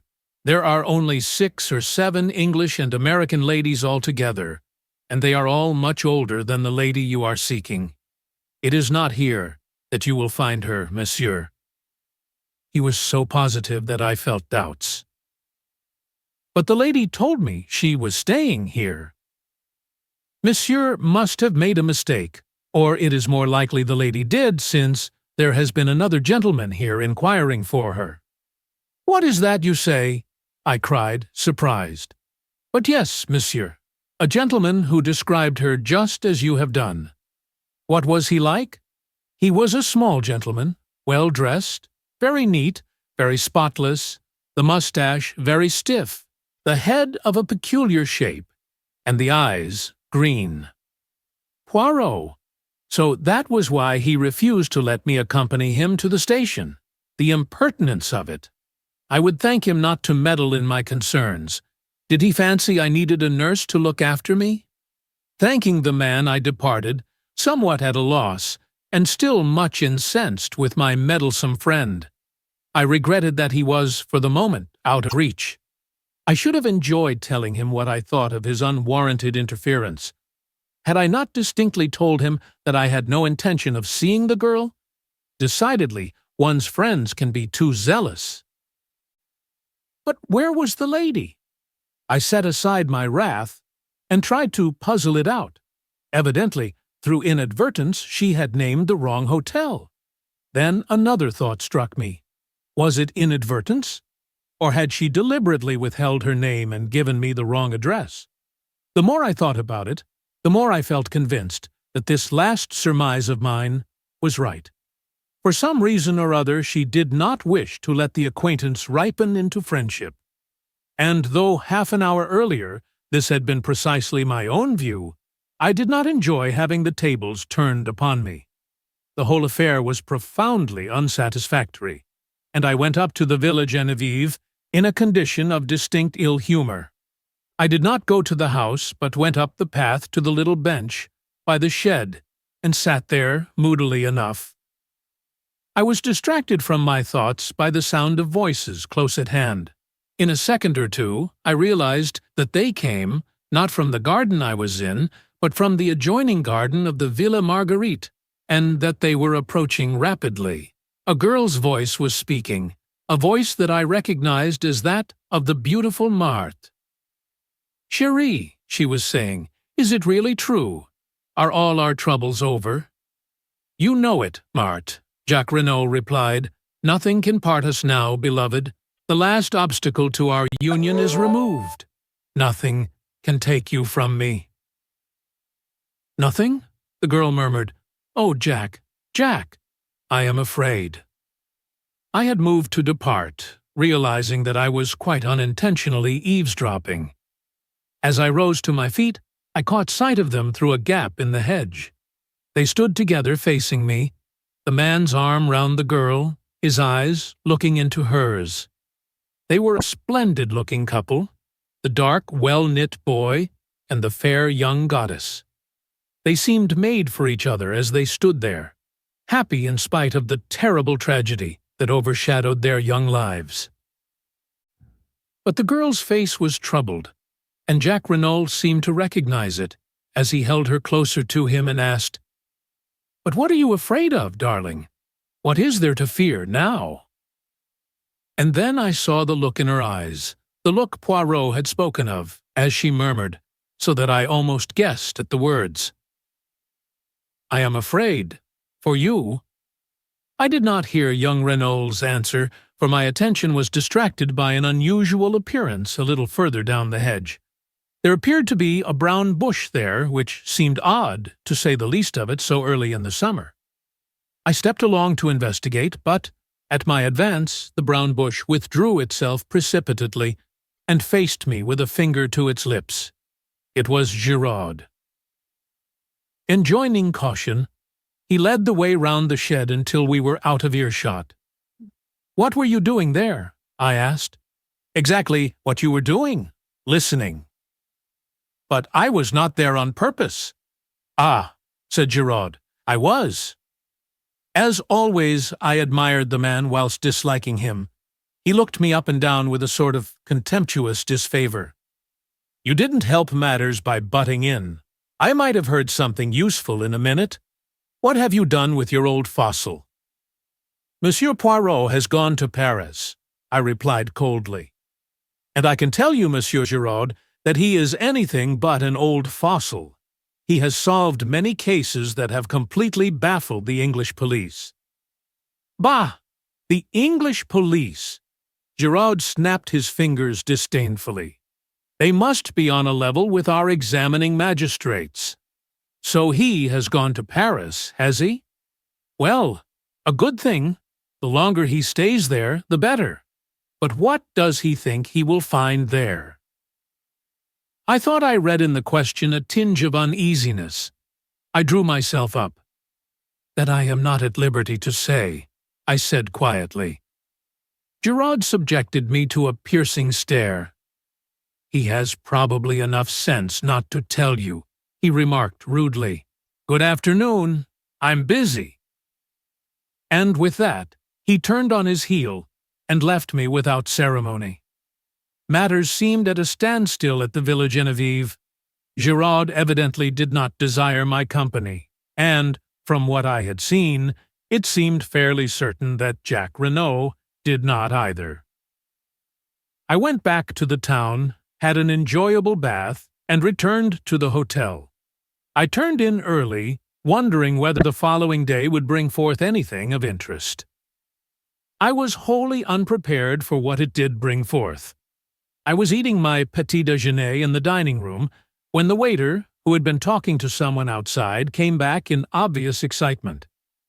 He hesitated for a minute, fidgeting with his napkin, and then burst out. Monsieur will pardon me, but he is connected, is he not, with the affair at the Villa Genevieve? Yes, I said eagerly. Why? Monsieur has not heard the news, though. What news? That there has been another murder there last night. What? Leaving my breakfast, I caught up my hat and ran as fast as I could. Another murder, and Poirot away. What fatality! But who had been murdered? I dashed in at the gate. A group of the servants was in the drive, talking and gesticulating. I caught hold of Françoise. What has happened? Oh, monsieur, another death. It is terrible. There is a curse upon the house. But yes, I say it, a curse. They should send for Monsieur le Curé to bring some holy water. Never will I sleep another night under that roof. It might be my turn. Who knows? She crossed herself. Yes, I cried, but who has been killed? Do I know? Me? A man? A stranger? They found him up there in the shed, not 100 yards from where they found poor monsieur. And that is not all. He is stabbed to the heart, with the same dagger. 14. The blooded body. Waiting for no more, I turned and ran up the path to the shed. The two men on guard there stood aside to let me pass, and, filled with excitement, I entered. The light was dim. The place was a mere rough wooden erection to keep old pots and tools in. I had entered impetuously, but on the threshold I checked myself, fascinated by the spectacle before me.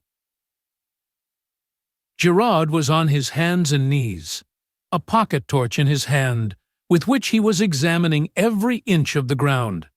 He looked up with a frown at my entrance, then his face relaxed a little in a sort of good-humored contempt.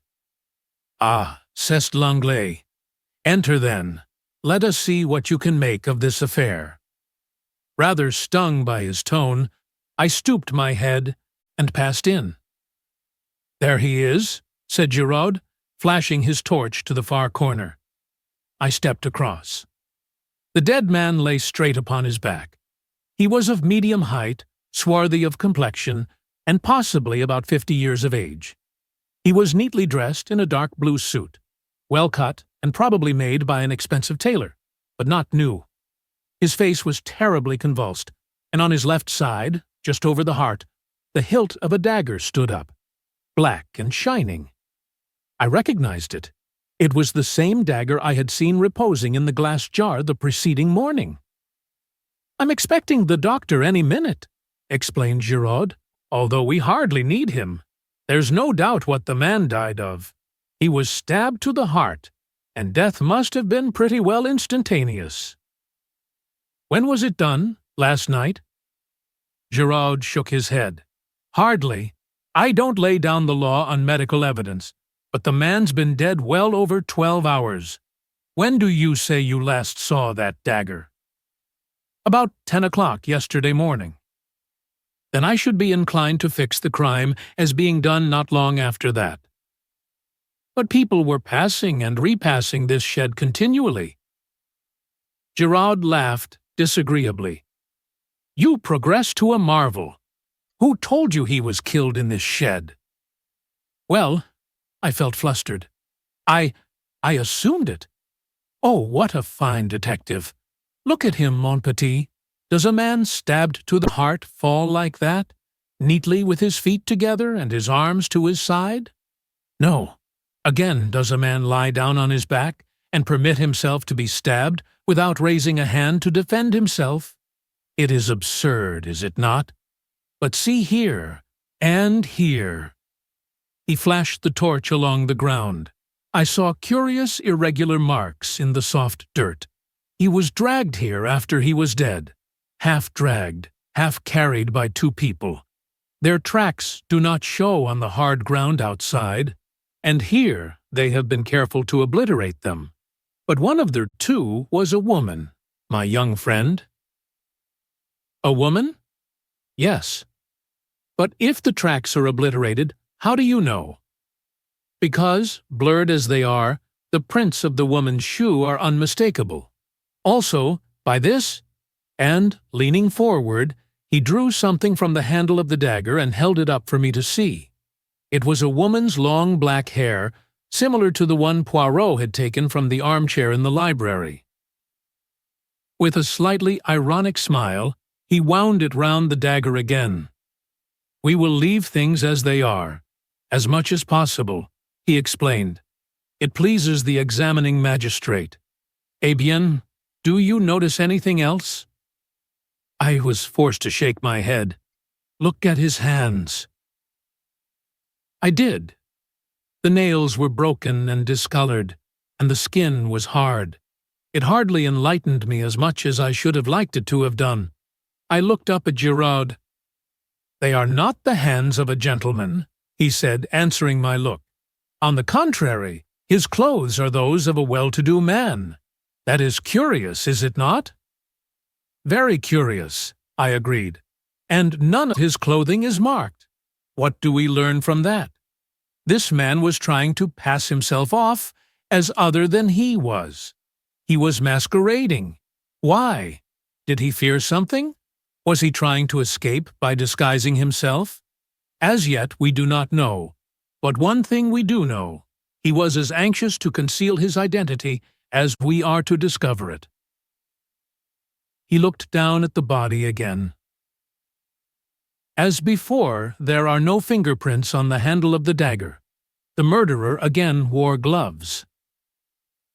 You think, then, that the murderer was the same in both cases? I asked eagerly. Giraud became inscrutable. One is... Never mind what I think. We shall see. Marchot. The Sergeant de Ville appeared at the doorway. Monsieur, why is Madame Renaud not here? I sent for her a quarter of an hour ago. She is coming up the path now, monsieur, and her son with her. Good. I only want one at a time, though. Marchot saluted and disappeared again. A moment later, he reappeared with Mrs. Renaud. Here is Madame. Giraud came forward with a curt bow. This way, Madame. He led her across, and then, standing suddenly aside. Here is the man. Do you know him? And as he spoke, his eyes, gimlet-like, bored into her face, seeking to read her mind, noting every indication of her manner. But Mrs. Renaud remained perfectly calm. Too calm, I felt. She looked down at the corpse almost without interest, certainly without any sign of agitation or recognition. No, she said, I have never seen him in my life. He is quite a stranger to me. You are sure? Quite sure? You do not recognize in him one of your assailants, for instance? No, she seemed to hesitate, as though struck by the idea. No, I do not think so. Of course they wore beards. False ones, the examining magistrate thought, but still, no. Now she seemed to make her mind up definitely. I am sure neither of the two was this man. Very well, madame. That is all, then. She stepped out with head erect, the sun flashing on the silver threads in her hair. Jacques Renaud succeeded her. He, too, failed to identify the man in a completely natural manner. Giraud merely grunted. Whether he was pleased or chagrined, I could not tell. He merely called to Marchot, "You have got the other there?" "Yes, monsieur." "Bring her in, then." The other was Madame d'Aubruy. She came indignantly, protesting with vehemence. "I object, monsieur. This is an outrage. What have I to do with all this?" "Madame," said Giraud brutally, "I am investigating not one murder, but 2 murders. For all I know, you may have committed them both." "How dare you?" she cried. "How dare you insult me by such a wild accusation? It is infamous." "Infamous, is it? What about this?"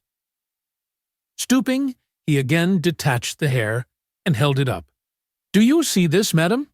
He advanced towards her. "You permit that I see whether it matches?" With a cry, she started backwards, white to the lips. "It is false, I swear it. I know nothing of the crime, of either crime. Anyone who says I do lies. Ah, mon Dieu, what shall I do?" "Calm yourself, madam," said Giraud coldly.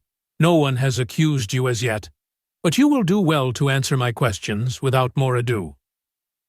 "Anything you wish, monsieur." "Look at the dead man. Have you ever seen him before?" Drawing nearer, a little of the color creeping back to her face, Madame d'Aubruy looked down at the victim with a certain amount of interest and curiosity. Then she shook her head. "I do not know him." It seemed impossible to doubt her. The words came so naturally. Giraud dismissed her with a nod of the head. "You are letting her go?" I asked in a low voice. "Is that wise? Surely that black hair is from her head." "I do not need teaching my business," said Giraud dryly. "She is under surveillance. I have no wish to arrest her as yet." Then, frowning, he gazed down at the body. "Should you say that was a Spanish type at all?" he asked suddenly. I considered the face carefully. "No," I said at last.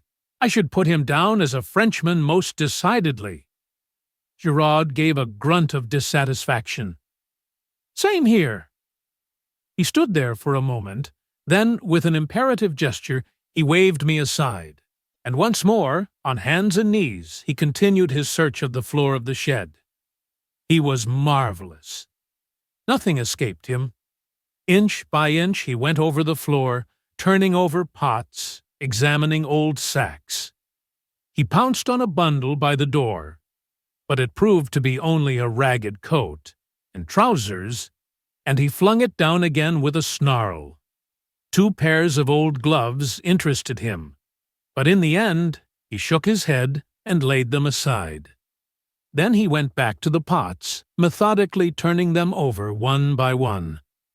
In the end he rose to his feet and shook his head thoughtfully. He seemed baffled and perplexed. I think he had forgotten my presence.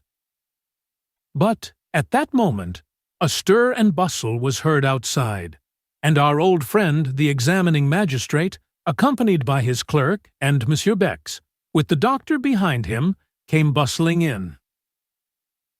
"But this is extraordinary, Mr. Giraud," cried Monsieur Hautet. "Another crime! Ah, we have not got to the bottom of this case. There is some deep mystery here. But who is the victim this time?" "That is just what nobody can tell us, Monsieur le Juge. He has not been identified." "Where is the body?" asked the doctor. Giraud moved aside a little. "There in the corner. He has been stabbed to the heart, as you see, and with the dagger that was stolen yesterday morning. I fancy that the murder followed hard upon the theft, but that is for you to say. You can handle the dagger freely. There are no fingerprints on it." The doctor knelt down by the dead man, and Giraud turned to the examining magistrate. "A pretty little problem, is it not? But I shall solve it." "And so no one can identify him," mused the magistrate. "Could it possibly be one of the assassins? They may have fallen out among themselves." Giraud shook his head. "The man is a Frenchman. I would take my oath of that." But at that moment, they were interrupted by the doctor, who was sitting back on his heels with a perplexed expression. "You say he was killed yesterday morning?" "I fix it by the theft of the dagger," explained Giraud. "He may, of course, have been killed later in the day." "Later in the day? Fiddlesticks! This man has been dead at least 48 hours, and probably longer." We stared at each other in blank amazement. 15. A photograph? Ah! The doctor's words were so surprising that we were all momentarily taken aback. Here was a man stabbed with a dagger which we knew to have been stolen only 24 hours previously, and yet Dr. Durand asserted positively that he had been dead at least 48 hours. The whole thing was fantastic to the last extreme. We were still recovering from the surprise of the doctor's announcement when a telegram was brought to me. It had been sent up from the hotel to the villa. I tore it open.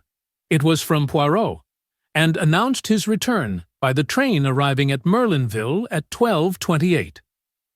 I looked at my watch and saw that I had just time to get comfortably to the station and meet him there. I felt that it was of the utmost importance that he should know at once of the new and startling developments in the case. Evidently, I reflected, Poirot had had no difficulty in finding what he wanted in Paris. The quickness of his return proved that. Very few hours had sufficed. I wondered how he would take the exciting news I had to impart. The train was some minutes late, and I strolled aimlessly up and down the platform until it occurred to me that I might pass the time by asking a few questions as to who had left Merlinville by the last train on the evening of the tragedy. I approached the chief porter, an intelligent-looking man, and had little difficulty in persuading him to enter upon the subject. It was a disgrace to the police, he hotly affirmed, that such brigands of assassins should be allowed to go about unpunished. I hinted that there was some possibility they might have left by the midnight train, but he negatived the idea decidedly. He would have noticed 2 foreigners, he was sure of it. Only about 20 people had left by the train, and he could not have failed to observe them. I do not know what put the idea into my head. Possibly it was the deep anxiety underlying Marthe d'Aubroy's tones, but I asked suddenly, "Young Monsieur Renaud, he did not leave by that train, did he?" "Ah, no, monsieur. To arrive and start off again within half an hour, it would not be amusing, that." I stared at the man, the significance of his words almost escaping me. Then I saw— "You mean," I said, my heart beating a little, "that Monsieur Jacques Renaud arrived at Merlinville that evening?" "But yes, monsieur, by the last train arriving the other way, the 11:40. My brain whirled. That, then, was the reason of Marthe's poignant anxiety. Jacques Renaud had been in Merlinville on the night of the crime. But why had he not said so? Why, on the contrary, had he led us to believe that he had remained in Cherbourg? Remembering his frank, boyish countenance, I could hardly bring myself to believe that he had any connection with the crime. Yet why this silence on his part about so vital a matter? One thing was certain, Marthe had known all along, hence her anxiety, and her eager questioning of Poirot to know whether anyone were suspected. My cogitations were interrupted by the arrival of the train, and in another moment I was greeting Poirot. The little man was radiant. He beamed and vociferated, and, forgetting my English reluctance, embraced me warmly on the platform. "Mon cher ami, I have succeeded, but succeeded to a marvel. Indeed? I'm delighted to hear it. Have you heard the latest here? How would you that I should hear anything? There have been some developments, eh? The brave Giraud, he has made an arrest, or even arrests, perhaps? Ah, but I will make him look foolish. That one. But where are you taking me, my friend? Do we not go to the hotel? It is necessary that I attend to my mustaches. They are deplorably limp from the heat of traveling. Also, without doubt, there is dust on my coat and my tie that I must rearrange. I cut short his remonstrances. My dear Poirot, never mind all that. We must go to the villa at once. There has been another murder. I have frequently been disappointed when fancying that I was giving news of importance to my friend. Either he has known it already or he has dismissed it as irrelevant to the main issue, and in the latter case, events have usually proved him justified. But this time I could not complain of missing my effect. Never have I seen a man so flabbergasted. His jaw dropped. All the jauntiness went out of his bearing. He stared at me open-mouthed. "What is that you say? Another murder? Ah, then, I am all wrong. I have failed. Giraud may mock himself at me. He will have reason." "You did not expect it, then?" Not the least in the world. It demolishes my theory. It ruins everything. No." He stopped dead, thumping himself on the chest. "It is impossible. I cannot be wrong. The facts, taken methodically and in their proper order, admit of only one explanation. I must be right. I am right.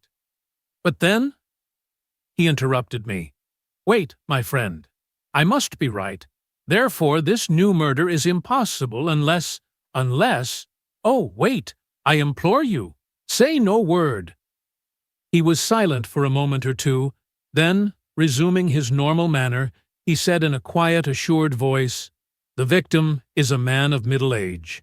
His body was found in the locked shed near the scene of the crime and had been dead at least 48 hours. And it is most probable that he was stabbed in a similar manner to Monsieur Renaud, though not necessarily in the back." It was my turn to gape, and gape I did. In all my knowledge of Poirot, he had never done anything so amazing as this, and almost inevitably a doubt crossed my mind. "Poirot!" I cried. "You're pulling my leg. You've heard all about it already." He turned his earnest gaze upon me reproachfully. "Would I do such a thing? I assure you that I have heard nothing whatsoever. Did you not observe the shock your news was to me? But how on earth could you know all that?" "I was right then, but I knew it. The little gray cells, my friend, the little gray cells. They told me. Thus, and in no other way, could there have been a second death. Now, tell me all. If we go round to the left here, we can take a short-cut across the golf links, which will bring us to the back of the Villa Genevieve much more quickly." As we walked, taking the way he had indicated, I recounted all I knew. Poirot listened attentively.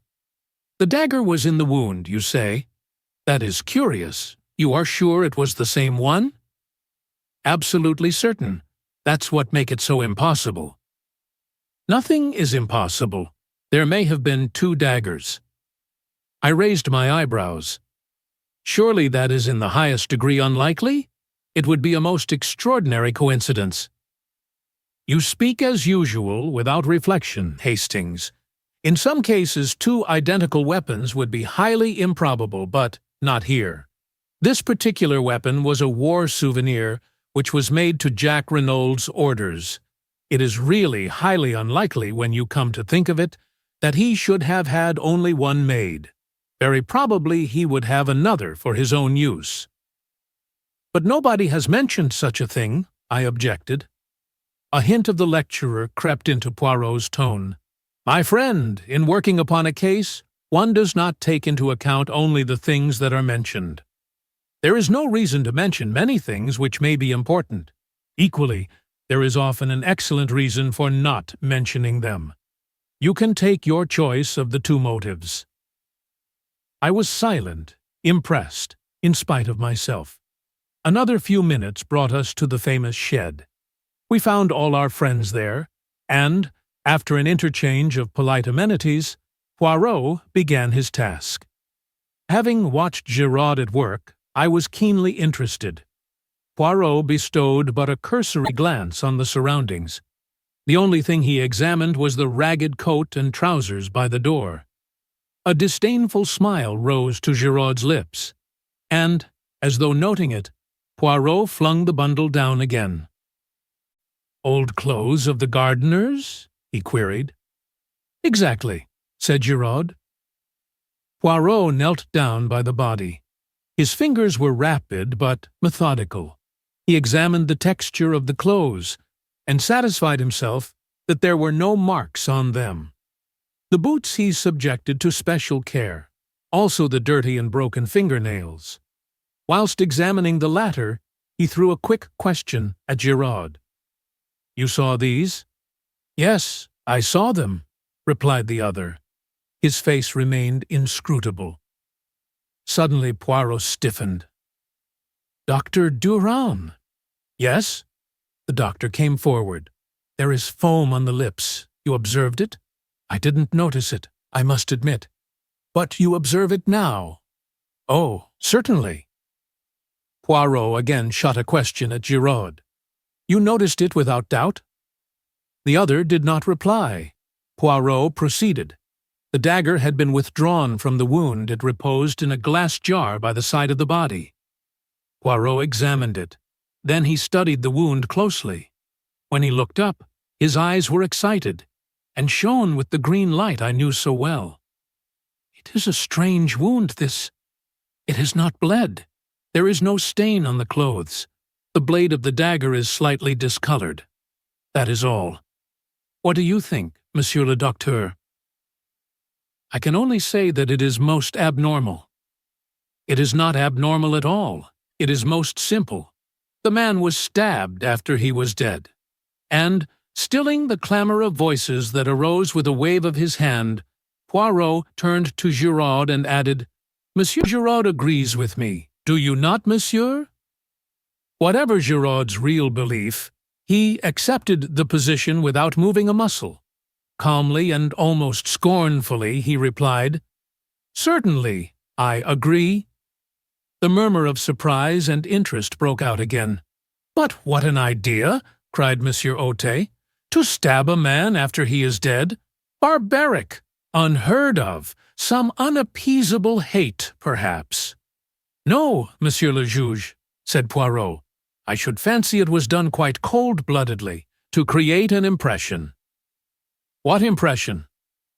"The impression it nearly did create," returned Poirot oracularly. Monsieur Bex had been thinking. "How, then, was the man killed?" "He was not killed. He died. He died, Monsieur le Juge, if I am not much mistaken, of an epileptic fit." This statement of Poirot's again aroused considerable excitement. Dr. Durand knelt down again and made a searching examination. At last he rose to his feet. "Well, Monsieur le Docteur?" "Monsieur Poirot, I am inclined to believe that you are correct in your assertion. I was misled to begin with. The incontrovertible fact that the man had been stabbed distracted my attention from any other indications." Poirot was the hero of the hour. The examining magistrate was profuse in compliments. Poirot responded gracefully, and then excused himself on the pretext that neither he nor I had yet lunched, and that he wished to repair the ravages of the journey. As we were about to leave the shed, Giraud approached us. "One more thing, Monsieur Poirot," he said in his suave, mocking voice. "We found this coiled round the handle of the dagger, a woman's hair." "Ah," said Poirot, "a woman's hair. What woman's, I wonder?" "I wonder also," said Giraud. Then, with a bow, he left us. "He was insistent, the good Giraud," said Poirot thoughtfully as we walked towards the hotel. "I wonder in what direction he hopes to mislead me. A woman's hair. Hmm. We lunched heartily, but I found Poirot somewhat distrait and inattentive. Afterwards, we went up to our sitting room, and there I begged him to tell me something of his mysterious journey to Paris. Willingly, my friend, I went to Paris to find this. He took from his pocket a small faded newspaper cutting. It was the reproduction of a woman's photograph. He handed it to me. I uttered an exclamation. "You recognize it, my friend?" I nodded. Although the photo obviously dated from very many years back, and the hair was dressed in a different style, the likeness was unmistakable. "Madame d'Aubray!" I exclaimed. Poirot shook his head with a smile. "Not quite correct, my friend. She did not call herself by that name in those days. That is a picture of the notorious Madame Baroldi." Madame Baroldi. In a flash, the whole thing came back to me. The murder trial that had evoked such worldwide interest. The Baroldi case. 16. The Baroldi case. Some 20 years or so before the opening of the present story, Monsieur Arnold Baroldi, a native of Lyon, arrived in Paris accompanied by his pretty wife and their little daughter, a mere babe. Monsieur Baroldi was a junior partner in a firm of wine merchants, a stout middle-aged man, fond of the good things of life, devoted to his charming wife and altogether unremarkable in every way. The firm in which Monsieur Baroldi was a partner was a small one, and although doing well, it did not yield a large income to the junior partner. The Baroldis had a small apartment and lived in a very modest fashion to begin with. But unremarkable though Monsieur Baroldi might be, his wife was plentifully gilded with the brush of romance. Young and good-looking, and gifted withal with a singular charm of manner, Madame Baroldi at once created a stir in the quarter, especially when it began to be whispered that some interesting mystery surrounded her birth. It was rumored that she was the illegitimate daughter of a Russian Grand Duke. Others asserted that it was an Austrian Archduke, and that the union was legal, though morganatic. But all stories agreed upon one point, that Jean Baroldi was the center of an interesting mystery. Questioned by the curious, Madame Baroldi did not deny these rumors. On the other hand, she let it be clearly understood that, though her lips were sealed, all these stories had a foundation in fact. To intimate friends, she unburdened herself further, spoke of political intrigues, of papers, of obscure dangers that threatened her. There was also much talk of crown jewels that were to be sold secretly, with herself acting as the go-between. Amongst the friends and acquaintances of the Baroldis was a young lawyer, Georges Conneau. It was soon evident that the fascinating Jean had completely enslaved his heart. Madame Baroldi encouraged the young man in a discreet fashion, but being always careful to affirm her complete devotion to her middle-aged husband. Nevertheless, many spiteful persons did not hesitate to declare that young Conneau was her lover, and not the only one. When the Baroldis had been in Paris about 3 months, another personage came upon the scene. This was Mr. Hiram P. Trapp, a native of the United States and extremely wealthy. Introduced to the charming and mysterious Madame Baroldi, he fell a prompt victim to her fascinations. His admiration was obvious, though strictly respectful.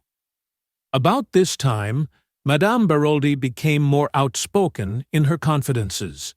To several friends, she declared herself greatly worried on her husband's behalf. She explained that he had been drawn into several schemes of a political nature, and also referred to some important papers that had been entrusted to him for safekeeping, and which concerned a secret of far-reaching European importance. They had been entrusted to his custody to throw pursuers off the track, but Madame Baroldi was nervous, having recognized several important members of the revolutionary circle in Paris. On the 28th day of November, the blow fell.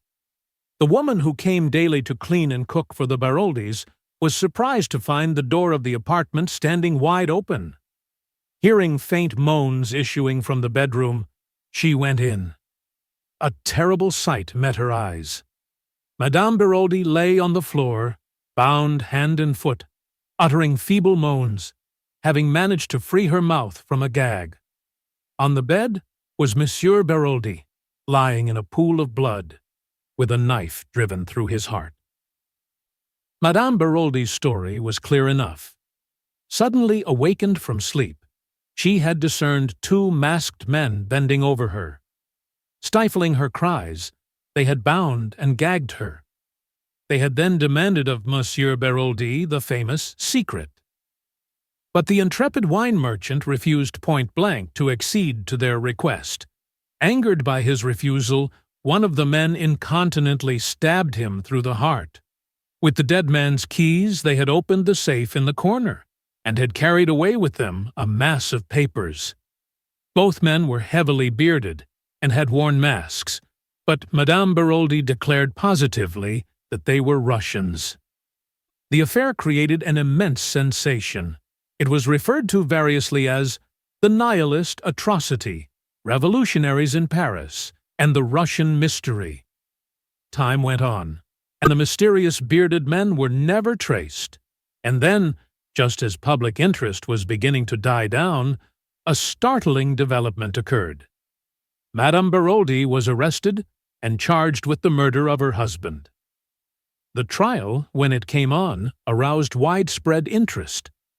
The youth and beauty of the accused and her mysterious history were sufficient to make of it a cause célèbre. People ranged themselves wildly for or against the prisoner. But her partisans received several severe checks to their enthusiasm. The romantic past of Madame Beroldi, her royal blood, and the mysterious intrigues in which she had her being were shown to be mere fantasies of the imagination. It was proved beyond doubt that Jane Beroldi's parents were a highly respectable and prosaic couple, fruit merchants, who lived on the outskirts of Lyons. The Russian Grand Duke, the court intrigues, and the political schemes, all the stories current were traced back to the lady herself. From her brain had emanated these ingenious myths, and she was proved to have raised a considerable sum of money from various credulous persons by her fiction of the crown jewels, the jewels in question being found to be mere paste imitations. Remorselessly, the whole story of her life was laid bare. The motive for the murder was found in Mr. Hiram P. Trapp.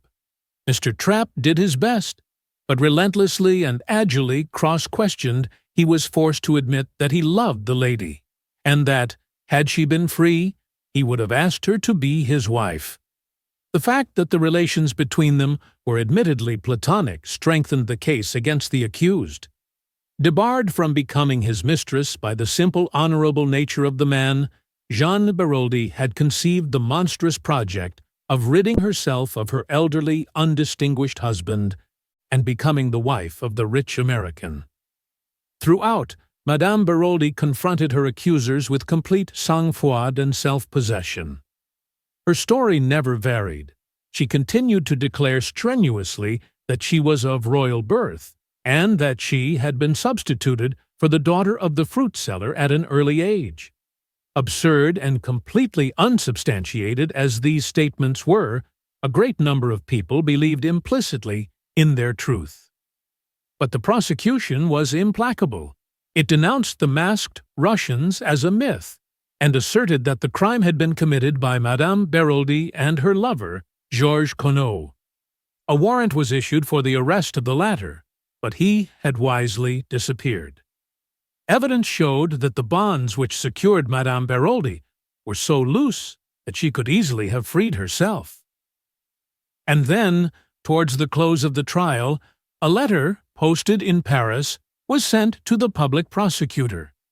It was from Georges Conneau, and, without revealing his whereabouts, it contained a full confession of the crime.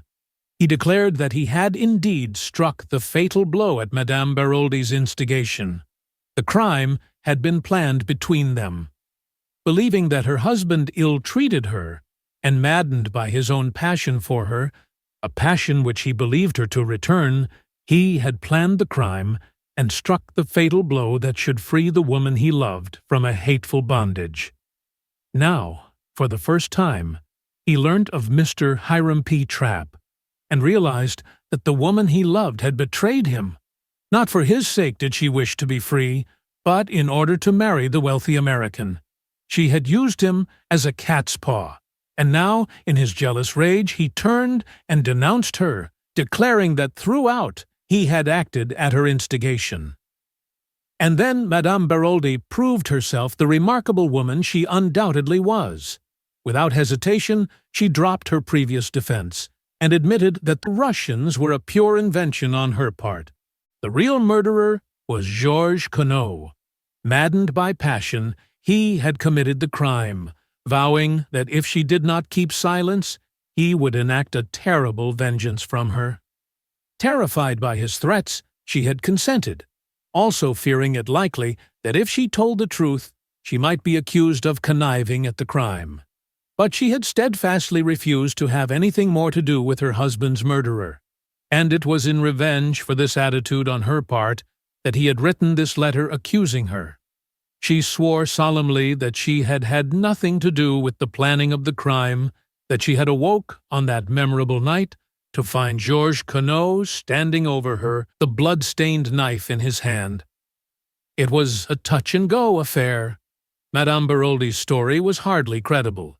But this woman, whose fairy tales of royal intrigues had been so easily accepted, had the supreme art of making herself believed. Her address to the jury was a masterpiece. The tears streaming down her face, she spoke of her child, of her woman's honor, of her desire to keep her reputation untarnished for the child's sake. She admitted that, Georges Queneau having been her lover, she might perhaps be held morally responsible for the crime, but before God, nothing more. She knew that she had committed a grave fault in not denouncing Queneau to the law, but she declared in a broken voice that that was a thing no woman could have done. She had loved him. Could she let her hand be the one to send him to the guillotine?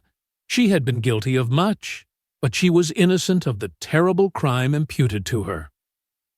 However that may have been, her eloquence and personality won the day.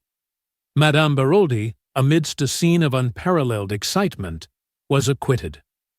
Despite the utmost endeavors of the police, Georges Queneau was never traced. As for Madame Baroldi, nothing more was heard of her. Taking the child with her, she left Paris to begin a new life. 17. We make further investigations. I have set down the Baroldi case in full. Of course, all the details did not present themselves to my memory as I have recounted them here. Nevertheless, I recalled the case fairly accurately. It had attracted a great deal of interest at the time, and had been fully reported by the English papers, so that it did not need much effort of memory on my part to recollect the salient details.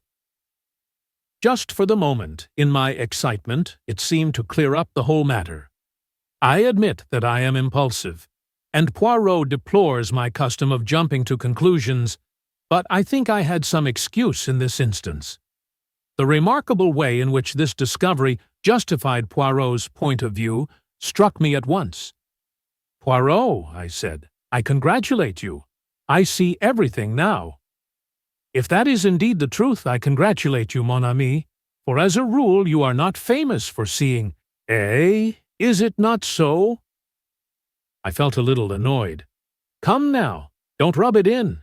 You've been so confoundedly mysterious all along with your hints and your insignificant details that anyone might fail to see what you were driving at." Poirot lit one of his little cigarettes with his usual precision. Then he looked up. "And since you see everything now, mon ami, what exactly is it that you see?" "Why, that it was Madame d'Aubervilliers, Baroldi, who murdered Mr. Reynolds. The similarity of the two cases proves that beyond a doubt." "Then you consider that Madame Baroldi was wrongly acquitted? That in actual fact she was guilty of connivance in her husband's murder?" I opened my eyes wide. "But of course, don't you?" Poirot walked to the end of the room, absent-mindedly straightened a chair, and then said thoughtfully, "Yes, that is my opinion, but there is no 'of course' about it, my friend. Technically speaking, Madame Beroldi is innocent. Of that crime, perhaps, but not of this." Poirot sat down again, and regarded me, his thoughtful air more marked than ever. "So it is definitely your opinion, Hastings, that Madame d'Aubruy murdered Monsieur Renaud?" "Yes. Why?" He shot the question at me with such suddenness that I was taken aback. "Why?" I stammered. "Why?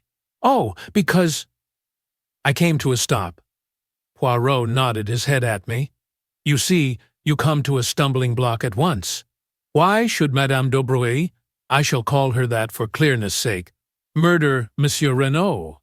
We can find no shadow of a motive. She does not benefit by his death. Considered as either mistress or blackmailer, she stands to lose. You cannot have a murder without a motive. The first crime was different. There we had a rich lover waiting to step into her husband's shoes." "Money is not the only motive for murder," I objected. "True," agreed Poirot placidly. "There are two others. The crime passionnel is one. And there is the third rare motive, murder for an idea which implies some form of mental derangement on the part of the murderer. Homicidal mania and religious fanaticism belong to that class. We can rule it out here." "But what about the crime passionnel? Can you rule that out? If Madame d'Aubruy was Renaud's mistress, if she found that his affection was cooling, or if her jealousy was aroused in any way, might she not have struck him down in a moment of anger?" Poirot shook his head. "If, I say if, you note, Madame d'Aubruy was Renaud's mistress, he had not had time to tire of her. And in any case, you mistake her character. She is a woman who can simulate great emotional stress. She is a magnificent actress. But, looked at dispassionately, her life disproves her appearance. Throughout, if we examine it, she had been cold-blooded and calculating in her motives and actions.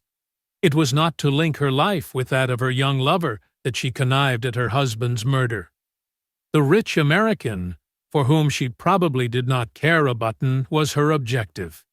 If she committed a crime, she would always do so for gain. Here, there was no gain. Besides, how do you account for the digging of the grave? That was a man's work." "She might have had an accomplice," I suggested, unwilling to relinquish my belief. I passed to another objection. "You have spoken of the similarity between the two crimes. Wherein does that lie, my friend?" I stared at him in astonishment. "Why, Poirot, it was you who remarked on that. The story of the masked men, the secret, the papers." Poirot smiled a little. "Do not be so indignant, I beg of you. I repudiate nothing. The similarity of the two stories links the two cases together inevitably. But reflect now on something very curious. It is not Madame d'Aubruy who tells us this tale. If it were all would indeed be plain sailing. It is Madame Renaud. Is she then in league with the other?"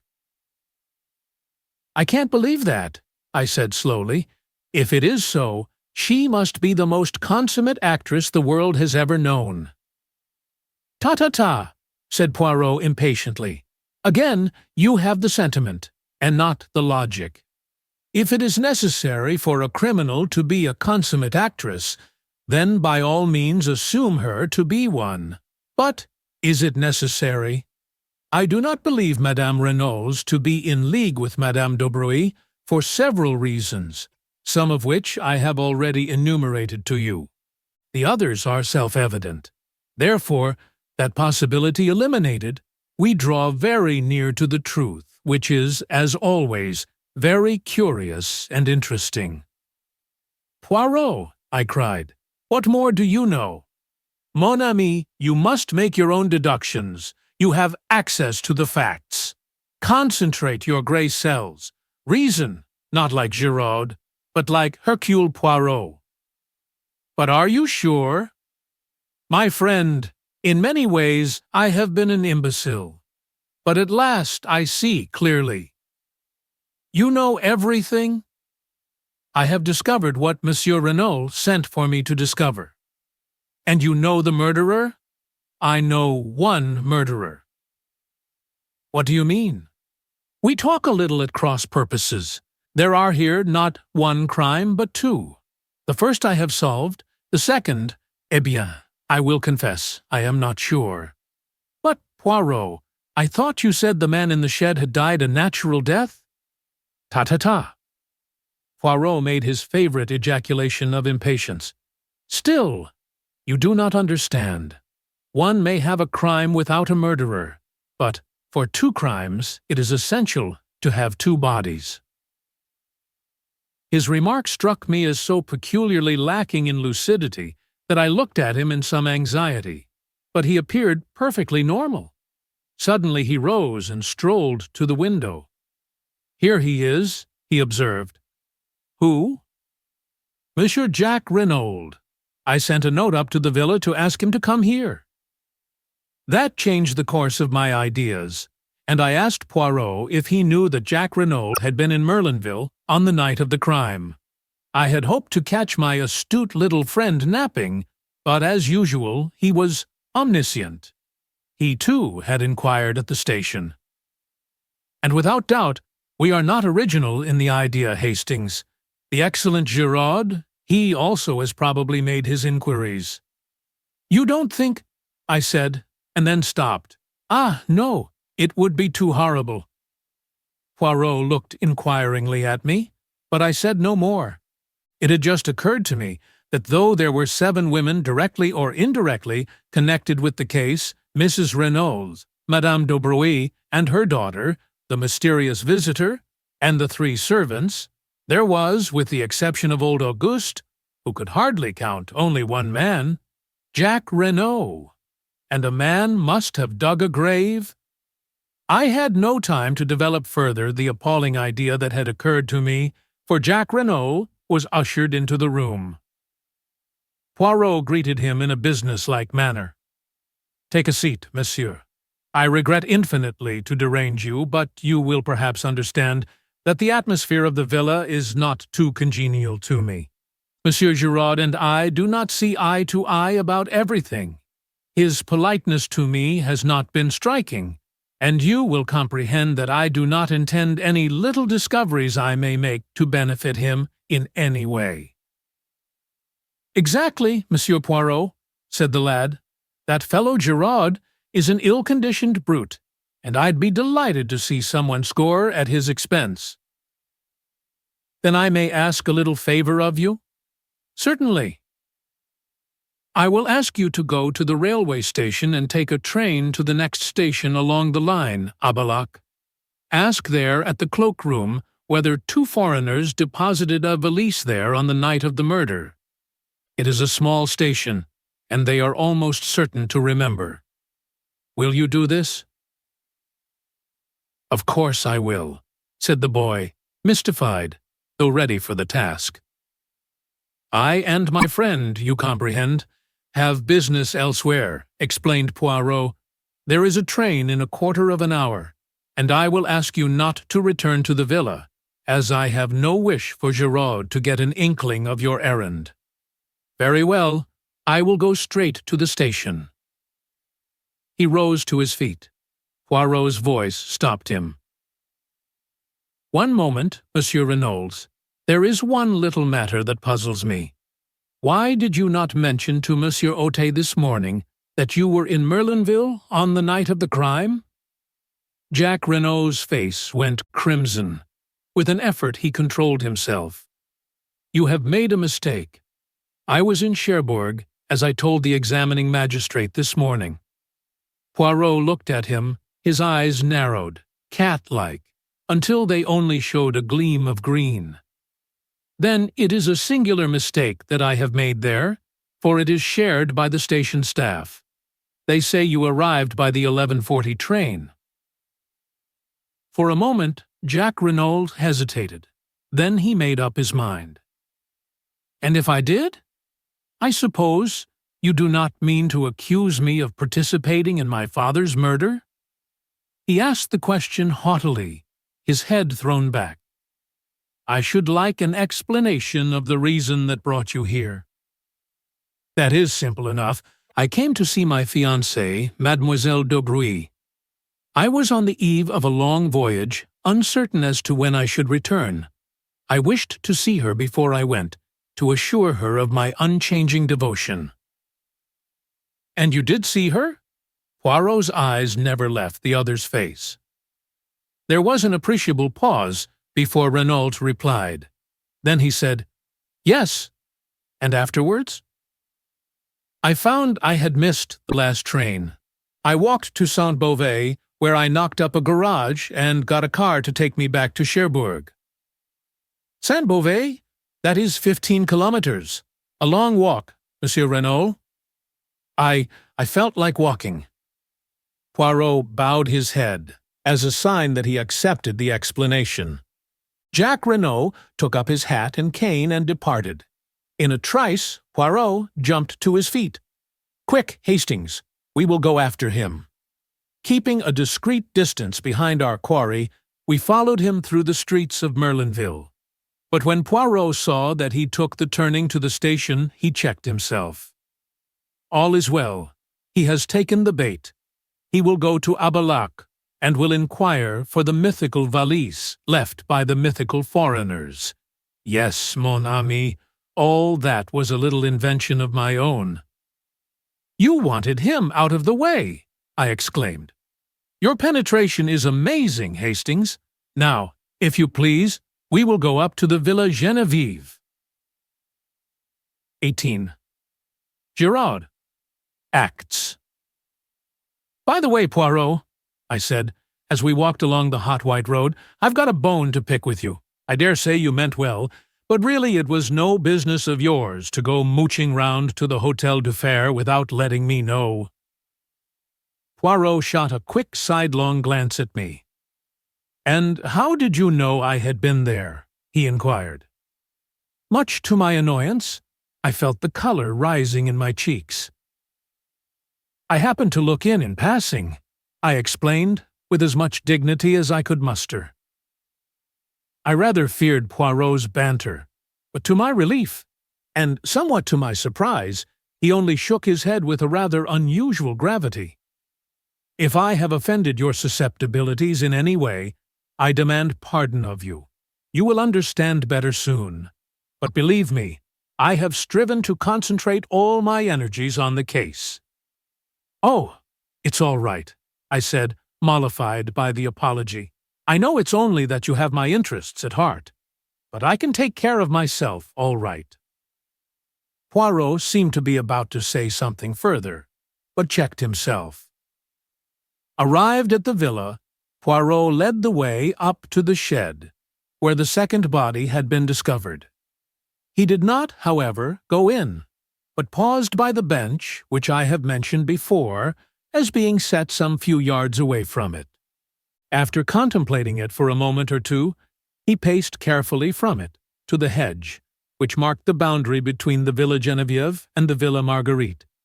Then he paced back again, nodding his head as he did so. Returning again to the hedge, he parted the bushes with his hands. "With good fortune," he remarked to me over his shoulder, "Mademoiselle Marthe may find herself in the garden. I desire to speak to her and would prefer not to call formally at the Villa Marguerite. Ah, all is well. There she is. Psst, mademoiselle. Psst. Un moment, s'il vous plaît."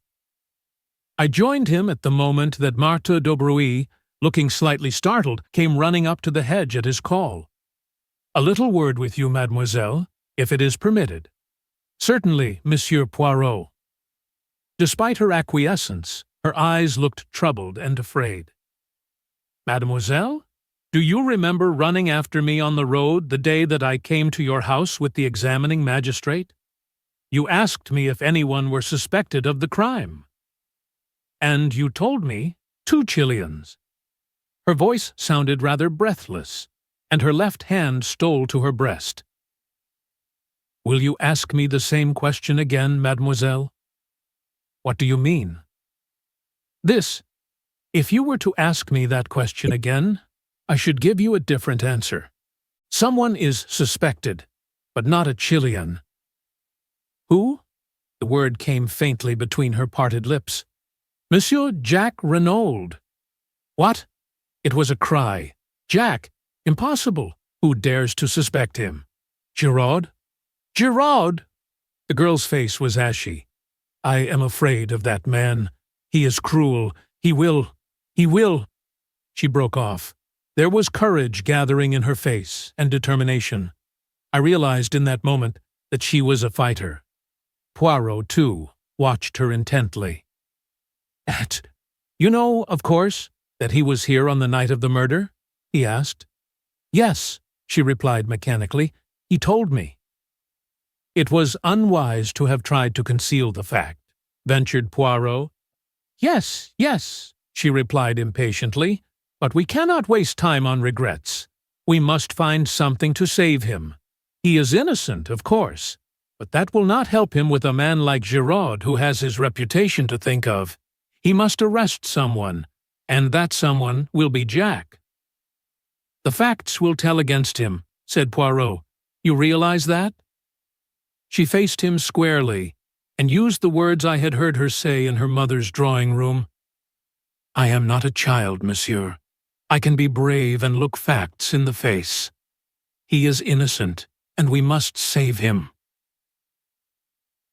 She spoke with a kind of desperate energy, then was silent, frowning as she thought.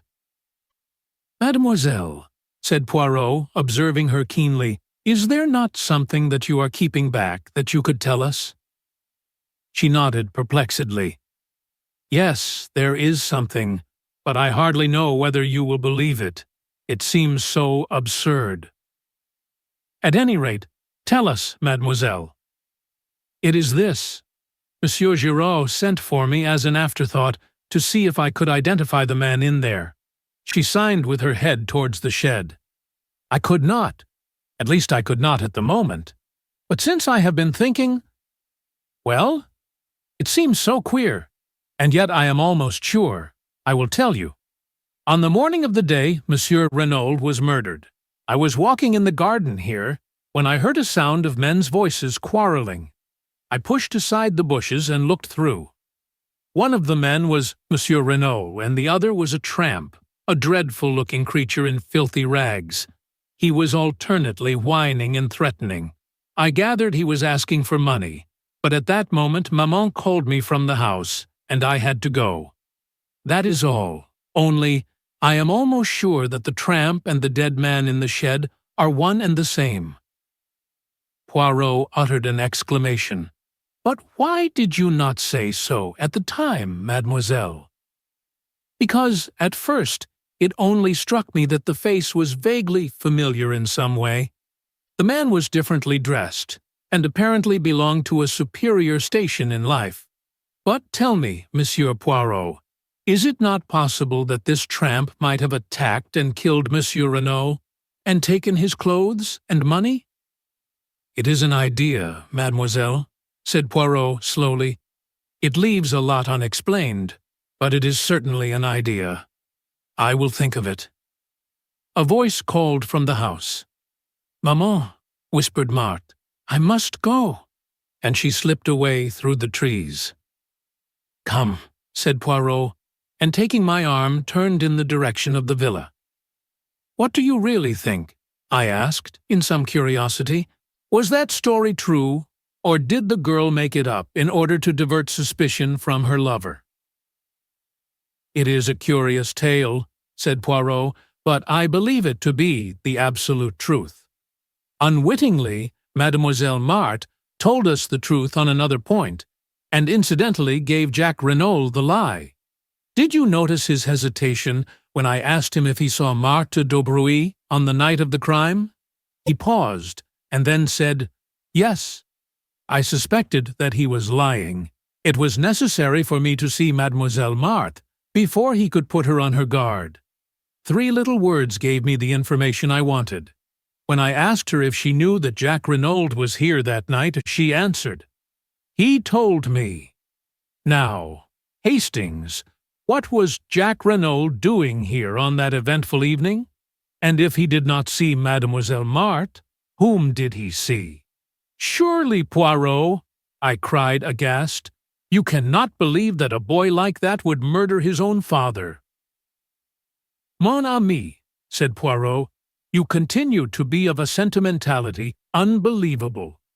I have seen mothers who murdered their little children for the sake of the insurance money. After that, one can believe anything." "And the motive?" "Money, of course. Remember that Jack Renaud thought that he would come in to half his father's fortune at the latter's death." "But the tramp? Where does he come in?" Poirot shrugged his shoulders. "Giraud would say that he was an accomplice, an Apache who helped young Renaud to commit the crime, and who was conveniently put out of the way afterwards." "But the hair round the dagger? The woman's hair?" "Ah," said Poirot, smiling broadly, "that is the cream of Giraud's little jest. According to him, it is not a woman's hair at all. Remember that the youths of today wear their hair brushed straight back from the forehead with pomade or hair wash to make it lie flat. Consequently, some of the hairs are of considerable length." "And you believe that too?" "No," said Poirot, with a curious smile, "for I know it to be the hair of a woman, and more, which woman?" "Madame d'Aubruy," I announced positively. "Perhaps," said Poirot, regarding me quizzically.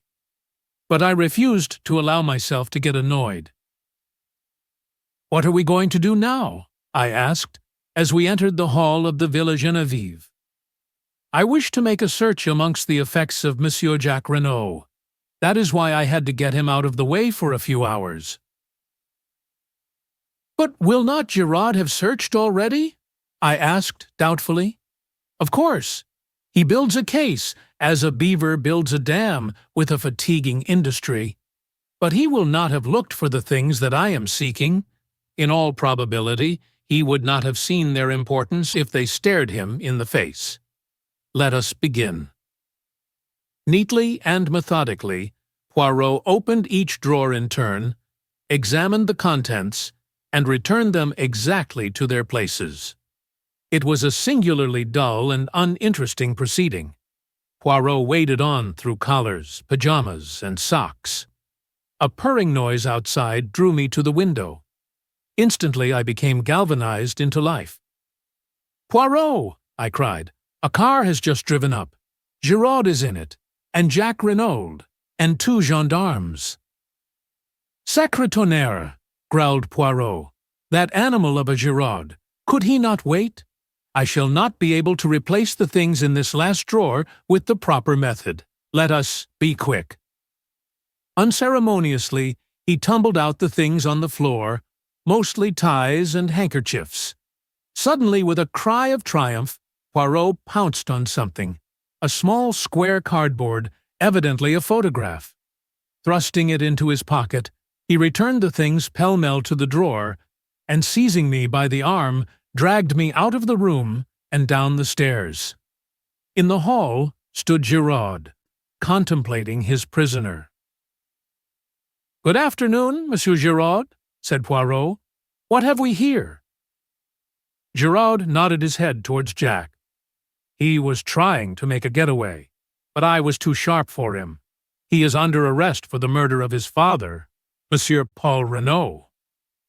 Poirot wheeled to confront the boy who leaned limply against the door, his face ashy pale. "What do you say to that, jeune homme?" Jack Renaud stared at him stonily. "Nothing," he said. 19. I use my grey cells. I was dumbfounded. Up to the last, I had not been able to bring myself to believe Jack Renaud guilty. I had expected a ringing proclamation of his innocence when Poirot challenged him, but now, watching him as he stood, white and limp against the wall, and hearing the damning admission fall from his lips, I doubted no longer. But Poirot had turned to Giraud. "What are your grounds for arresting him?"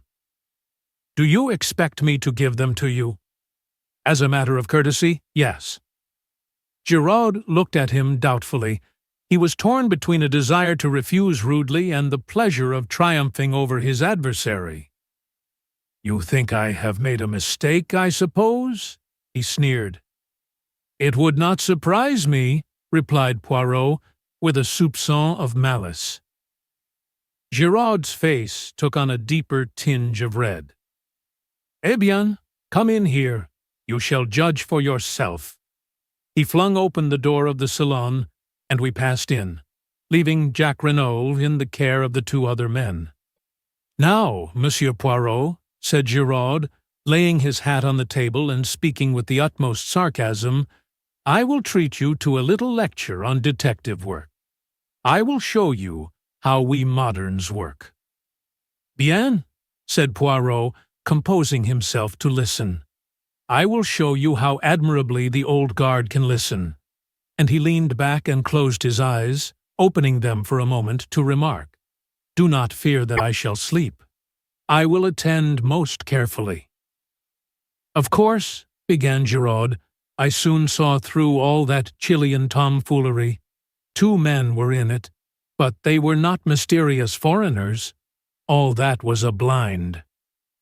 "Very creditable so far, my dear Giraud," murmured Poirot, "especially after that clever trick of theirs with the match and cigarette end."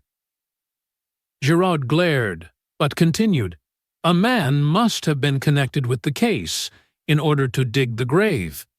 There is no man who actually benefits by the crime, but there was a man who thought he would benefit.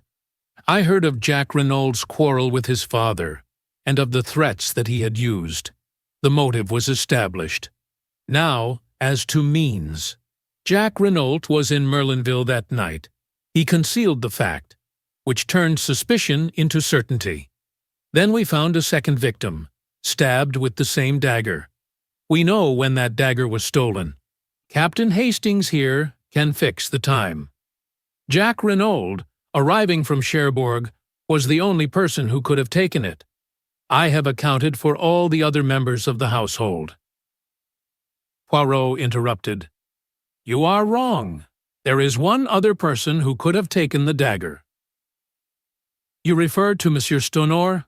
He arrived at the front door in an automobile which had brought him straight from Calais."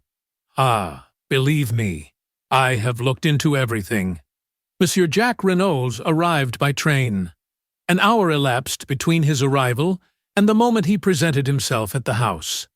Without doubt, he saw Captain Hastings and his companion leave the shed, slipped in himself, and took the dagger, stabbed his accomplice in the shed, who was already dead." Giraud shrugged his shoulders. "Possibly he did not observe that. He may have judged him to be sleeping. Without doubt, they had a rendezvous. In any case, he knew this apparent second murder would greatly complicate the case. It did." "But it could not deceive Monsieur Giraud," murmured Poirot. "You mock yourself at me, but I will give you one last irrefutable proof. Madame Renaud's story was false, a fabrication from beginning to end. We believe Madame Renaud to have loved her husband, yet she lied to shield his murderer. For whom will a woman lie? Sometimes for herself, usually for the man she loves, always for her children. That is the last, the irrefutable proof. You cannot get round it." Giraud paused, flushed, and triumphant. Poirot regarded him steadily. "That is my case," said Giraud. "What have you to say to it?" "Only that there is one thing you have failed to take into account." "What is that?" Jack Renaud was presumably acquainted with the planning out of the golf course. He knew that the body would be discovered almost at once when they started to dig the bunker.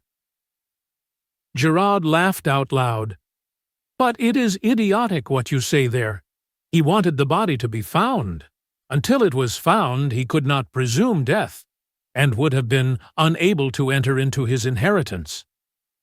I saw a quick flash of green in Poirot's eyes as he rose to his feet. "Then why bury it?" he asked softly. "Reflect, Giraud. Since it was to Jack Renault's advantage that the body should be found without delay, why dig a grave at all?" Giraud did not reply. The question found him unprepared. He shrugged his shoulders as though to intimate that it was of no importance. Poirot moved towards the door. I followed him. "There is one more thing that you have failed to take into account," he said over his shoulder. "What is that?" "The piece of lead piping," said Poirot, and left the room.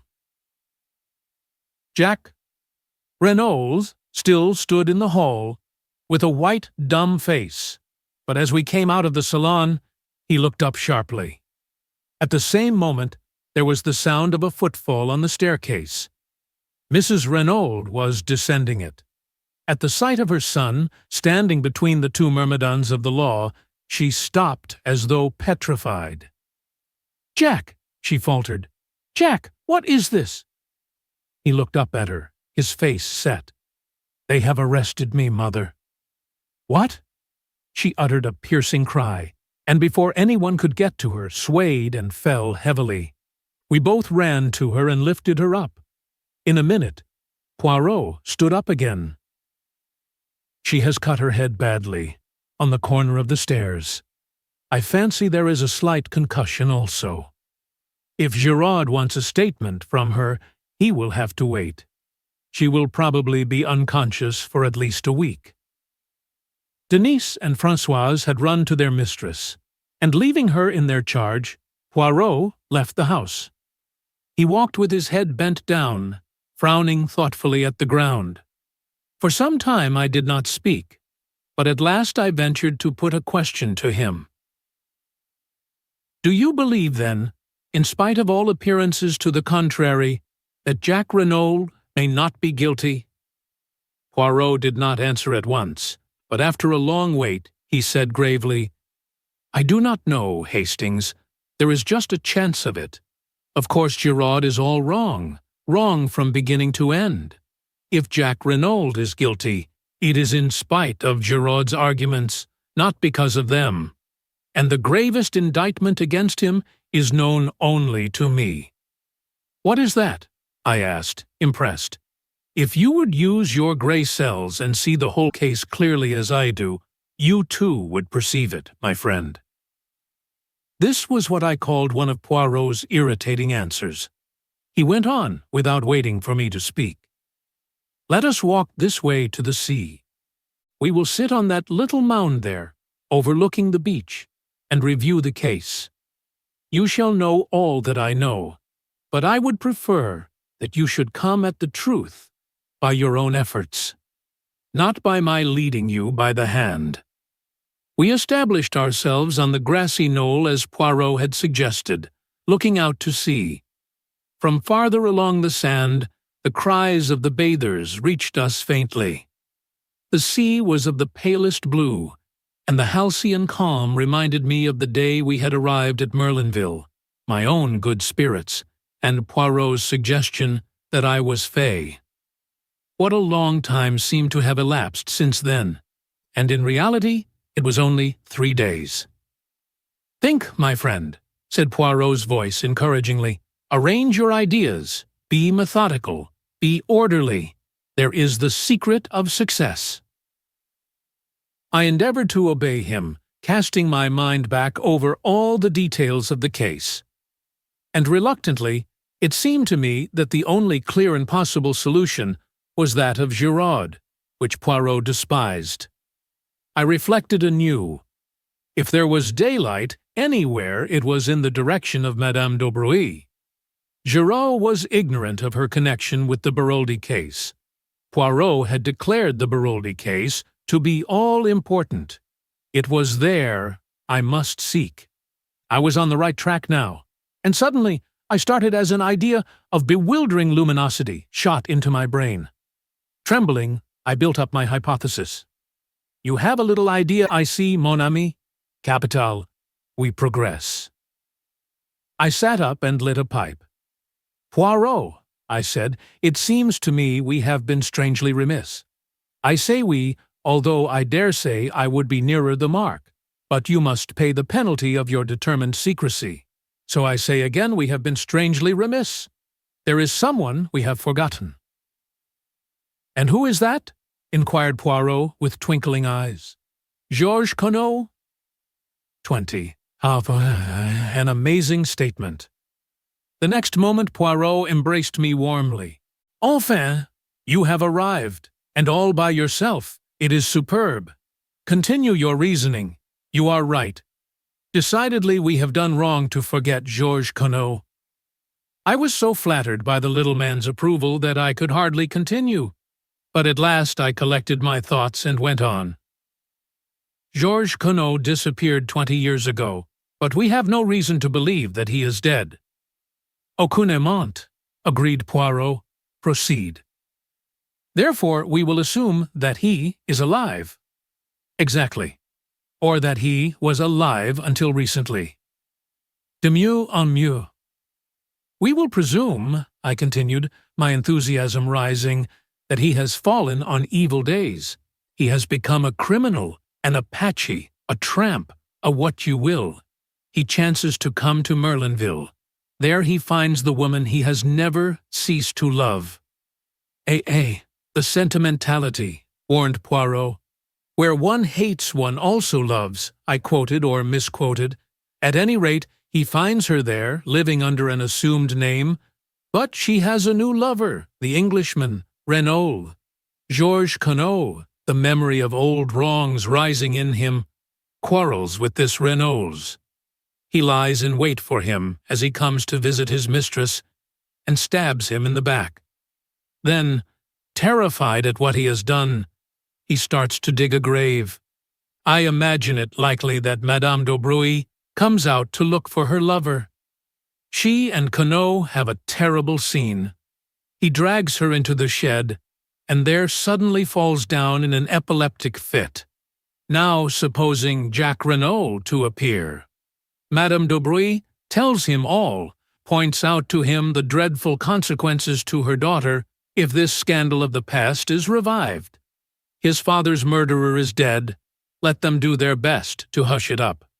Jacques Renaud consents, goes to the house and has an interview with his mother, winning her over to his point of view. Primed with the story that Madame d'Aubruy has suggested to him, she permits herself to be gagged and bound. There, Poirot, what do you think of that? I leaned back, flushed with the pride of successful reconstruction.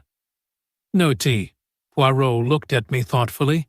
I think that you should write for the cinéma, mon ami, he remarked at last. You mean? It would make a good film, the story that you have recounted to me there, but it bears no sort of resemblance to everyday life. I admit that I haven't gone into all the details, but you have gone further. You have ignored them magnificently. What about the way the two men were dressed? Do you suggest that after stabbing his victim, Conneau removed his suit of clothes, donned it himself, and replaced the dagger? I don't see that matters, I objected rather huffily. He may have obtained clothes and money from Madame d'Aubruy by threats earlier in the day. By threats, eh? You seriously advance that supposition? Certainly. He could have threatened to reveal her identity to the Renauds, which would probably have put an end to all hopes of her daughter's marriage. You are wrong, Hastings. He could not blackmail her, for she had the whip hand.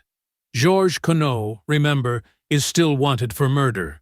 A word from her, and he is in danger of the guillotine. I was forced, rather reluctantly, to admit the truth of this. Your theory, I remarked acidly, is doubtless correct as to all the details. My theory is the truth, said Poirot quietly, and the truth is necessarily correct. In your theory you made a fundamental error. You permitted your imagination to lead you astray with midnight assignations and passionate love scenes. But in investigating crime, we must take our stand upon the commonplace. Shall I demonstrate my methods to you? Oh, by all means, let us have a demonstration. Poirot sat very upright and began, wagging his forefinger emphatically to emphasize his points. I will start as you started, from the basic fact of Georges Queneau. Now, the story told by Madame Beroldy in court, as to the Russians, was admittedly a fabrication. If she was innocent of connivance in the crime, it was concocted by her, and by her only as she stated. If, on the other hand, she was not innocent, it might have been invented by either her or Georges Queneau. Now, in this case we are investigating, we meet the same tale. As I pointed out to you, the facts render it very unlikely that Madame d'Aubray inspired it, so we turn to the hypothesis that the story had its origin in the brain of Georges Queneau. Very good. Georges Queneau, therefore, planned the crime with Madame Renaud as his accomplice. She is in the limelight, and behind her is a shadowy figure whose alias is unknown to us. Now, let us go carefully over the Renaud case from the beginning, setting down each significant point in its chronological order. You have a notebook and pencil? Good. Now, what is the earliest point to note down? The letter to you? That was the first we knew of it, but it is not the proper beginning of the case. The first point of any significance, I should say, is the change that came over Monsieur Renaud shortly after arriving in Merlinville, and which is attested to by several witnesses. We have also to consider his friendship with Madame d'Aubray and the large sums of money paid over to her. From thence, we can come directly to the 23rd of May. Poirot paused, cleared his throat, and signed to me to write. The 23rd of May. Monsieur Renaud quarrels with his son over latter's wish to marry Marthe d'Aubray. Son leaves for Paris. The 24th of May. Monsieur Renaud alters his will, leaving entire control of his fortune in his wife's hands. The 7th of June. Quarrel with tramp in garden, witnessed by Marthe d'Aubray. Letter written to Monsieur Hercule Poirot, imploring assistance. Telegram sent to Jacques Renaud's, bidding him proceed by the Anzora to Buenos Aires. Chauffeur Masters sent off on a holiday. Visit of a lady that evening. As he is seeing her out, his words are, "Yes, yes, but for God's sake, go now." Poirot paused. There, Hastings, take each of those facts, one by one, consider them carefully by themselves, and in relation to the whole, and see if you do not get new light on the matter. I endeavored conscientiously to do as he had said. After a moment or two, I said rather doubtfully, "As to the first points, the question seems to be whether we adopt the theory of blackmail or of an infatuation for this woman." "Blackmail, decidedly. You heard what Stoner said as to his character and habits." "Mrs. Renaud did not confirm his view," I argued. "We have already seen that Madame Renaud's testimony cannot be relied upon in any way. We must trust to Stoner on that point." "Still, if Renaud had an affair with a woman called Bella, there seems no inherent improbability in his having another with Madame d'Aubray." "None whatever, I grant you, Hastings. But did he? The letter, Poirot. You forget the letter." "No, I do not forget. But what makes you think that letter was written to Monsieur Renaud?" "Why, it was found in his pocket. And that is all," cut in Poirot. "There was no mention of any name to show to whom the letter was addressed. We assumed it was to the dead man because it was in the pocket of his overcoat. Now, mon ami, something about that overcoat struck me as unusual. I measured it, and made the remark that he wore his overcoat very long. That remark should have given you to think." I thought you were just saying it for the sake of saying something, I confessed. Ah, quelle idée! Later you observed me measuring the overcoat of Monsieur Jacques Renaud. Eh bien, monsieur, Jacques Renaud wears his overcoat very short.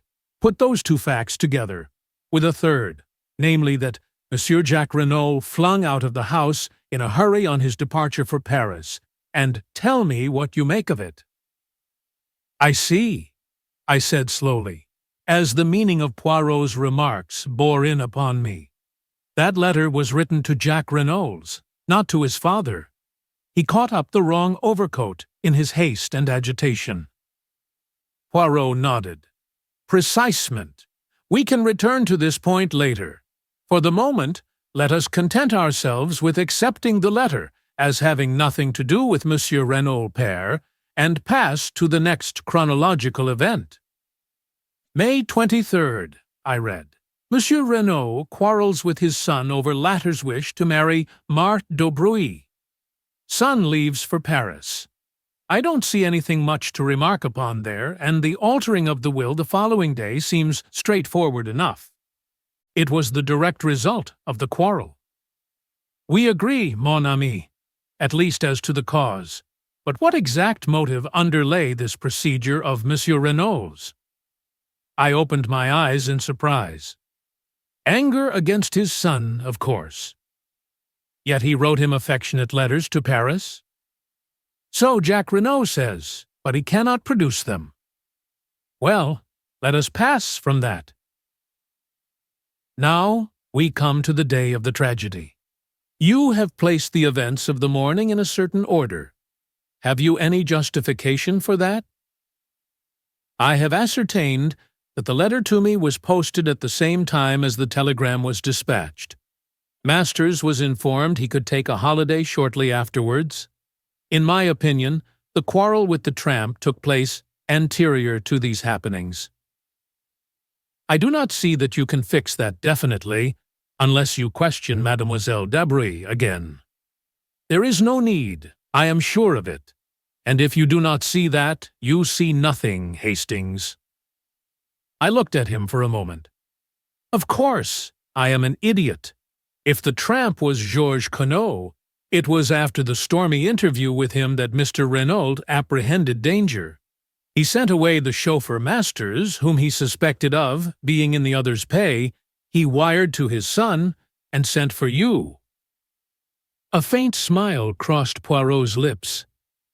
You do not think it strange that he should use exactly the same expressions in his letter as Madame Renaud used later in her story? If the mention of Santiago was blind, why should Renaud speak of it, and, what is more, send his son there? It is puzzling, I admit, but perhaps we shall find some explanation later. We come now to the evening and the visit of the mysterious lady. I confess that fairly baffles me, unless it was Madame d'Aubruy, as Françoise all along maintained. Poirot shook his head. My friend, where are your wits wandering? Remember the fragment of check, and the fact that the name Bella Duvin was faintly familiar to Stoner, and I think we may take it for granted that Bella Duvin is the full name of Jack's unknown correspondent, and that it was she who came to the Villa Genevieve that night. Whether she intended to see Jack, or whether she meant all along to appeal to his father, we cannot be certain, but I think we may assume that this is what occurred. She produced her claim upon Jack, probably showed letters that he had written her, and the older man tried to buy her off by writing a check. This she indignantly tore up. The terms of her letter are those of a woman genuinely in love, and she would probably deeply resent being offered money. In the end, he got rid of her, and here the words that he used are significant. Yes, but for God's sake, go now, I repeated. They seem to me a little vehement, perhaps, that is all. That is enough. He was desperately anxious for the girl to go. Why? Not only because the interview was unpleasant. No, it was the time that was slipping by, and for some reason, time was precious. Why should it be? I asked, bewildered. That is what we ask ourselves. Why should it be? But later we have the incident of the wristwatch, which again shows us that time plays a very important part in the crime. We are now fast approaching the actual drama. It is 10:30 when Bella Devine leaves, and by the evidence of the wristwatch we know that the crime was committed, or at any rate that it was staged, before 12 o'clock. We have reviewed all the events anterior to the murder. There remains only one unplaced. By the doctor's evidence, the tramp, when found, had been dead at least 48 hours, with a possible margin of 24 hours more. Now, with no other facts to help me than those we have discussed, I place the death as having occurred on the morning of June 7th. I stared at him, stupefied. But how? Why? How can you possibly know? Because only in that way can the sequence of events be logically explained. Mon ami, I have taken you step by step along the way. Do you not now see what is so glaringly plain? My dear Poirot, I can't see anything glaring about it. I did think I was beginning to see my way before, but I'm now hopelessly fogged. Poirot looked at me sadly and shook his head. Mon Dieu, but it is triste. A good intelligence, and so deplorably lacking in method.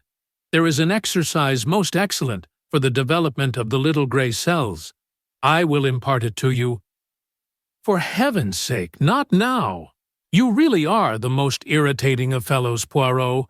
For goodness' sake, get on and tell me who killed Monsieur Renaud. That is just what I am not sure of as yet. But you said it was glaringly clear? We talk at cross purposes, my friend. Remember, it is 2 crimes we are investigating, for which, as I pointed out to you, we have the necessary 2 bodies. There, ne vous impatientez pas. I explain all. To begin with, we apply our psychology. We find 3 points at which Monsieur Renaud displays a distinct change of view and action. 3 psychological points, therefore.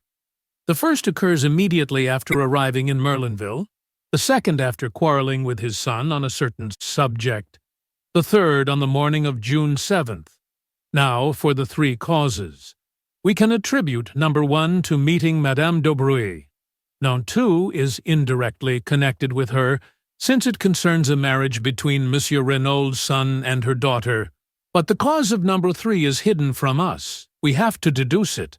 Now, mon ami, let me ask you a question. Who do we believe to have planned this crime? Georges Queneau, I said doubtfully, eyeing Poirot warily. Exactly. Now Giraud laid it down as an axiom that a woman lies to save herself, the man she loves, and her child. Since we are satisfied that was Georges Queneau who dictated the lie to her, and as Georges Queneau is not Jack Renaud's, follows that the third case is put out of court. And, still attributing the crime to Georges Queneau, the first is equally so. So we are forced to the second, that Madame Renaud lied for the sake of the man she loved, or in other words, for the sake of Georges Queneau. You agree to that? Yes, I admitted. It seems logical enough. Bien, Madame Renaud loves Georges Queneau. Who then is Georges Queneau? The tramp. Have we any evidence to show that Madame Renaud loved the tramp? No, but… Very well then. Do not cling to theories where facts no longer support them. Ask yourself instead who Madame Renaud did love. I shook my head, perplexed. Mais oui, you know perfectly. Who did Madame Renaud love so dearly that when she saw his dead body, she fell down in a swoon? I stared dumbfounded. Her husband? I gasped. Poirot nodded. Her husband, or Georges Queneau, whichever you like to call him. I rallied myself. But it's impossible. How impossible? Did we not agree just now that Madame d'Aubray was in a position to blackmail Georges Queneau? Yes, but… And did she not very effectively blackmail Monsieur Renault? That may be true enough, but— and is it not a fact that we know nothing of Monsieur Renault's youth and upbringing, that he springs suddenly into existence as a French-Canadian exactly 22 years ago? All that is so, I said more firmly, but you seem to me to be overlooking one salient point. What is it, my friend? Why, we have admitted Georges Conneau planned the crime. That brings us to the ridiculous statement that he planned his own murder. Eh bien, mon ami, said Poirot placidly, that is just what he did do. 21. Hercule Poirot on the case. In a measured voice, Poirot began his exposition. "Sant, it seems strange to you, mon ami, that a man should plan his own death? So strange that you prefer to reject the truth as fantastic and to revert to a story that is in reality 10 times more impossible. Yes, Monsieur Renault planned his own death, but there is one detail that perhaps escapes you. He did not intend to die." I shook my head, bewildered. "But no, it is all most simple, really," said Poirot kindly. "For the crime that Monsieur Renault proposed a murderer was not necessary, as I told you, but a body was. Let us reconstruct, seeing events this time from a different angle. Georges Conneau flies from justice to Canada. There, under an assumed name, he marries, and finally acquires a vast fortune in South America. But there is a nostalgia upon him for his own country. 20 years have elapsed. He is considerably changed in appearance, besides being a man of such eminence that no one is likely to connect him with a fugitive from justice many years ago. He deems it quite safe to return. He takes up his headquarters in England, but intends to spend the summers in France. And ill fortune, that obscure justice which shapes men's ends and will not allow them to evade the consequences of their acts, takes him to Merlinville. There, in the whole of France, is the one person who is capable of recognizing him. It is, of course, a gold mine to Madame d'Aubroy, and a gold mine of which she is not slow to take advantage. He is helpless, absolutely in her power, and she bleeds him heavily. And then the inevitable happens. Jack Renault falls in love with the beautiful girl he sees almost daily and wishes to marry her. That rouses his father. At all costs, he will prevent his son marrying the daughter of this evil woman. Jack Renault knows nothing of his father's past, but Madame Renault knows everything. She is a woman of great force of character and passionately devoted to her husband. They take counsel together. Renault sees only one way of escape: death. He must appear to die, in reality escaping to another country where he will start again under an assumed name, and where Madame Renault, having played the widow's part for a while, can join him. It is essential that she should have control of the money, so he alters his will. How they meant to manage the body business originally, I do not know, possibly an art student's skeleton, and a fire or something of the kind. But long before their plans have matured, an event occurs which plays into their hands. A rough tramp, violent and abusive, finds his way into the garden. There is a struggle. Monsieur Renault seeks to eject him, and suddenly the tramp, an epileptic, falls down in a fit. He is dead. Monsieur Renault calls his wife. Together they drag him into the shed. As we know, the event had occurred just outside, and they realize the marvelous opportunity that has been vouchsafed them. The man bears no resemblance to Monsieur Renault, but he is middle-aged, of a usual French type. That is sufficient. I rather fancy that they sat on the bench up there, out of earshot from the house, discussing matters. Their plan was quickly made. The identification must rest solely on Madame Renault's evidence. Jack Renault and the chauffeur, who had been with his master 2 years, must be got out of the way. It was unlikely that the French women servants would go near the body, and in any case Renault's intended to take measures to deceive anyone not likely to appreciate details. Masters was sent off, a telegram dispatched to Jack, Buenos Aires being selected to give credence to the story that Renault had decided upon. Having heard of me as a rather obscure elderly detective, he wrote his appeal for help, knowing that, when I arrived, the production of the letter would have a profound effect upon the examining magistrate, which, of course, it did. They dressed the body of the tramp in a suit of Monsieur Renault's, and left his ragged coat and trousers by the door of the shed, not daring to take them into the house. And then, to give credence to the tale Madame Renault was to tell, they drove the aeroplane dagger through his heart. That night, Monsieur Renault will first bind and gag his wife, and then, taking a spade, will dig a grave in that particular spot of ground where he knows a, how do you call it, bunker, is to be made. It is essential that the body should be found. Madame d'Aubruy must have no suspicions. On the other hand, if a little time elapses, any dangers as to identity will be greatly lessened. Then, Monsieur Renault will don the tramp's rags and shuffle off to the station, where he will leave, unnoticed, by the 12:10 train. Since the crime will be supposed to have taken place 2 hours later, no suspicion can possibly attach to him. You see now his annoyance at the inopportune visit of the girl Bella. Every moment of delay is fatal to his plans. He gets rid of her as soon as he can, however. Then, to work.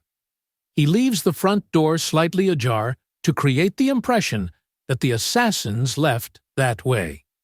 He binds and gags Madame Renault, correcting his mistake of 22 years ago, when the looseness of the bonds caused suspicion to fall upon his accomplice, but leaving her primed with essentially the same story as he had invented before, proving the unconscious recoil of the mind against originality. The night is chilly, and he slips on an overcoat over his underclothing, intending to cast it into the grave with the dead man. He goes out by the window, smoothing over the flower bed carefully, and thereby furnishing the most positive evidence against himself. He goes out onto the lonely golf links, and he digs, and then— Yes? And then, said Poirot gravely, the justice that he has so long eluded overtakes him. An unknown hand stabs him in the back. Now, Hastings, you understand what I mean when I talk of two crimes? The first crime, the crime that Monsieur Renault, in his arrogance, asked us to investigate. Ah, but he made a famous mistake there. He misjudged Hercule Poirot. Is solved, but behind it lies a deeper riddle. And to solve that will be difficult, since the criminal in his wisdom has been content to avail himself of the devices prepared by Monsieur Renault. It has been a particularly perplexing and baffling mystery to solve. A young hand like Giraud, who does not place any reliance on the psychology, is almost certain to fail. "You're marvelous, Poirot," I said with admiration. "Absolutely marvelous. No one on earth but you could have done it." I think my praise pleased him. For once in his life he looked almost embarrassed. "Ah, then you no longer despise poor old Papa Poirot? You shift your allegiance back from the human foxhound?" His term for Giraud never failed to make me smile. "Rather, you've scored over him handsomely." "That poor Giraud," said Poirot, trying unsuccessfully to look modest. "Without doubt, it is not all stupidity. He has had la mauvaise chance once or twice. That dark hair coiled round the dagger, for instance. To say the least, it was misleading." "To tell you the truth, Poirot," I said slowly, "even now I don't quite see. Whose hair was it?" "Madame Renault's, of course. That is where la mauvaise chance came in. Her hair, dark originally, is almost completely silvered. It might just as easily have been a gray hair. And then, by no conceivable effort, could Giraud have persuaded himself it came from the head of Jack Renaud. But it is all of a piece. Always the facts must be twisted to fit the theory. Did not Giraud find the traces of two persons, a man and a woman, in the shed? And how does that fit in with his reconstruction of the case? I will tell you, it does not fit in, and so we shall hear no more of them. I ask you, is that a methodical way of working? The great Giraud is nothing but a toy balloon, swollen with its own importance. But I, Hercule Poirot, whom he despises, will be the little pin that pricks the big balloon, comica. And he made an expressive gesture. Then, calming down, he resumed. Without doubt, when Madame Renaud Fenidor recovers, she will speak. The possibility of her son being accused of the murder never occurred to her. How should it, when she believed him safely at sea on board the Anzora? Ah, voilà une femme, Hastings. What force, what self-command. She only made one slip. On his unexpected return, it does not matter, now. And no one noticed. No one realized the significance of those words. What a terrible part she has had to play, poor woman. Imagine the shock when she goes to identify the body and, instead of what she expects, sees the actual lifeless form of the husband she has believed miles away by now. No wonder she fainted. But since then, despite her grief and her despair, how resolutely she has played her part, and how the anguish of it must wring her. She cannot say a word to set us on the track of the real murderers. For her son's sake, no one must know that Paul Renaud's was Georges Conneau, the criminal. Final and most bitter blow, she has admitted publicly that Madame d'Aubroy was her husband's mistress, for a hint of blackmail might be fatal to her secret. How cleverly she dealt with the examining magistrate when he asked her if there was any mystery in her husband's past life. Nothing so romantic, I am sure, Monsieur le Juge. It was perfect, the indulgent tone, the soupçon of sad mockery. At once, Monsieur Autet felt himself foolish and melodramatic. Yes, she is a great woman. If she loved a criminal, she loved him royally. Poirot lost himself in contemplation. One thing more, Poirot. What about the piece of lead piping? You do not see? To disfigure the victim's face so that it would be unrecognizable. It was that which first set me on the right track, and that imbecile of a Giraud swarming all over it to look for match ends. Did I not tell you that a clue of 2 feet long was quite as good as a clue of 2 inches?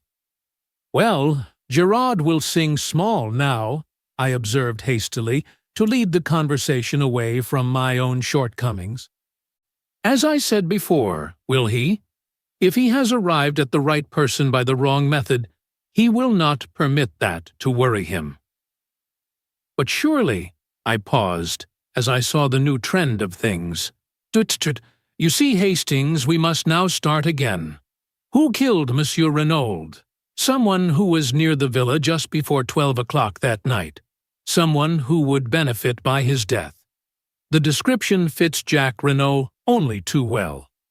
The crime need not have been premeditated. And then the dagger. I started. I had not realized that point. Of course, I said. The second dagger we found in the tramp was Mrs. Renaud's. There were 2, then. Certainly, and since they were duplicates, it stands to reason that Jack Renaud was the owner. But that would not trouble me so much. In fact, I have a little idea as to that. No, the worst indictment against him is again psychological. Heredity, mon ami, heredity. Like father, like son. Jack Renaud, when all is said or done, is the son of Georges Conneau. His tone was grave and earnest, and I was impressed in spite of myself. What is your little idea that you mentioned just now? I asked. For answer, Poirot consulted his turnip-faced watch, and then asked, What time is the afternoon boat from Calais? About 5, I believe. That will do very well. We shall just have time. You are going to England? Yes, my friend. Why? To find a possible witness. Who? With a rather peculiar smile upon his face, Poirot replied, Miss Bella Duveen. But how will you find her? What do you know about her? I know nothing about her, but I can guess a good deal. We may take it for granted that her name is Bella Duveen, and since that name was faintly familiar to Monsieur Stoner, though evidently not in connection with the Renaud family, it is probable that she is on the stage. Jack Renaud was a young man with plenty of money and 20 years of age. The stage is sure to have been the home of his first love. It tallies, too, with Monsieur Renaud's attempt to placate her with a check. I think I shall find her all right, especially with the help of this. And he brought out the photograph I had seen him take from Jack Renaud's drawer. With love from Bella was scrawled across the corner, but it was not that which held my eyes fascinated. The likeness was not first-rate, but for all that it was unmistakable to me. I felt a cold sinking, as though some unutterable calamity had befallen me. It was the face of Cinderella. 22. I find love. For a moment or two I sat as though frozen, the photograph still in my hand. Then, summoning all my courage to appear unmoved, I handed it back. At the same time, I stole a quick glance at Poirot. Had he noticed anything? But to my relief, he did not seem to be observing me. Anything unusual in my manner had certainly escaped him. He rose briskly to his feet. We have no time to lose. We must make our departure with all dispatch. All is well. The sea, it will be calm. In the bustle of departure, I had no time for thinking, but once on board the boat, secure from Poirot's observation, he, as usual, was practicing the method most excellent of à l'Auvergne. I pulled myself together and attacked the facts dispassionately. How much did Poirot know? Was he aware that my acquaintance of the train and Bella Duveen were one and the same? Why had he gone to the Hôtel du Fer on my behalf, as I had believed? Or had I only fatuously thought so, and was this visit undertaken with a deeper and more sinister purpose? But in any case, why was he bent on finding this girl? Did he suspect her of having seen Jack Renaud commit the crime, or did he suspect— But that was impossible. The girl had no grudge against the elder Renauds, no possible motive for wishing his death. What had brought her back to the scene of the murder? I went over the facts carefully. She must have left the train at Calais, where I parted from her that day. No wonder I had been unable to find her on the boat. If she had dined in Calais, and then taken a train out to Merlinville, she would have arrived at the Villa Genevieve just about the time that Françoise said. What had she done when she left the house just after 10? Presumably either gone to an hotel or returned to Calais. And then? The crime had been committed on Tuesday night. On Thursday morning, she was once more in Merlinville. Had she ever left France at all? I doubted it very much. What kept her there? The hope of seeing Jack Renaud. I had told her, as at the time we believed, that he was on the high seas en route to Buenos Aires. Possibly she was aware that the Anzora had not sailed, but to know that she must have seen Jack. Was that what Poirot was after? Had Jack Renaud, returning to see Marthe de Bruy, come face to face instead with Bella Duveen, the girl he had heartlessly thrown over? I began to see daylight. If that were indeed the case, it might furnish Jack with the alibi he needed.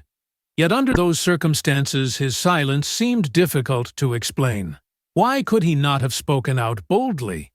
Did he fear for this former entanglement of his to come to the ears of Marthe de Bruy? I shook my head, dissatisfied. The thing had been harmless enough, a foolish boy and girl affair, and I reflected cynically that the son of a millionaire was not likely to be thrown over by a penniless French girl, who moreover loved him devotedly, without a much graver cause. To shoot, altogether, I found the affair puzzling and unsatisfactory. I disliked intensely being associated with Poirot in hunting this girl down, but I could not see any way of avoiding it without revealing everything to him. And this, for some reason, I was loath to do. Poirot reappeared brisk and smiling at Dover, and our journey to London was uneventful. It was past 9 o'clock when we arrived, and I supposed that we should return straight away to our rooms and do nothing till the morning. But Poirot had other plans. "We must lose no time, mon ami. The news of the arrest will not be in the English papers until the day after tomorrow, but still, we must lose no time." I did not quite follow his reasoning, but I merely asked how he proposed to find the girl. "You remember Joseph Aarons, the theatrical agent?" "No." "I assisted him in a little matter of a Japanese wrestler. A pretty little problem. I must recount it to you one day. He, without doubt, will be able to put us in the way of finding out what we want to know. Listen, it took us some time to run Mr. Aarons to earth, and it was after midnight when we finally managed it. He greeted Poirot with every evidence of warmth, and professed himself ready to be of service to us in any way.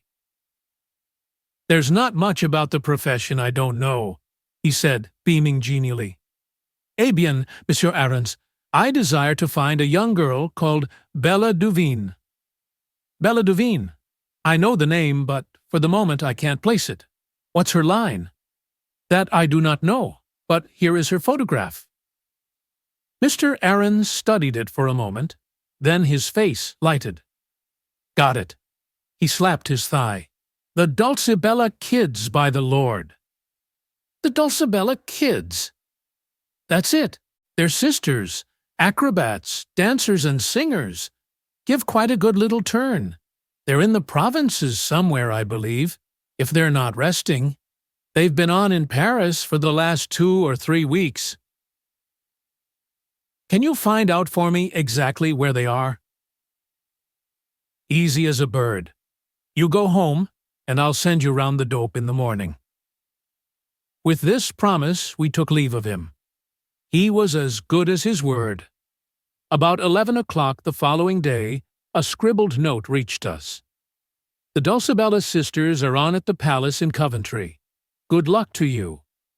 Without more ado, we started for Coventry. Poirot made no inquiries at the theatre, but contented himself with booking stalls for the variety performance that evening. Note, the show was wearisome beyond words, or perhaps it was only my mood that made it seem so. Japanese families balanced themselves precariously. Would-be fashionable men, in greenish evening dress and exquisitely slicked hair, reeled off society patter and danced marvelously. Stout prima donnas sang at the top of the human register. A comic comedian endeavored to be Mr. George Robey, and failed signally.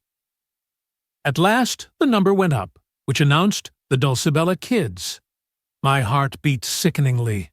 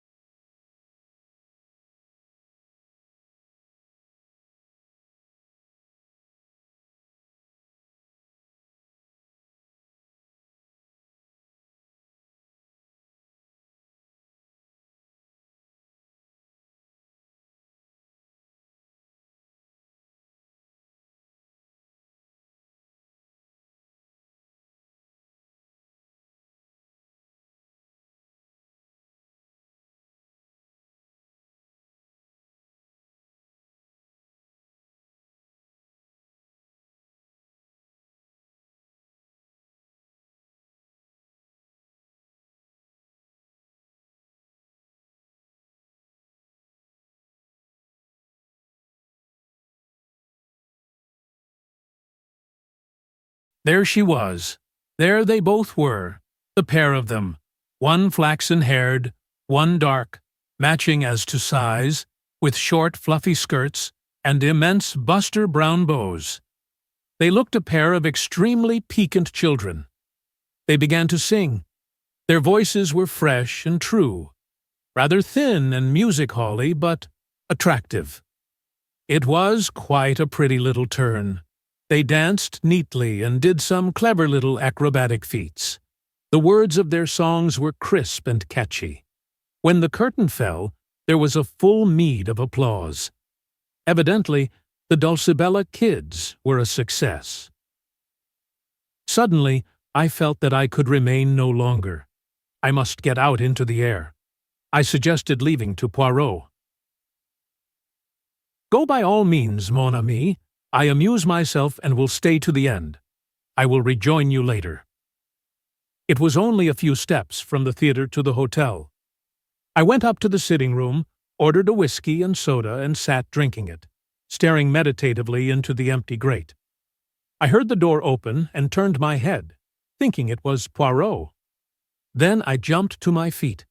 It was Cinderella who stood in the doorway. She spoke haltingly, her breath coming in little gasps.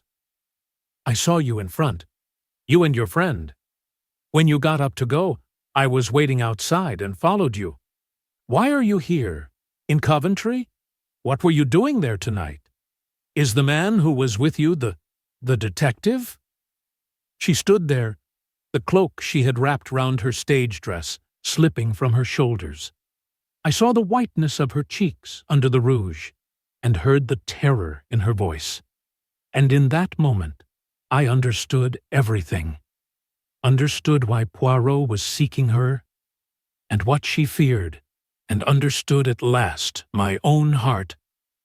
"Yes," I said gently. "Is he looking for me?" she half whispered. Then, as I did not answer for a moment, she slipped down by the big chair and burst into violent, bitter weeping. I knelt down by her, holding her in my arms, and smoothing the hair back from her face. "Don't cry, child. Don't cry, for God's sake. You're safe here. I'll take care of you. Don't cry, darling. Don't cry. I know everything. Oh, but you don't. I think I do." And after a moment, as her sobs grew quieter, I asked, "It was you who took the dagger, wasn't it?" "Yes."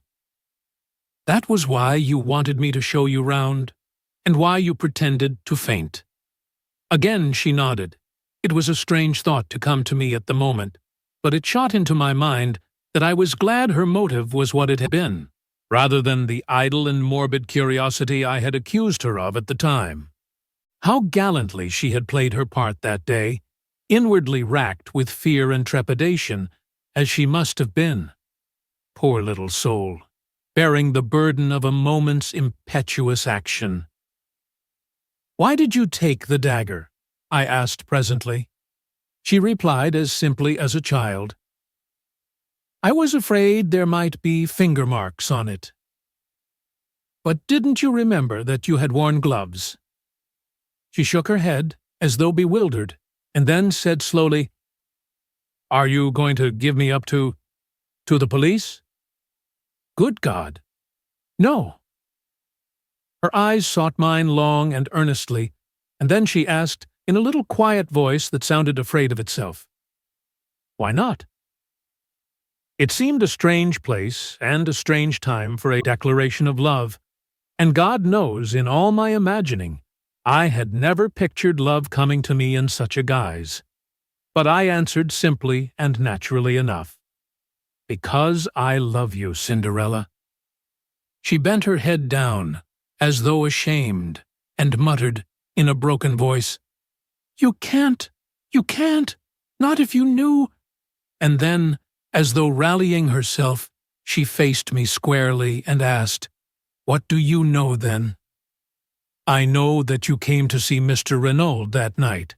He offered you a check, and you tore it up indignantly. Then you left the house." I paused. "Go on. What next?" "I don't know whether you knew that Jack Renaud would becoming that night, or whether you just waited about on the chance of seeing him, but you did wait. About? Perhaps you were just miserable and walked aimlessly. But at any rate, just before 12, you were still near there, and you saw a man on the golf links. Again I paused. I had leapt to the truth in a flash as she entered the room, but now the picture rose before me even more convincingly. I saw vividly the peculiar pattern of the overcoat on the dead body of Mr. Renault, and I remembered the amazing likeness that had startled me into believing for one instant that the dead man had risen from the dead, when his son burst into our conclave in the salon. "Go on," repeated the girl steadily. "I fancy his back was to you, but you recognized him, or thought you recognized him.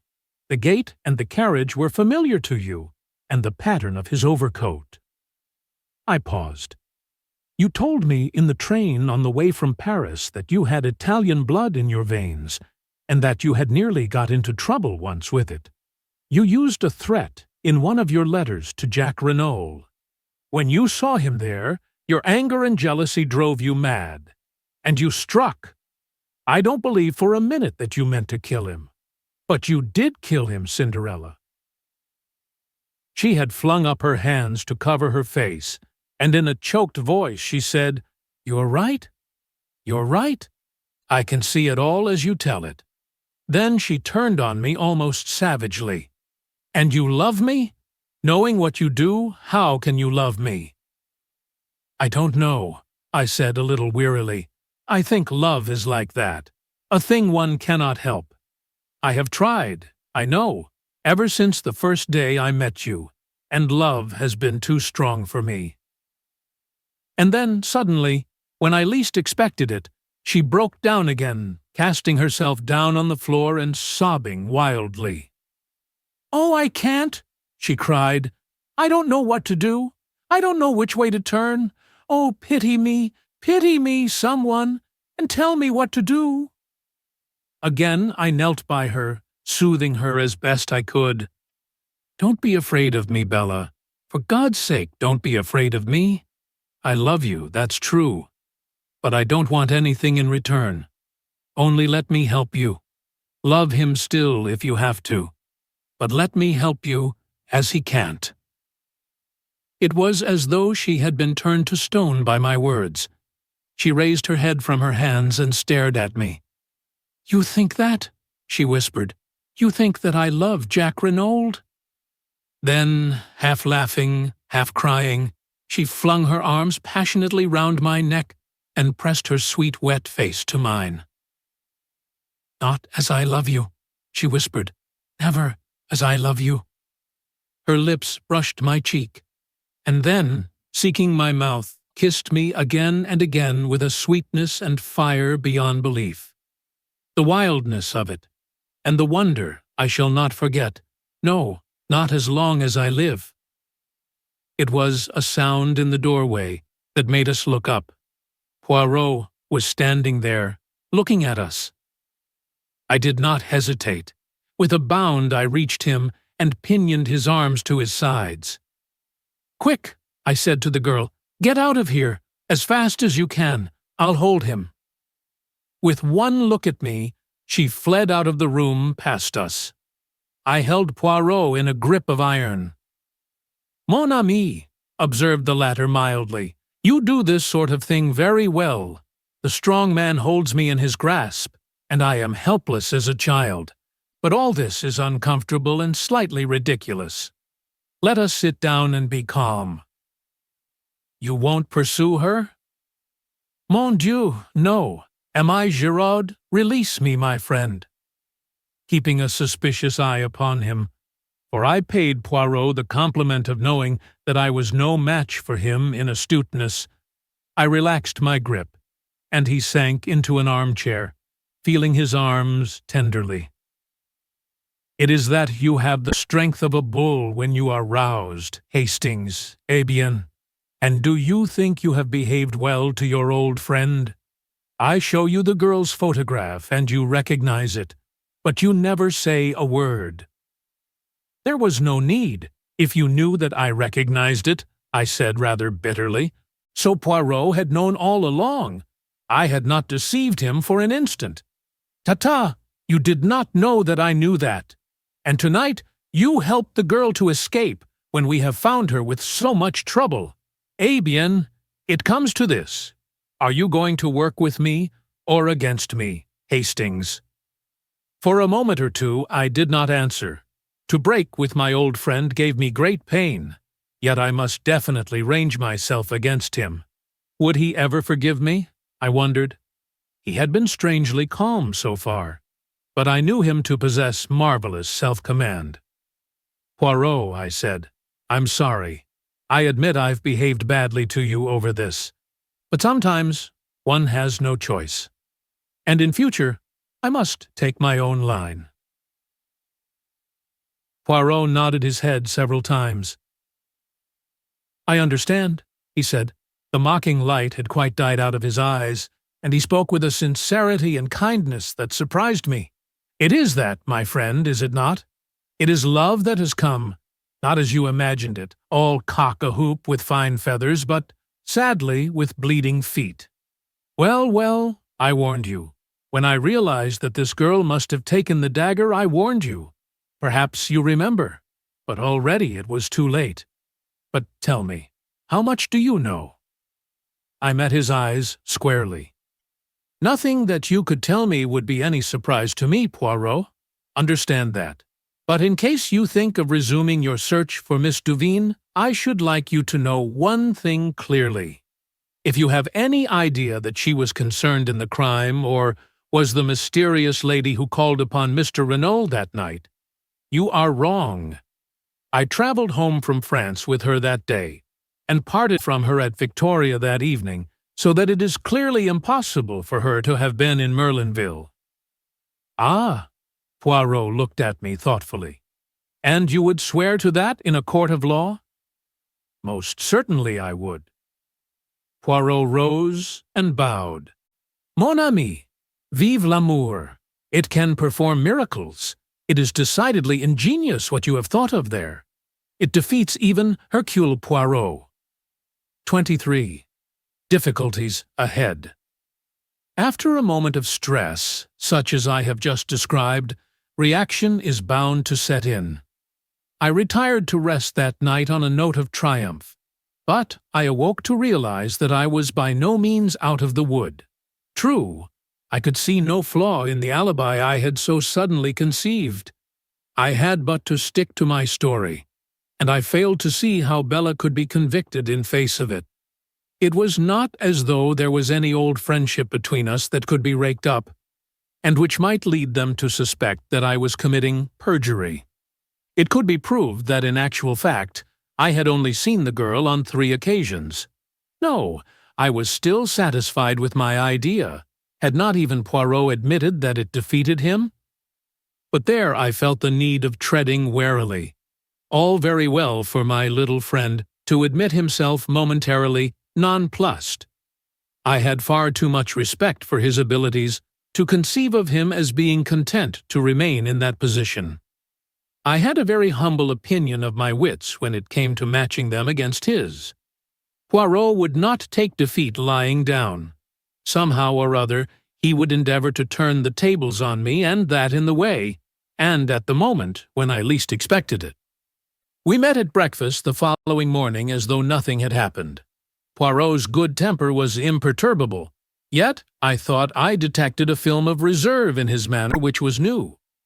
After breakfast, I announced my intention of going out for a stroll. A malicious gleam shot through Poirot's eyes. If it is information you seek, you need not be at the pains of deranging yourself. I can tell you all you wish to know. The Dulcibella sisters have cancelled their contract and have left Coventry for an unknown destination. Is that really so, Poirot? You can take it from me, Hastings. I made inquiries the first thing this morning. After all, what else did you expect? True enough, nothing else could be expected under the circumstances. Cinderella had profited by the slight start I had been able to assure her, and would certainly not lose a moment in removing herself from the reach of the pursuer. It was what I had intended and planned. Nevertheless, I was aware of being plunged into a network of fresh difficulties. I had absolutely no means of communicating with the girl, and it was vital that she should know the line of defense that had occurred to me and which I was prepared to carry out. Of course, it was possible that she might try to send word to me in some way or another, but I hardly thought it likely. She would know the risk she ran of a message being intercepted by Poirot, thus setting him on her track once more. Clearly, her only course was to disappear utterly for the time being. But in the meantime, what was Poirot doing? I studied him attentively. He was wearing his most innocent air and staring meditatively into the far distance. He looked altogether too placid and supine to give me reassurance. I had learned, with Poirot, that the less dangerous he looked, the more dangerous he was. His quiescence alarmed me. Observing a troubled quality in my glance, he smiled benignantly. "You are puzzled, Hastings? You ask yourself why I do not launch myself in pursuit? Well, something of the kind. It is what you would do, were you in my place. I understand that. But I am not of those who enjoy rushing up and down a country seeking a needle in a haystack, as you English say. No, let Mademoiselle Bella Duvine go. Without doubt, I shall be able to find her when the time comes. Until then, I am content to wait." I stared at him doubtfully. Was he seeking to mislead me? I had an irritating feeling that, even now, he was master of the situation. My sense of superiority was gradually waning. I had contrived the girl's escape and evolved a brilliant scheme for saving her from the consequences of her rash act. But I could not rest easy in my mind. Poirot's perfect calm awakened 1,000 apprehensions. "I suppose, Poirot," I said rather diffidently, "I mustn't ask what your plans are. I've forfeited the right." "But not at all. There is no secret about them. We return to France without delay." "We?" "Precisely, we. You know very well that you cannot afford to let Papa Poirot out of your sight. Eh? Is it not so, my friend? But remain in England by all means if you wish." I shook my head. He had hit the nail on the head. I could not afford to let him out of my sight. Although I could not expect his confidence after what had happened, I could still check his actions. The only danger to Bella lay with him. Giraud and the French police were indifferent to her existence. At all costs, I must keep near Poirot. Poirot observed me attentively as these reflections passed through my mind and gave a nod of satisfaction. "I am right, am I not? And as you are quite capable of trying to follow me, disguised with some absurdity such as a false beard, which everyone would perceive, bien entendu, I much prefer that we should voyage together. It would annoy me greatly that anyone should mock themselves at you." "Very well, then, but it's only fair to warn you. I know all. You are my enemy. Be my enemy, then. It does not worry me at all.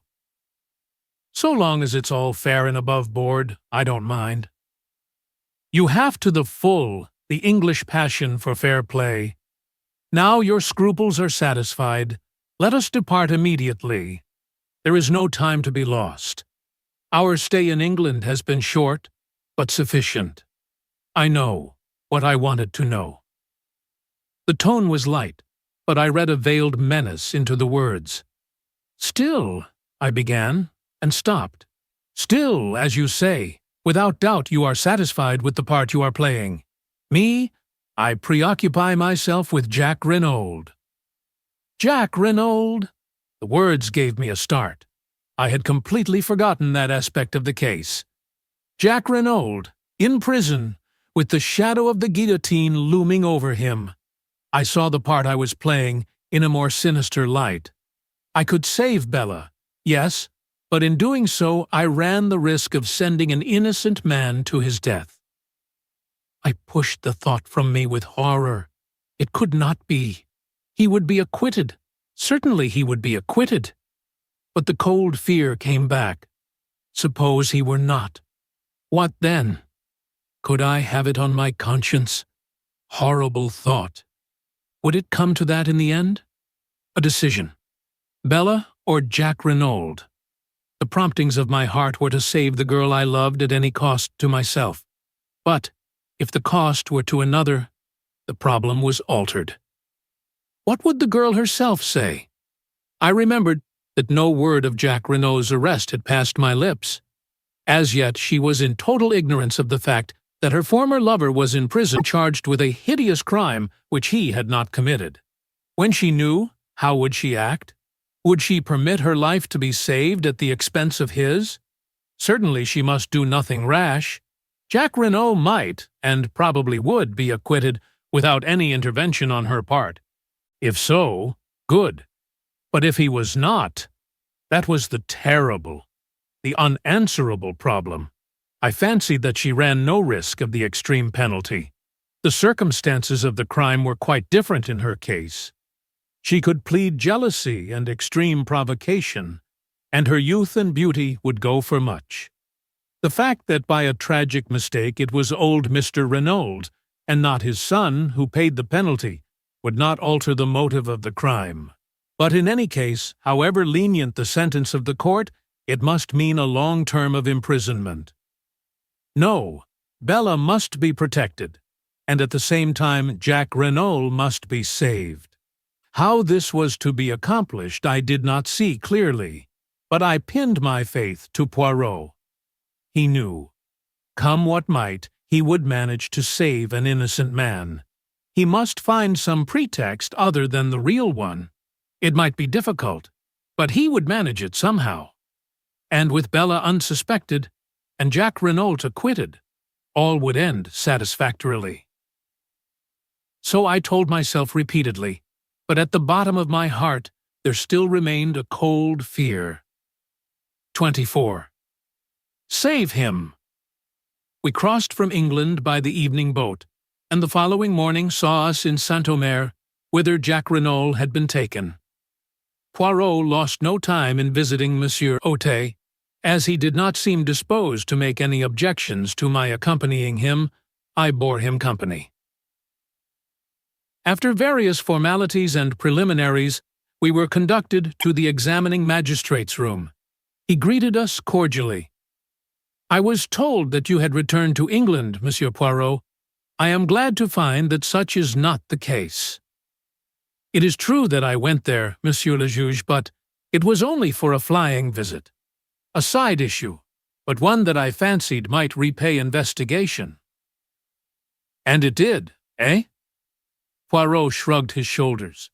Monsieur Otet nodded, sighing. "We must resign ourselves, I fear. That animal Giraud, his manners are abominable, but he is undoubtedly clever. Not much chance of that one making a mistake." "You think not, Monsieur le Juge?" It was the examining magistrate's turn to shrug his shoulders. "Eh bien, speaking frankly, in confidence, c'est entendu, can you come to any other conclusion?" "Frankly, Monsieur le Juge, there seem to me to be many points that are obscure." "Such as?" But Poirot was not to be drawn. "I have not yet tabulated them," he remarked. "It was a general reflection that I was making. I liked the young man, and should be sorry to believe him guilty of such a hideous crime. By the way, what has he to say for himself on the matter?" The magistrate frowned. "I cannot understand him. He seems incapable of putting up any sort of defense. It has been most difficult to get him to answer questions. He contents himself with a general denial, and beyond that takes refuge in a most obstinate silence. I am interrogating him again tomorrow. Perhaps you would like to be present." We accepted the invitation with empressement. "A distressing case," said the magistrate with a sigh. "My sympathy for Madame Renault is profound." "How is Madame Renault?" She has not yet recovered consciousness. It is merciful in a way, poor woman. She is being spared much. The doctors say that there is no danger, but that when she comes to herself, she must be kept as quiet as possible. It was, I understand, quite as much the shock as the fall which caused her present state. It would be terrible if her brain became unhinged, but I should not wonder at all. No, really, not at all. Monsieur Ote leaned back, shaking his head, with a sort of mournful enjoyment, as he envisaged the gloomy prospect. He roused himself at length and observed with a start. "That reminds me. I have here a letter for you, Monsieur Poirot. Let me see. Where did I put it?" He proceeded to rummage amongst his papers. At last, he found the missive and handed it to Poirot. "It was sent under cover to me in order that I might forward it to you," he explained. "But as you left no address, I could not do so." Poirot studied the letter curiously. It was addressed in a long, sloping foreign hand, and the writing was decidedly a woman's. Poirot did not open it. Instead, he put it in his pocket and rose to his feet. "À demain, then, Monsieur le Juge. Many thanks for your courtesy and amiability." "But not at all. I am always at your service. These young detectives of the school of Giraud, they are all alike, rude, sneering fellows. They do not realize that an examining magistrate of my experience is bound to have a certain discernment, a certain flair. Enfin, the politeness of the old school is infinitely more to my taste. Therefore, my dear friend, command me in any way you will. We know a thing or two, you and I, eh?" And laughing heartily, enchanted with himself and with us, Monsieur Ote bade us adieu. I am sorry to have to record that Poirot's first remark to me as we traversed the corridor was, "A famous old imbecile, that one, of a stupidity to make pity." We were just leaving the building when we came face to face with Giraud, looking more dandified than ever, and thoroughly pleased with himself. "Aha, Monsieur Poirot," he cried airily. "You have returned from England, then?" "As you see," said Poirot, "the end of the case is not far off now, I fancy." "I agree with you, Monsieur Giraud." Poirot spoke in a subdued tone. His crestfallen manner seemed to delight the other. "Of all the milk-and-water criminals, not an idea of defending himself. It is extraordinary." "So extraordinary that it gives one to think, does it not?" suggested Poirot mildly. But Giraud was not even listening. He twirled his cane amicably. "Well, good day, Monsieur Poirot. I am glad you're satisfied of young Renault's guilt at last." "Pardon? But I am not in the least satisfied. Jack Renault is innocent." Giraud stared for a moment, then burst out laughing, tapping his head significantly with the brief remark, "Toka?" Poirot drew himself up. A dangerous light showed in his eyes. "Monsieur Giraud, throughout the case, your manner to me has been deliberately insulting. You need teaching a lesson. I am prepared to wager you 500 francs that I find the murderer of Monsieur Renault before you do. Is it agreed?" Giraud stared helplessly at him and murmured again, "Toc!" "Come now," urged Poirot, "is it agreed? I have no wish to take your money from you. Make your mind easy. You will not." "Oh, well then, I agree. You speak of my manner to you being insulting. Eh bien, once or twice your manner has annoyed me." "I am enchanted to hear it," said Poirot. "Good morning, Monsieur Giraud. Come, Hastings." I said no word as we walked along the street. My heart was heavy. Poirot had displayed his intentions only too plainly. I doubted more than ever my powers of saving Bella from the consequences of her act. This unlucky encounter with Giraud had roused Poirot and put him on his mettle. Suddenly, I felt a hand laid on my shoulder, and turned to face Gabriel Stonor. We stopped and greeted him. and he proposed strolling with us back to our hotel. "And what are you doing here, Monsieur Stonor?" inquired Poirot. "One must stand by one's friends," replied the other dryly, "especially when they are unjustly accused." "Then you do not believe that Jack Renault committed the crime?" I asked eagerly. "Certainly I don't. I know the lad. I admit that there have been one or two things in this business that have staggered me completely, but nonetheless, in spite of his fool way of taking it, I'll never believe that Jack Renault is a murderer." My heart warmed to the secretary. His words seemed to lift a secret weight from my heart. "I have no doubt that many people feel as you do," I exclaimed. "There is really absurdly little evidence against him. I should say that there was no doubt of his acquittal, no doubt whatever." But Stoner hardly responded, as I could have wished.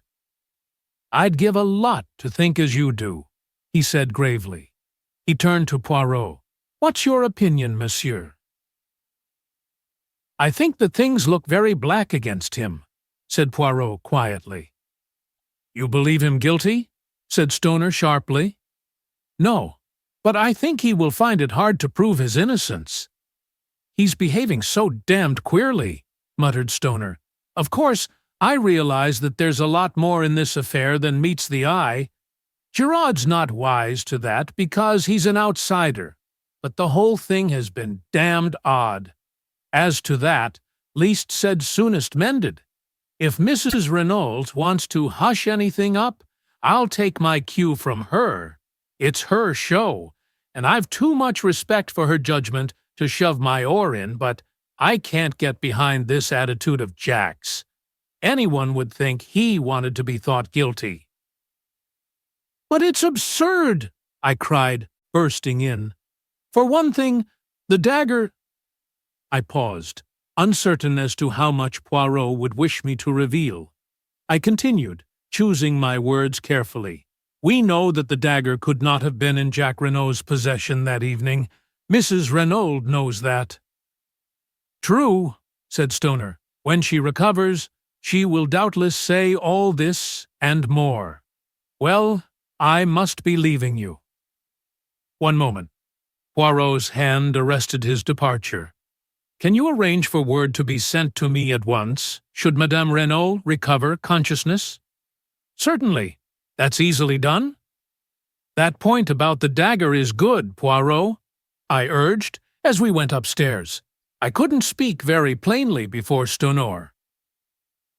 "That was quite right of you. We might as well keep the knowledge to ourselves as long as we can. As to the dagger, your point hardly helps Jack Renault. You remember that I was absent for an hour this morning, before we started from London?" "Yes." "Well, I was employed in trying to find the firm Jack Renault employed to convert his souvenirs. It was not very difficult. Eh bien, Hastings, they made to his order not 2 paper knives, but 3. So that, after giving one to his mother, and one to Bella Duveen, there was a third which he doubtless retained for his own use. No, Hastings, I fear the dagger question will not help us to save him from the guillotine." "It won't come to that," I cried, stung. Poirot shook his head uncertainly. "You will save him," I cried positively. Poirot glanced at me dryly. "Have you not rendered it impossible, mon ami?" "Some other way," I muttered. "Ah, sapristi! But it is miracles you ask from me. No, say no more. Let us instead see what is in this letter." And he drew out the envelope from his breast pocket. "Zut!" His face contracted as he read. Then he handed the one flimsy sheet to me. "There are other women in the world who suffer, Hastings." The writing was blurred, and the note had evidently been written in great agitation. "Dear Monsieur Poirot, if you get this, I beg of you to come to my aid.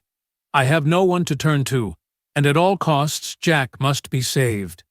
I implore of you on my knees to help us. Marthe Dobreuil." I handed it back, moved. You will go?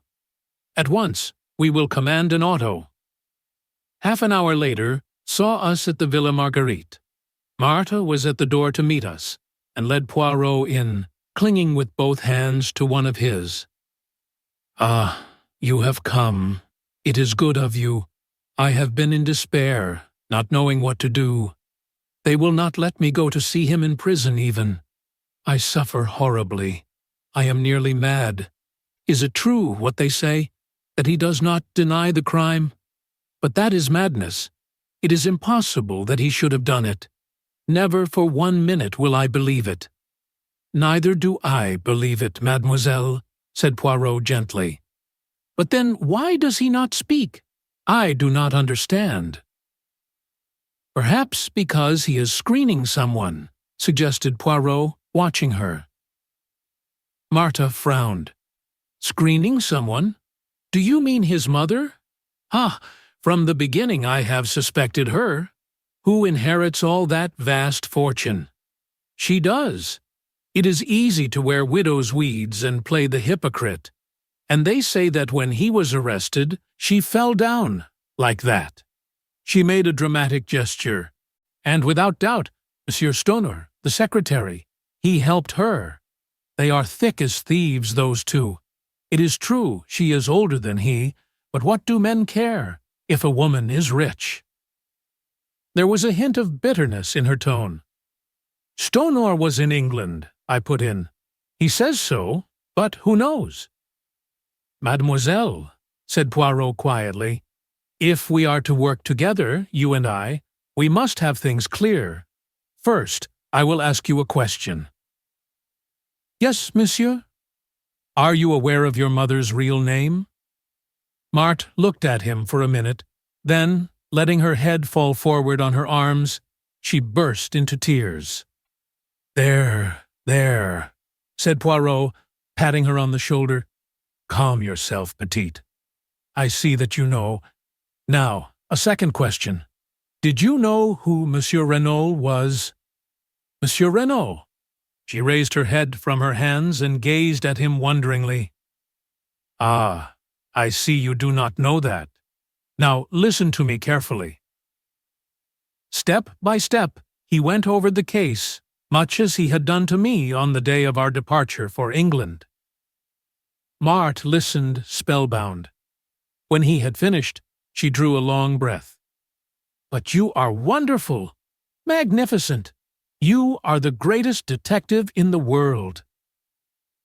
With a swift gesture, she slipped off her chair and knelt before him with an abandonment that was wholly French. Save him, monsieur, she cried. I love him so. Oh, save him, save him, save him. 25. An unexpected denouement. We were present the following morning at the examination of Jack Renaud. Short as the time had been, I was shocked at the change that had taken place in the young prisoner. His cheeks had fallen in, there were deep black circles round his eyes, and he looked haggard and distraught, as one who had wooed sleep in vain for several nights. He betrayed no emotion at seeing us. The prisoner and his counsel, Maître Grossier, were accommodated with chairs. A formidable guard with resplendent sabre stood before the door. The patient greffier sat at his desk. The examination began. Renaud, began the magistrate, do you deny that you were in Merlinville on the night of the crime? Jack did not reply at once. Then he said with a hesitancy of manner which was piteous, I told you that I was in Cherbourg. Maître Grossier frowned and sighed. I realized at once that Jack Renaud was obstinately bent on conducting his own case as he wished, to the despair of his legal representative. The magistrate turned sharply. Send in the station witnesses. In a moment or two, the door opened to admit a man whom I recognized as being a porter at Merlinville Station. You were on duty on the night of June 7th. Yes, monsieur. You witnessed the arrival of the 11:40 train? Yes, monsieur. Look at the prisoner. Do you recognize him as having been one of the passengers to alight? Yes, Monsieur le Juge. There is no possibility of your being mistaken? No, monsieur. I knew Monsieur Jacques Renaud well. Nor of your being mistaken as to the date? No, monsieur, because it was the following morning, June 8th, that we heard of the murder. Another railway official was brought in and confirmed the first one's evidence. The magistrate looked at Jacques Renaud. These men have identified you positively. What have you to say? Jack shrugged his shoulders. Nothing. Monsieur Hautet exchanged a glance with the greffier as the scratching of the latter's pen recorded the answer. Reynolds, continued the magistrate, do you recognize this? He took something from the table by his side and held it out to the prisoner. I shuddered as I recognized the aeroplane dagger. Pardon, cried Maître Grossier. I demand to speak to my client before he answers that question. But Jacques Renaud had no consideration for the feelings of the wretched Grossier. He waved him aside and replied quietly, Certainly, I recognize it. It is a present given by me to my mother, as a souvenir of the war. Is there, as far as you know, any duplicate of that dagger in existence? Again Maître Grossier burst out, and again Jack overrode him. Not that I know of. The setting was my own design. Even the magistrate almost gasped at the boldness of the reply. It did, in very truth, seem as though Jack was rushing on his fate. I realized, of course, the vital necessity he was under of concealing, for Bella's sake, the fact that there was a duplicate dagger in the case. So long as there was supposed to be only one weapon, no suspicion was likely to attach to the girl who had had the second paper knife in her possession. He was valiantly shielding the woman he had once loved, but at what a cost to himself. I began to realize the magnitude of the task I had so lightly set Poirot. It would not be easy to secure the acquittal of Jacques Reynolds by anything short of the truth. Monsieur Hautet spoke again, with a peculiarly biting inflection. Madame Renaud told us that this dagger was on her dressing table on the night of the crime. But Madame Renaud is a mother. It will doubtless astonish you, Renaud, but I consider it highly likely that Madame Renaud was mistaken, and that, by inadvertence perhaps, you had taken it with you to Paris. Doubtless you will contradict me. I saw the lad's handcuffed hands clench themselves. The perspiration stood out in beads upon his brow, as with a supreme effort he interrupted Monsieur Hautet in a hoarse voice. I shall not contradict you. It is possible. It was a stupefying moment. Maître Grossier rose to his feet, protesting, My client has undergone a considerable nervous strain. I should wish it put on record that I do not consider him answerable for what he says. The magistrate quelled him angrily. For a moment a doubt seemed to arise in his own mind. Jacques Renaud had almost overdone his part. He leaned forward and gazed at the prisoner searchingly.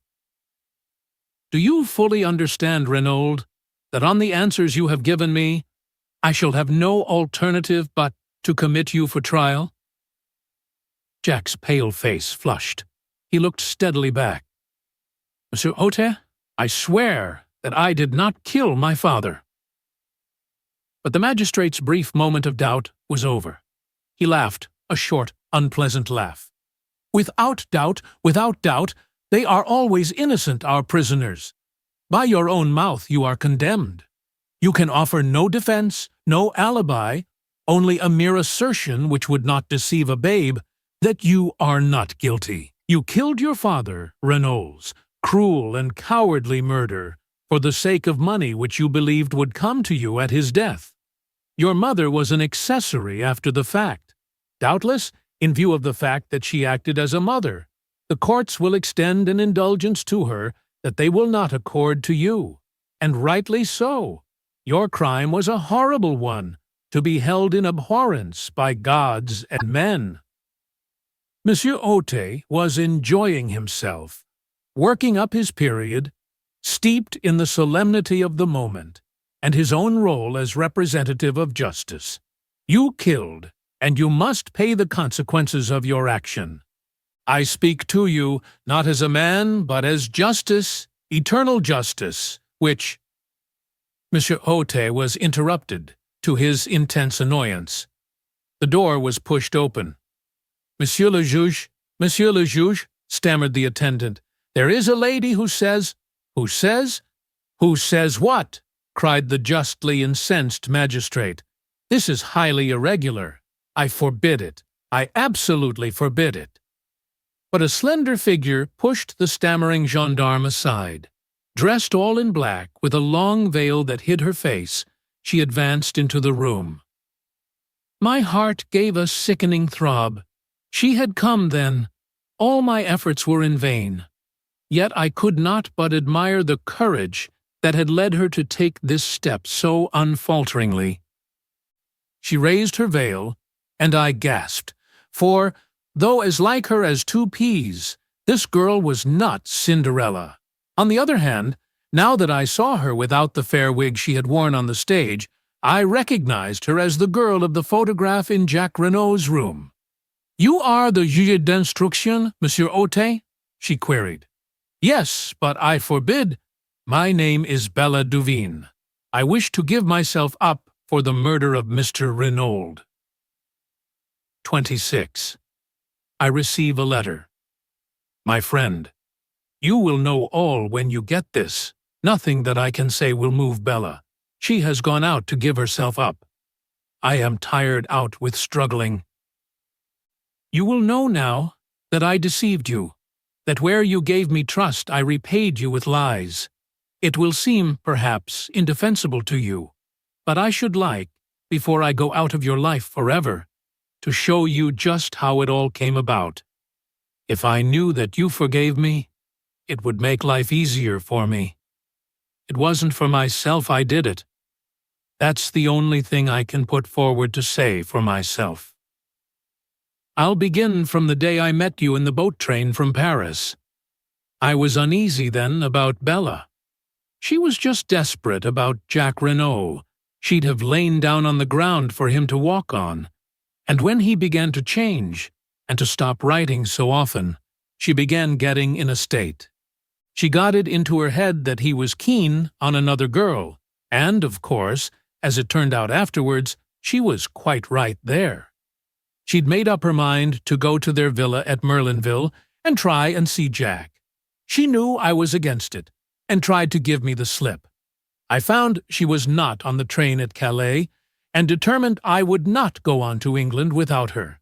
I'd an uneasy feeling that something awful was going to happen if I couldn't prevent it. I met the next train from Paris. She was on it, and set upon going out, then and there, to Merlinville. I argued with her for all I was worth, but it wasn't any good.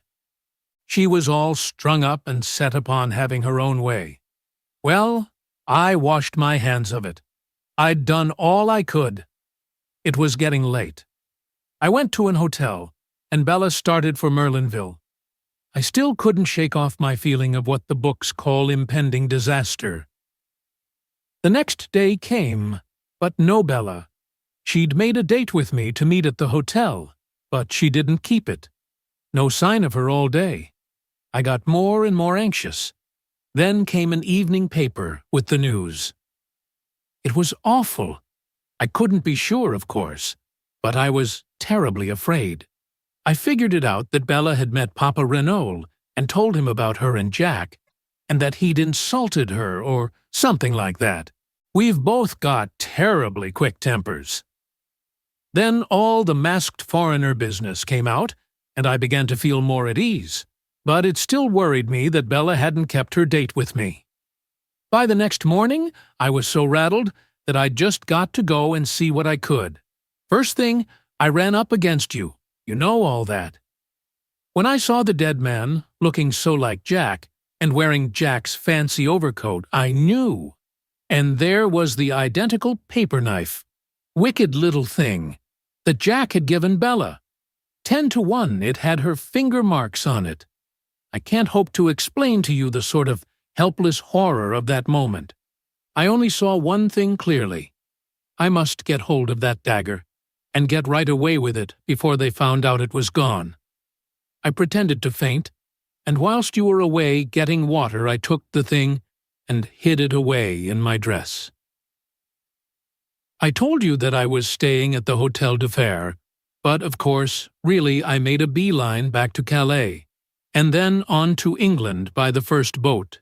When we were in mid-channel, I dropped that little devil of a dagger into the sea. Then I felt I could breathe again. Bella was at our digs in London. She looked like nothing on God's earth. I told her what I'd done, and that she was pretty safe for the time being. She stared at me, and then began laughing. Laughing. It was horrible to hear her. I felt that the best thing to do was to keep busy. She'd go mad if she had time to brood on what she'd done. Luckily, we got an engagement at once. And then I saw you and your friend watching us that night. I was frantic. You must suspect or you wouldn't have tracked us down. I had to know the worst, so I followed you. I was desperate.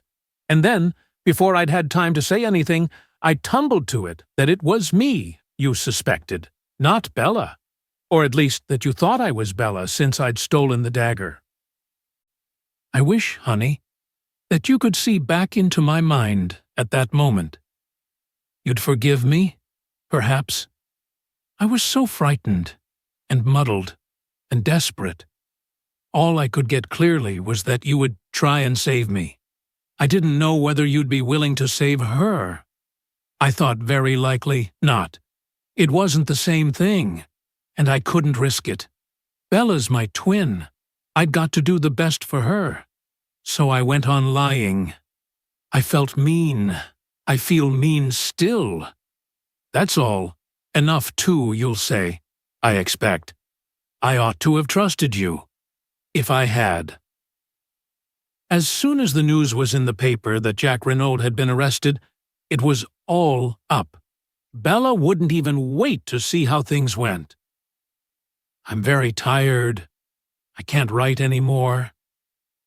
She had begun to sign herself Cinderella, but had crossed that out and written instead Dulcie Duveen. It was an ill-written, blurred epistle, but I have kept it to this day. Poirot was with me when I read it. The sheets fell from my hand, and I looked across at him. Did you know all the time that it was the other? Yes, my friend. Why did you not tell me? To begin with, I could hardly believe it conceivable that you could make such a mistake. You had seen the photograph. The sisters are very alike, but by no means incapable of distinguishment. But the fair hair? A wig, worn for the sake of a piquant contrast on the stage. Is it conceivable that with twins one should be fair and one dark?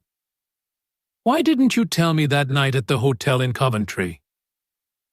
You were rather high-handed in your methods, mon ami, said Poirot dryly. You did not give me a chance. But afterwards? Afterwards. Well, to begin with, I was hurt at your want of faith in me. And then, I wanted to see whether your feelings would stand the test of time. In fact, whether it was love or a flash in the pan with you. I should not have left you long in your error. I nodded. His tone was too affectionate for me to bear resentment. I looked down on the sheets of the letter. Suddenly, I picked them up from the floor and pushed them across to him. Read that, I said. I'd like you to. He read it through in silence. Then he looked up at me. What is it that worries you, Hastings? This was quite a new mood in Poirot. His mocking manner seemed laid quite aside. I was able to say what I wanted without too much difficulty. She doesn't say. Well, not whether she cares for me or not. Poirot turned back the pages. I think you are mistaken, Hastings. "Where?" I cried, leaning forward eagerly. Poirot smiled. "She tells you that in every line of the letter, mon ami." "But where am I to find her? There's no address on the letter. There's a French stamp, that's all." "Excite yourself not. Leave it to Papa Poirot. I can find her for you as soon as I have 5 little minutes." 27. Jack Renaud's Story. "Congratulations, Monsieur Jack," said Poirot, wringing the lad warmly by the hand. Young Renaud had come to us as soon as he was liberated, before starting for Merlinville to rejoin Marthe and his mother. Stoner accompanied him. His heartiness was in strong contrast to the lad's wan looks. It was plain that the boy was on the verge of a nervous breakdown. Although delivered from the immediate peril that was hanging over him, the circumstances of his release were too painful to let him feel full relief.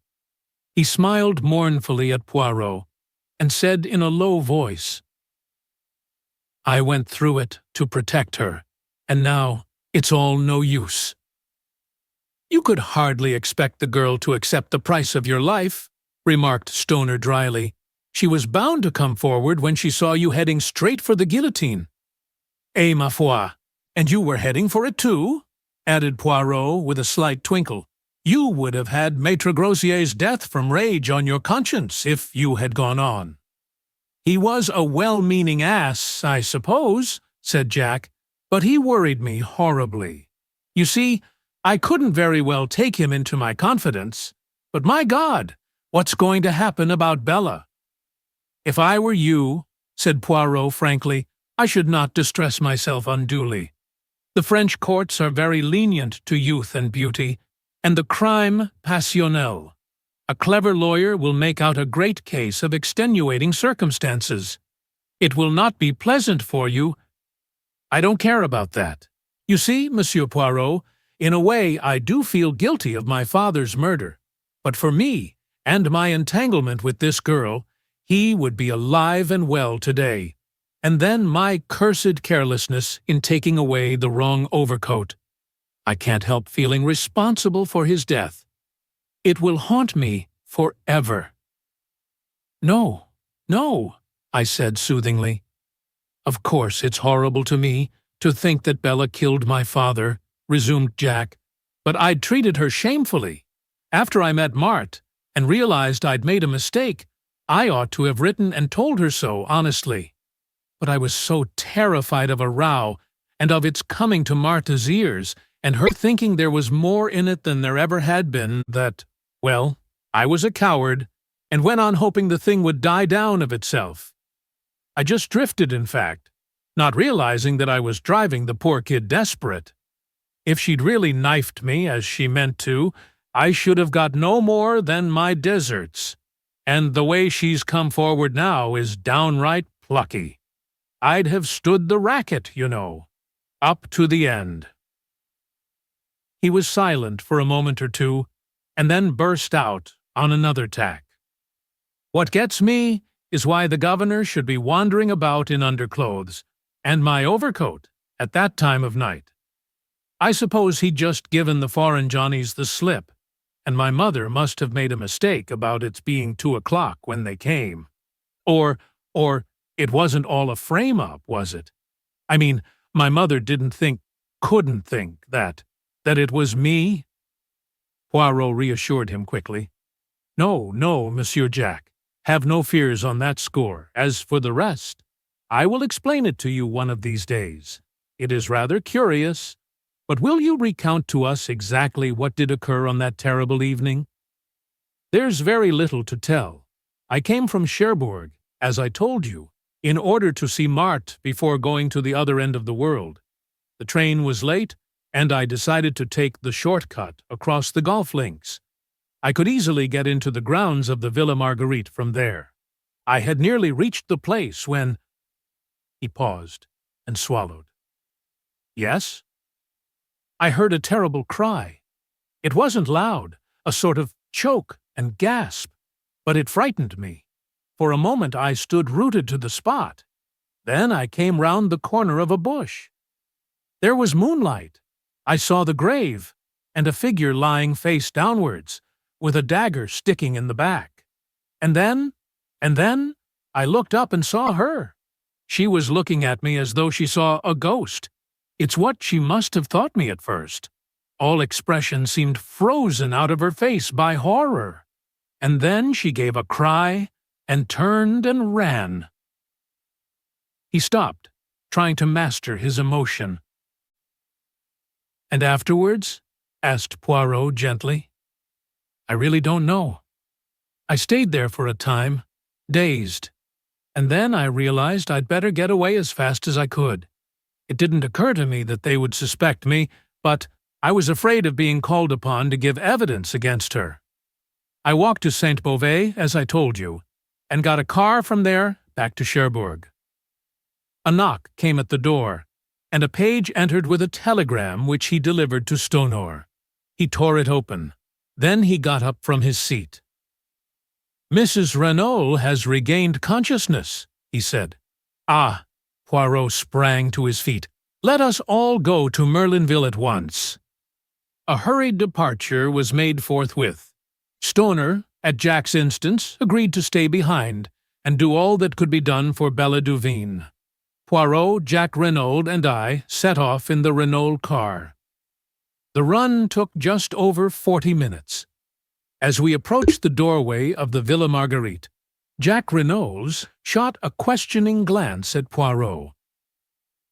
"How would it be if you went on first to break the news to my mother that I am free, while you break it in person to Mademoiselle Marthe, eh?" finished Poirot with a twinkle. "But yes, by all means, I was about to propose such an arrangement myself." Jack Renault did not wait for more. Stopping the car, he swung himself out and ran up the path to the front door. We went on in the car to the Villa Geneviève. "Poirot," I said, "do you remember how we arrived here that first day, and were met by the news of Monsieur Renault's murder?" "Ah, yes, truly. Not so long ago either. But what a lot of things have happened since then. Especially for you, mon ami." "Poirot, what have you done about finding Dulcie?" "Calm yourself, Hastings. I arrange everything." "You're being a precious long time about it," I grumbled. Poirot changed the subject. "Then the beginning, now the end," he moralized as we rang the bell. "And, considered as a case, the end is profoundly unsatisfactory." "Yes, indeed," I sighed. "You are regarding it from the sentimental standpoint, Hastings. That was not my meaning. We will hope that Mademoiselle Bella will be dealt with leniently, and after all, Jack Renault cannot marry both the girls. I spoke from a professional standpoint. This is not a crime well ordered and regular, such as a detective delights in. The mise-en-scène designed by Georges Queneau, that indeed is perfect. But the denouement? Ah, no. A man killed by accident in a girl's fit of anger. Ah, indeed. What order or method is there in that?"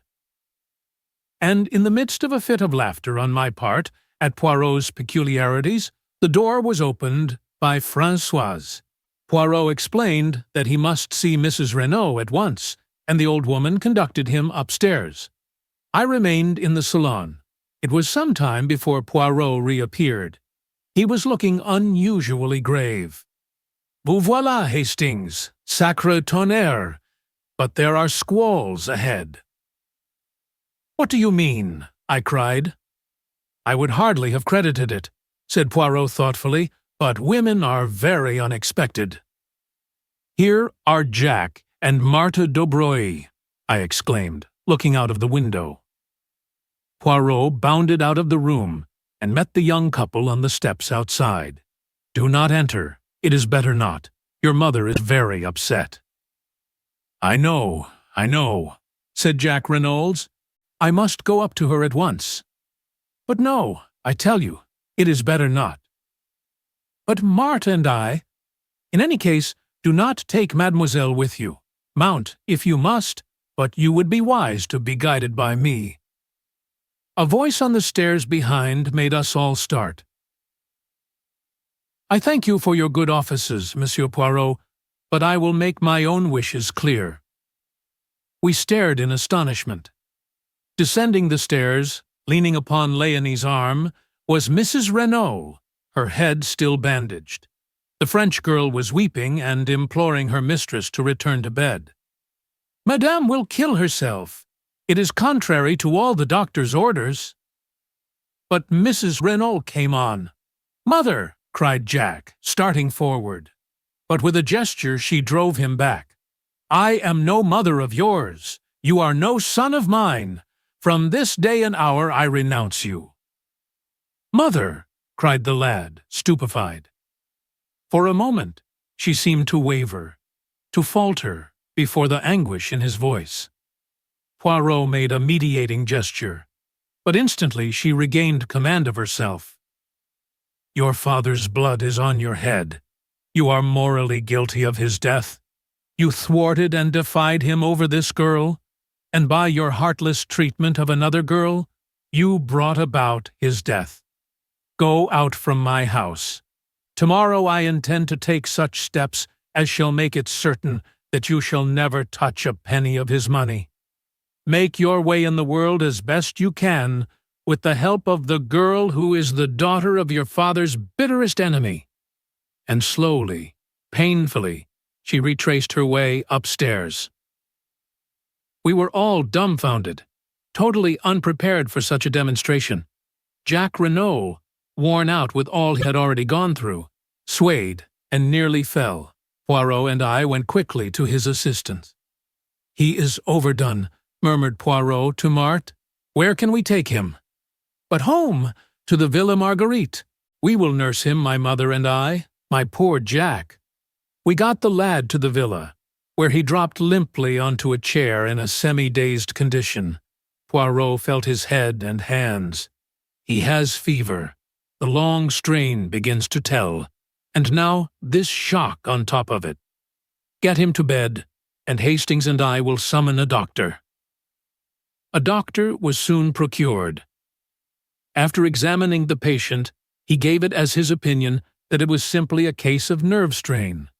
With perfect rest and quiet, the lad might be almost restored by the next day, but, if excited, there was a chance of brain fever. It would be advisable for someone to sit up all night with him. Finally, having done all we could, we left him in the charge of Marthe and her mother, and set out for the town. It was past our usual hour of dining, and we were both famished. The first restaurant we came to assuaged the pangs of hunger with an excellent omelette, and an equally excellent entrecôte to follow. "And now for quarters for the night," said Poirot, when at length Café Noir had completed the meal. "Shall we try our old friend, the Hôtel des Bains?" We traced our steps there without more ado. Yes, Monsieur could be accommodated with 2 good rooms overlooking the sea. Then Poirot asked a question which surprised me. "Has an English lady, Miss Robinson, arrived?" "Yes, monsieur. She is in the little salon." "Ah! Poirot," I cried, keeping pace with him as he walked along the corridor. "Who on earth is Miss Robinson?" Poirot beamed kindly on me. "It is that I have arranged you a marriage, Hastings." "But I say—" "Bah!" said Poirot, giving me a friendly push over the threshold of the door. "Do you think I wish to trumpet aloud in Merlinville the name of Duveen?" It was indeed Cinderella who rose to greet us. I took her hands in both of mine. My eyes said the rest. Poirot cleared his throat. "Mes enfants," he said, "for the moment we have no time for sentiment. There is work ahead of us. Mademoiselle, were you able to do what I asked you?" In response, Cinderella took from her bag an object wrapped up in paper and handed it silently to Poirot. The latter unwrapped it. I gave a start, for it was the aeroplane dagger which I understood she had cast into the sea. Strange how reluctant women always are to destroy the most compromising of objects and documents. Très bien, mon enfant, said Poirot. I am pleased with you. Go now and rest yourself. Hastings here and I have work to do. You shall see him tomorrow. Where are you going? Asked the girl, her eyes widening. You shall hear all about it tomorrow. Because wherever you're going, I'm coming too. But, mademoiselle? I'm coming too, I tell you. Poirot realized that it was futile to argue further. He gave in. Come then, mademoiselle, but it will not be amusing. In all probability, nothing will happen. The girl made no reply. 20 minutes later, we set forth. It was quite dark now, a close, oppressive evening. Poirot led the way out of the town in the direction of the Villa Geneviève, but when he reached the Villa Marguerite, he paused. I should like to assure myself that all goes well with Jack Renaud. Come with me, Hastings. Mademoiselle will perhaps remain outside. Madame d'Aubruy might say something which would wound her. We unlatched the gate and walked up the path. As we went round to the side of the house, I drew Poirot's attention to a window on the first floor. Thrown sharply on the blind was the profile of Marthe d'Aubruy. Ah, said Poirot, I figure to myself that is the room where we shall find Jack Renaud. Madame d'Aubruy opened the door to us. She explained that Jack was much the same, but perhaps we would like to see for ourselves. She led us upstairs and into the bedroom. Marthe d'Aubruy was embroidering by a table with a lamp on it. She put her finger to her lips as we entered. Jack Renaud was sleeping an uneasy, fitful sleep, his head turning from side to side, and his face still unduly flushed. "Is the doctor coming again?" asked Poirot in a whisper. "Not unless we send. He is sleeping. That is the great thing. Maman made him a tisane." She sat down again with her embroidery as we left the room. Madame d'Aubruy accompanied us down the stairs. Since I had learned of her past history, I viewed this woman with increased interest. She stood there with her eyes cast down, the same very faint, enigmatical smile that I remembered on her lips. And suddenly I felt afraid of her, as one might feel afraid of a beautiful, poisonous snake. "I hope we have not deranged you, madame," said Poirot politely, as she opened the door for us to pass out. "Not at all, monsieur." "By the way," said Poirot, as though struck by an afterthought, "Monsieur Stonor has not been in Merlinville today, has he?" I could not at all fathom the point of this question, which I well knew to be meaningless, as far as Poirot was concerned. Madame d'Aubruy replied quite composedly, "Not that I know of. He has not had an interview with Mrs. Renaud." "How should I know that, monsieur?" "True," said Poirot. "I thought you might have seen him coming or going. That is all. Good night, madam." "Why?" I began. "No whys, Hastings. There will be time for that later." We rejoined Cinderella and made our way rapidly in the direction of the Villa Geneviève. Poirot looked over his shoulder once at the lighted window and the profile of Marthe as she bent over her work. "He is being guarded at all events," he muttered. Arrived at the Villa Geneviève, Poirot took up his stand behind some bushes to the left of the drive, where, whilst enjoying a good view ourselves, we were completely hidden from sight. The villa itself was in total darkness. Everybody was without doubt in bed and asleep. We were almost immediately under the window of Mrs. Renaud's bedroom, which window, I noticed, was open. It seemed to me that it was upon this spot that Poirot's eyes were fixed. "What are we going to do?" I whispered. "Watch." "But I do not expect anything to happen for at least an hour, probably 2 hours, but his words were interrupted by a long, thin-drawn cry, "Help!" A light flashed up in the second-floor room on the right-hand side of the house. The cry came from there, and even as we watched, there came a shadow on the blind as of two people struggling. "Mille tonnerres!" cried Poirot. "She must have changed her room!" Dashing forward, he battered wildly on the front door. Then, rushing to the tree in the flower bed, he swarmed up it with the agility of a cat. I followed him, as with a bound he sprang in through the open window. Looking over my shoulder, I saw Dulcie reaching the branch behind me. "Take care!" I exclaimed. "Take care of your grandmother!" retorted the girl. "This is child's play to me." Poirot had rushed through the empty room and was pounding on the door leading into the corridor. "Locked and bolted on the outside," he growled, "and it will take time to burst it open." The cries for help were getting noticeably fainter. I saw despair in Poirot's eyes. He and I together put our shoulders to the door. Cinderella's voice, calm and dispassionate, came from the window. "You'll be too late. I guess I'm the only one who can do anything." Before I could move a hand to stop her, she appeared to leap upward into space. I rushed and looked out. To my horror, I saw her hanging by her hands from the roof, propelling herself along by jerks in the direction of the lighted window. "Good heavens! She'll be killed!" I cried. "You forget. She's a professional acrobat, Hastings. It was the providence of the good God that made her insist on coming with us tonight.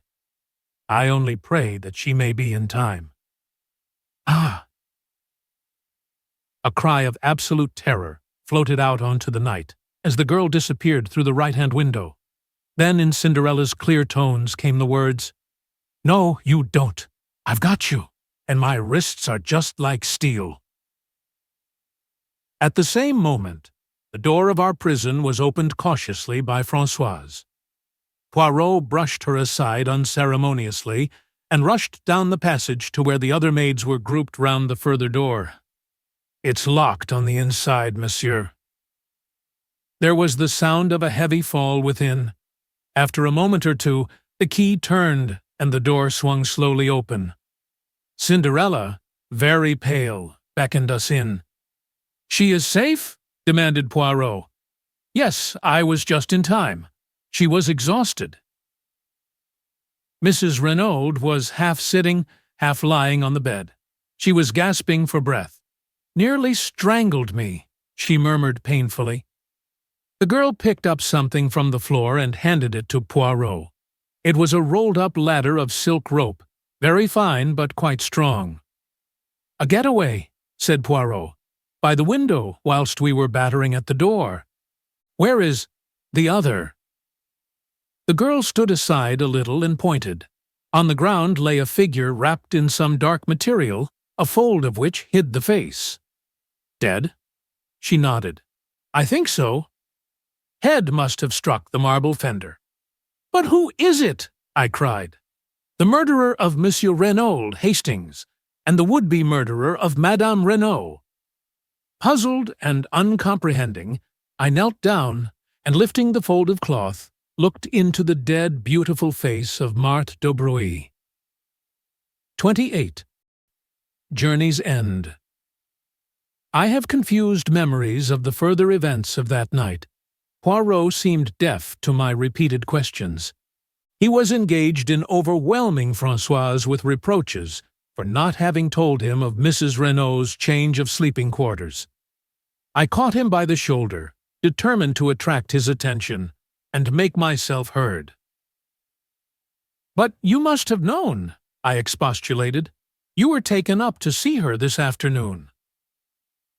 Poirot deigned to attend to me for a brief moment. "She had been wheeled on a sofa into the middle room, her boudoir," he explained. "But, monsieur," cried Françoise, "Madame changed her room almost immediately after the crime. The associations, they were too distressing." "Then why was I not told?" vociferated Poirot, striking the table and working himself into a first-class passion. "I demand you, why was I not told? You are an old woman completely imbecile, and Léonie and Denise are no better. All of you are triple idiots. Your stupidity has nearly caused the death of your mistress. But for this courageous child—" He broke off, and, darting across the room to where the girl was bending over ministering to Mrs. Renault, he embraced her with Gallic fervor, slightly to my annoyance. I was aroused from my condition of mental fog by a sharp command from Poirot to fetch the doctor immediately on Mrs. Renault's behalf. After that, I might summon the police, and he added, to complete my dudgeon, "It will hardly be worth your while to return here. I shall be too busy to attend to you, and of mademoiselle here I make a garde malade." I retired with what dignity I could command. Having done my errands, I returned to the hotel. I understood next to nothing of what had occurred. The events of the night seemed fantastic and impossible, sir. Nobody would answer my questions. Nobody had seemed to hear them. Angrily, I flung myself into bed, and slept the sleep of the bewildered and utterly exhausted. I awoke to find the sun pouring in through the open windows, and Poirot, neat and smiling, sitting beside the bed. "Enfin, you wake, but it is that you are a famous sleeper, Hastings. Do you know that it is nearly 11 o'clock?" I groaned and put a hand to my head. "I must have been dreaming," I said, abattant. "Do you know, I actually dreamt that we found Marthe d'Aubruys's body in Mrs. Renault's room, and that you declared her to have murdered Mr. Renault? You were not dreaming. All that is quite true." "But Bella Duveen killed Mr. Renault." "Oh no, Hastings, she did not. She said she did, yes, but that was to save the man she loved from the guillotine." "What?" "Remember Jack Renault's story. They both arrived on the scene at the same instant, and each took the other to be the perpetrator of the crime. The girl stares at him in horror, and then with a cry rushes away. But when she hears that the crime has been brought home to him, she cannot bear it, and comes forward to accuse herself and save him from certain death." Poirot leaned back in his chair and brought the tips of his fingers together in familiar style. "The case was not quite satisfactory to me," he observed judicially. "All along I was strongly under the impression that we were dealing with a cold-blooded and premeditated crime committed by someone who had been contented, very cleverly, with using Monsieur Renault's own plans for throwing the police off the track. The great criminal, as you may remember my remarking to you once, is always supremely simple." I nodded. "Now, to support this theory, the criminal must have been fully cognizant of Mr. Renault's plans. That leads us to Madame Renault's. But facts fail to support any theory of her guilt. Is there anyone else who might have known of them? Yes. From Marthe d'Aubruys's own lips we have the admission that she overheard Monsieur Renault's quarrel with the tramp. If she could overhear that, there is no reason why she should not have heard everything else, especially if Monsieur and Madame Renault were imprudent enough to discuss their plans sitting on the bench. Remember how easily you overheard Marthe's conversation with Jack Renault from that spot. But what possible motive could Marthe have for murdering Mr. Renault? I argued. What motive? Money. Monsieur Renault was a millionaire several times over, and at his death, or so she and Jack believed, half that vast fortune would pass to his son. Let us reconstruct the scene from the standpoint of Marthe d'Aubruys. Marthe d'Aubruys overhears what passes between Renault and his wife. So far, he has been a nice little source of income to the d'Aubruys mother and daughter, but now he proposes to escape from their toils. At first, possibly her idea is to prevent that escape. But a bolder idea takes its place, and one that fails to horrify the daughter of Jean Baroldi. At present, Monsieur Renault stands inexorably in the way of her marriage with Jack. If the latter defies his father, he will be a pauper, which is not at all to the mind of Mademoiselle Marthe. In fact, I doubt if she has ever cared a straw for Jack Renault. She can simulate emotion, but in reality she is of the same cold, calculating type as her mother. I doubt, too, whether she was really very sure of her hold over the boy's affections. She had dazzled and captivated him, but separated from her, as his father could so easily manage to separate him, she might lose him.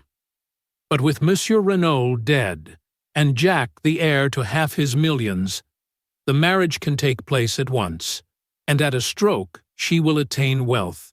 Not the beggarly thousands that have been extracted from him so far, and her clever brain takes in the simplicity of the thing.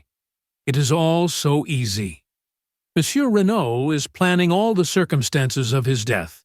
She has only to step in at the right moment and turn the farce into a grim reality. And here comes in the second point, which led me infallibly to Marthe d'Aubray. The dagger. Jack Renault had 3 souvenirs made. One he gave to his mother, one to Bella Duveen.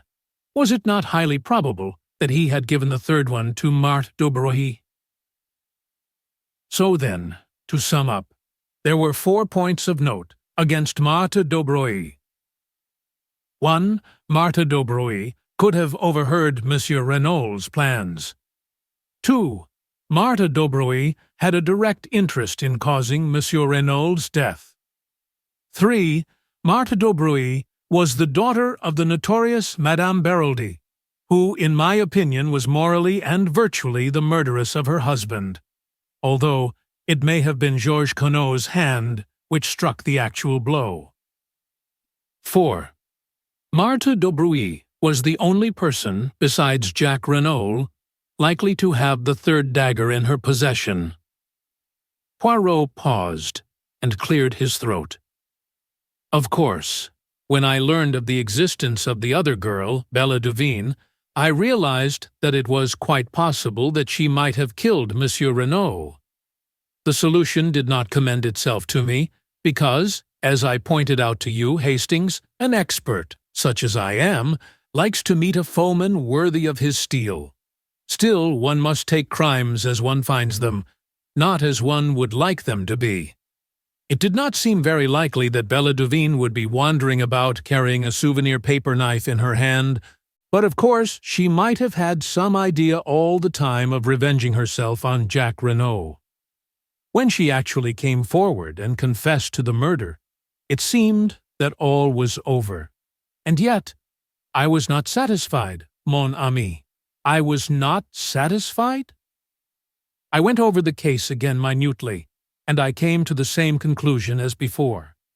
If it was not Bella Duveen, the only other person who could have committed the crime was Marthe d'Aubray, but I had not one single proof against her. And then you showed me that letter from Mademoiselle Dulcie, and I saw a chance of settling the matter once for all. The original dagger was stolen by Dulcie Duveen and thrown into the sea, since, as she thought, it belonged to her sister. But if, by any chance, it was not her sister's, but the one given by Jack to Marthe d'Aubray, why then, Bella Duveen's dagger would be still intact. I said no word to you, Hastings. It was no time for romance, but I sought out Mademoiselle Dulcie, told her as much as I deemed needful, and set her to search amongst the effects of her sister. Imagine my elation when she sought me out, according to my instructions, as Miss Robinson with the precious souvenir in her possession.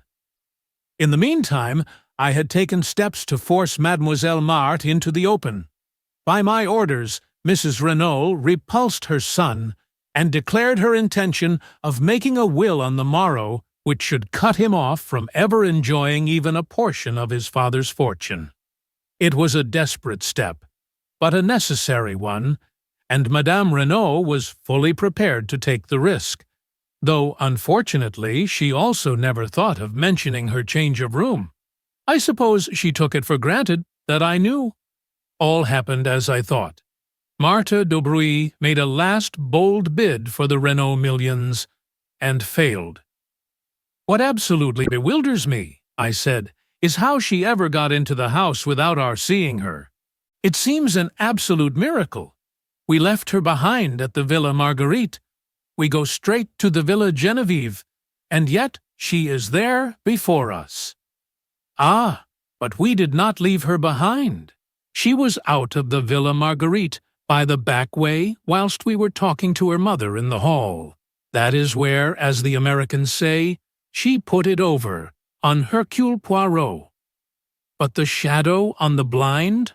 We saw it from the road. Eh bien, when we looked up, Madame d'Aubray had just had time to run upstairs and take her place. Madame d'Aubray? Yes, one is old, and one is young, one dark, and one fair. But, for the purpose of a silhouette on a blind, their profiles are singularly alike. Even I did not suspect. Triple imbecile that I was. I thought I had plenty of time before me, that she would not try to gain admission to the villa until much later. She had brains, that beautiful Mademoiselle Marthe. And her object was to murder Mrs. Reynolds? Yes, the whole fortune would then pass to her son, but it would have been suicide, mon ami. On the floor by Marthe d'Aubray's body, I found a pad and a little bottle of chloroform and a hypodermic syringe containing a fatal dose of morphine. You understand? The chloroform first. Then, when the victim is unconscious, the prick of the needle. By the morning, the smell of the chloroform has quite disappeared, and the syringe lies where it has fallen from Madame Reynolds' hand. What would he say? The excellent Monsieur Ote? Poor woman!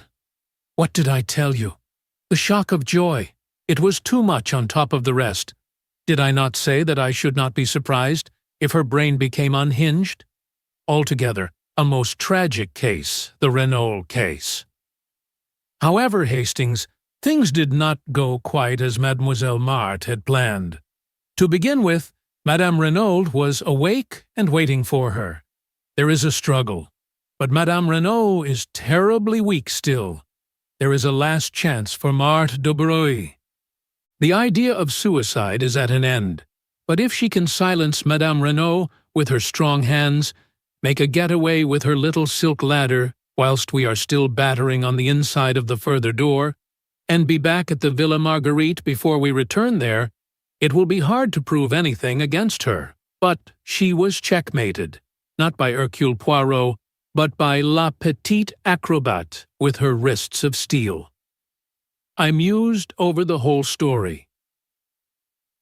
When did you first begin to suspect Marthe d'Aubray, Poirot? When she told us she had overheard the quarrel in the garden. Poirot smiled. My friend, do you remember when we drove into Merlinville that first day, and the beautiful girl we saw standing at the gate? You asked me if I had not noticed a young goddess, and I replied to you that I had seen only a girl with anxious eyes. That is how I have thought of Marthe d'Aubray from the beginning. The girl with the anxious eyes.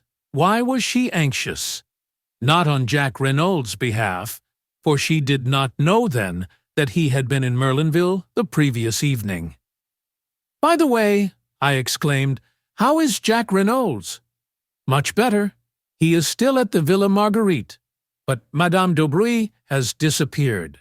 The police are looking for her. Was she in with her daughter, do you think? We shall never know. Madame is a lady who can keep her secrets, and I doubt very much if the police will ever find her. Has Jack Reynolds been told? Not yet. It will be a terrible shock to him. Naturally, and yet, do you know, Hastings, I doubt if his heart was ever seriously engaged. So far we have looked upon Bella Duverne as a siren, and Marthe d'Aubray as the girl he really loved. But I think that if we reversed the terms, we should come nearer to the truth. Marthe d'Aubray was very beautiful. She set herself to fascinate Jack, and she succeeded. But remember his curious reluctance to break with the other girl. And see how he was willing to go to the guillotine rather than implicate her. I have a little idea that when he learns the truth, he will be horrified. revolted, and his false love will wither away. What about Giraud? He has a crease of the nerves, that one. He has been obliged to return to Paris. We both smiled. Poirot proved a fairly true prophet. When at length the doctor pronounced Jack Renaud strong enough to hear the truth, it was Poirot who broke it to him. The shock was indeed terrific, yet Jack rallied better than I could have supposed possible. His mother's devotion helped him to live through those difficult days. The mother and son were inseparable now. There was a further revelation to come. Poirot had acquainted Mrs. Renaud with the fact that he knew her secret, and had represented to her that Jack should not be left in ignorance of his father's past. To hide the truth, never does it avail, madame. Be brave and tell him everything. With a heavy heart, Mrs. Renaud consented, and her son learned that the father he had loved had been in actual fact a fugitive from justice. A halting question was promptly answered by Poirot. Reassure yourself, Monsieur Jack. The world knows nothing. As far as I can see, there is no obligation for me to take the police into my confidence. Throughout the case I have acted, not for them, but for your father. Justice overtook him at last, but no one need ever know that he and Georges Conneau were one and the same. There were, of course, various points in the case that remained puzzling to the police, but Poirot explained things in so plausible a fashion that all query about them was gradually stilled. Shortly after we got back to London, I noticed a magnificent model of a foxhound adorning Poirot's mantelpiece. In answer to my inquiring glance, Poirot nodded. Mais, oui, I got my 500 francs. Is he not a splendid fellow? I call him Giraud. A few days later, Jack Renaud came to see us with a resolute expression on his face. Monsieur Poirot, I've come to say goodbye. I'm sailing for South America almost immediately. My father had large interests over the continent, and I mean to start a new life out there. You go alone, Monsieur Jack?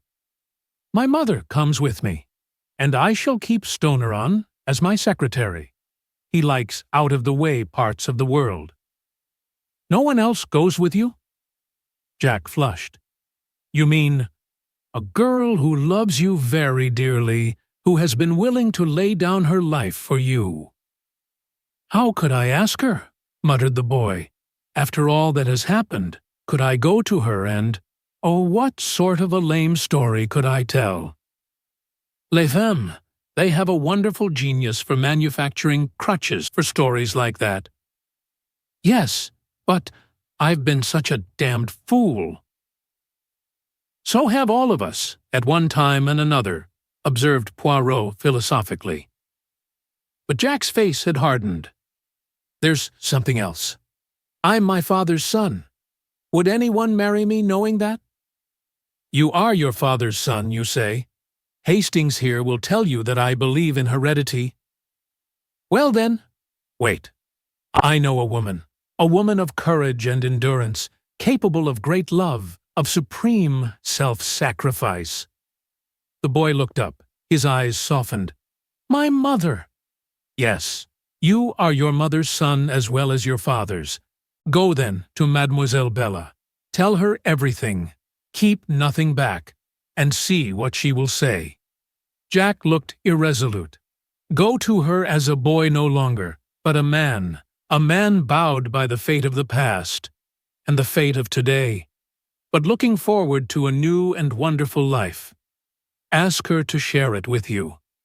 You may not realize it, but your love for each other has been tested in the fire and not found wanting. You have both been willing to lay down your lives for each other. And what of Captain Arthur Hastings, humble chronicler of these pages? There is some talk of his joining the Reynolds on a ranch across the seas, but for the end of this story, I prefer to go back to a morning in the garden of the Villa Genevieve. I can't call you Bella, I said, since it isn't your name, And Dulcie seems so unfamiliar, so it's got to be Cinderella. Cinderella married the prince, you remember. I'm not a prince, but— She interrupted me. Cinderella warned him, I'm sure. You see, she couldn't promise to turn into a princess. She was only a little scullion after all. It's the prince's turn to interrupt, I interpolated. Do you know what he said? No? Hell, said the prince, and kissed her. And I suited the action to the word.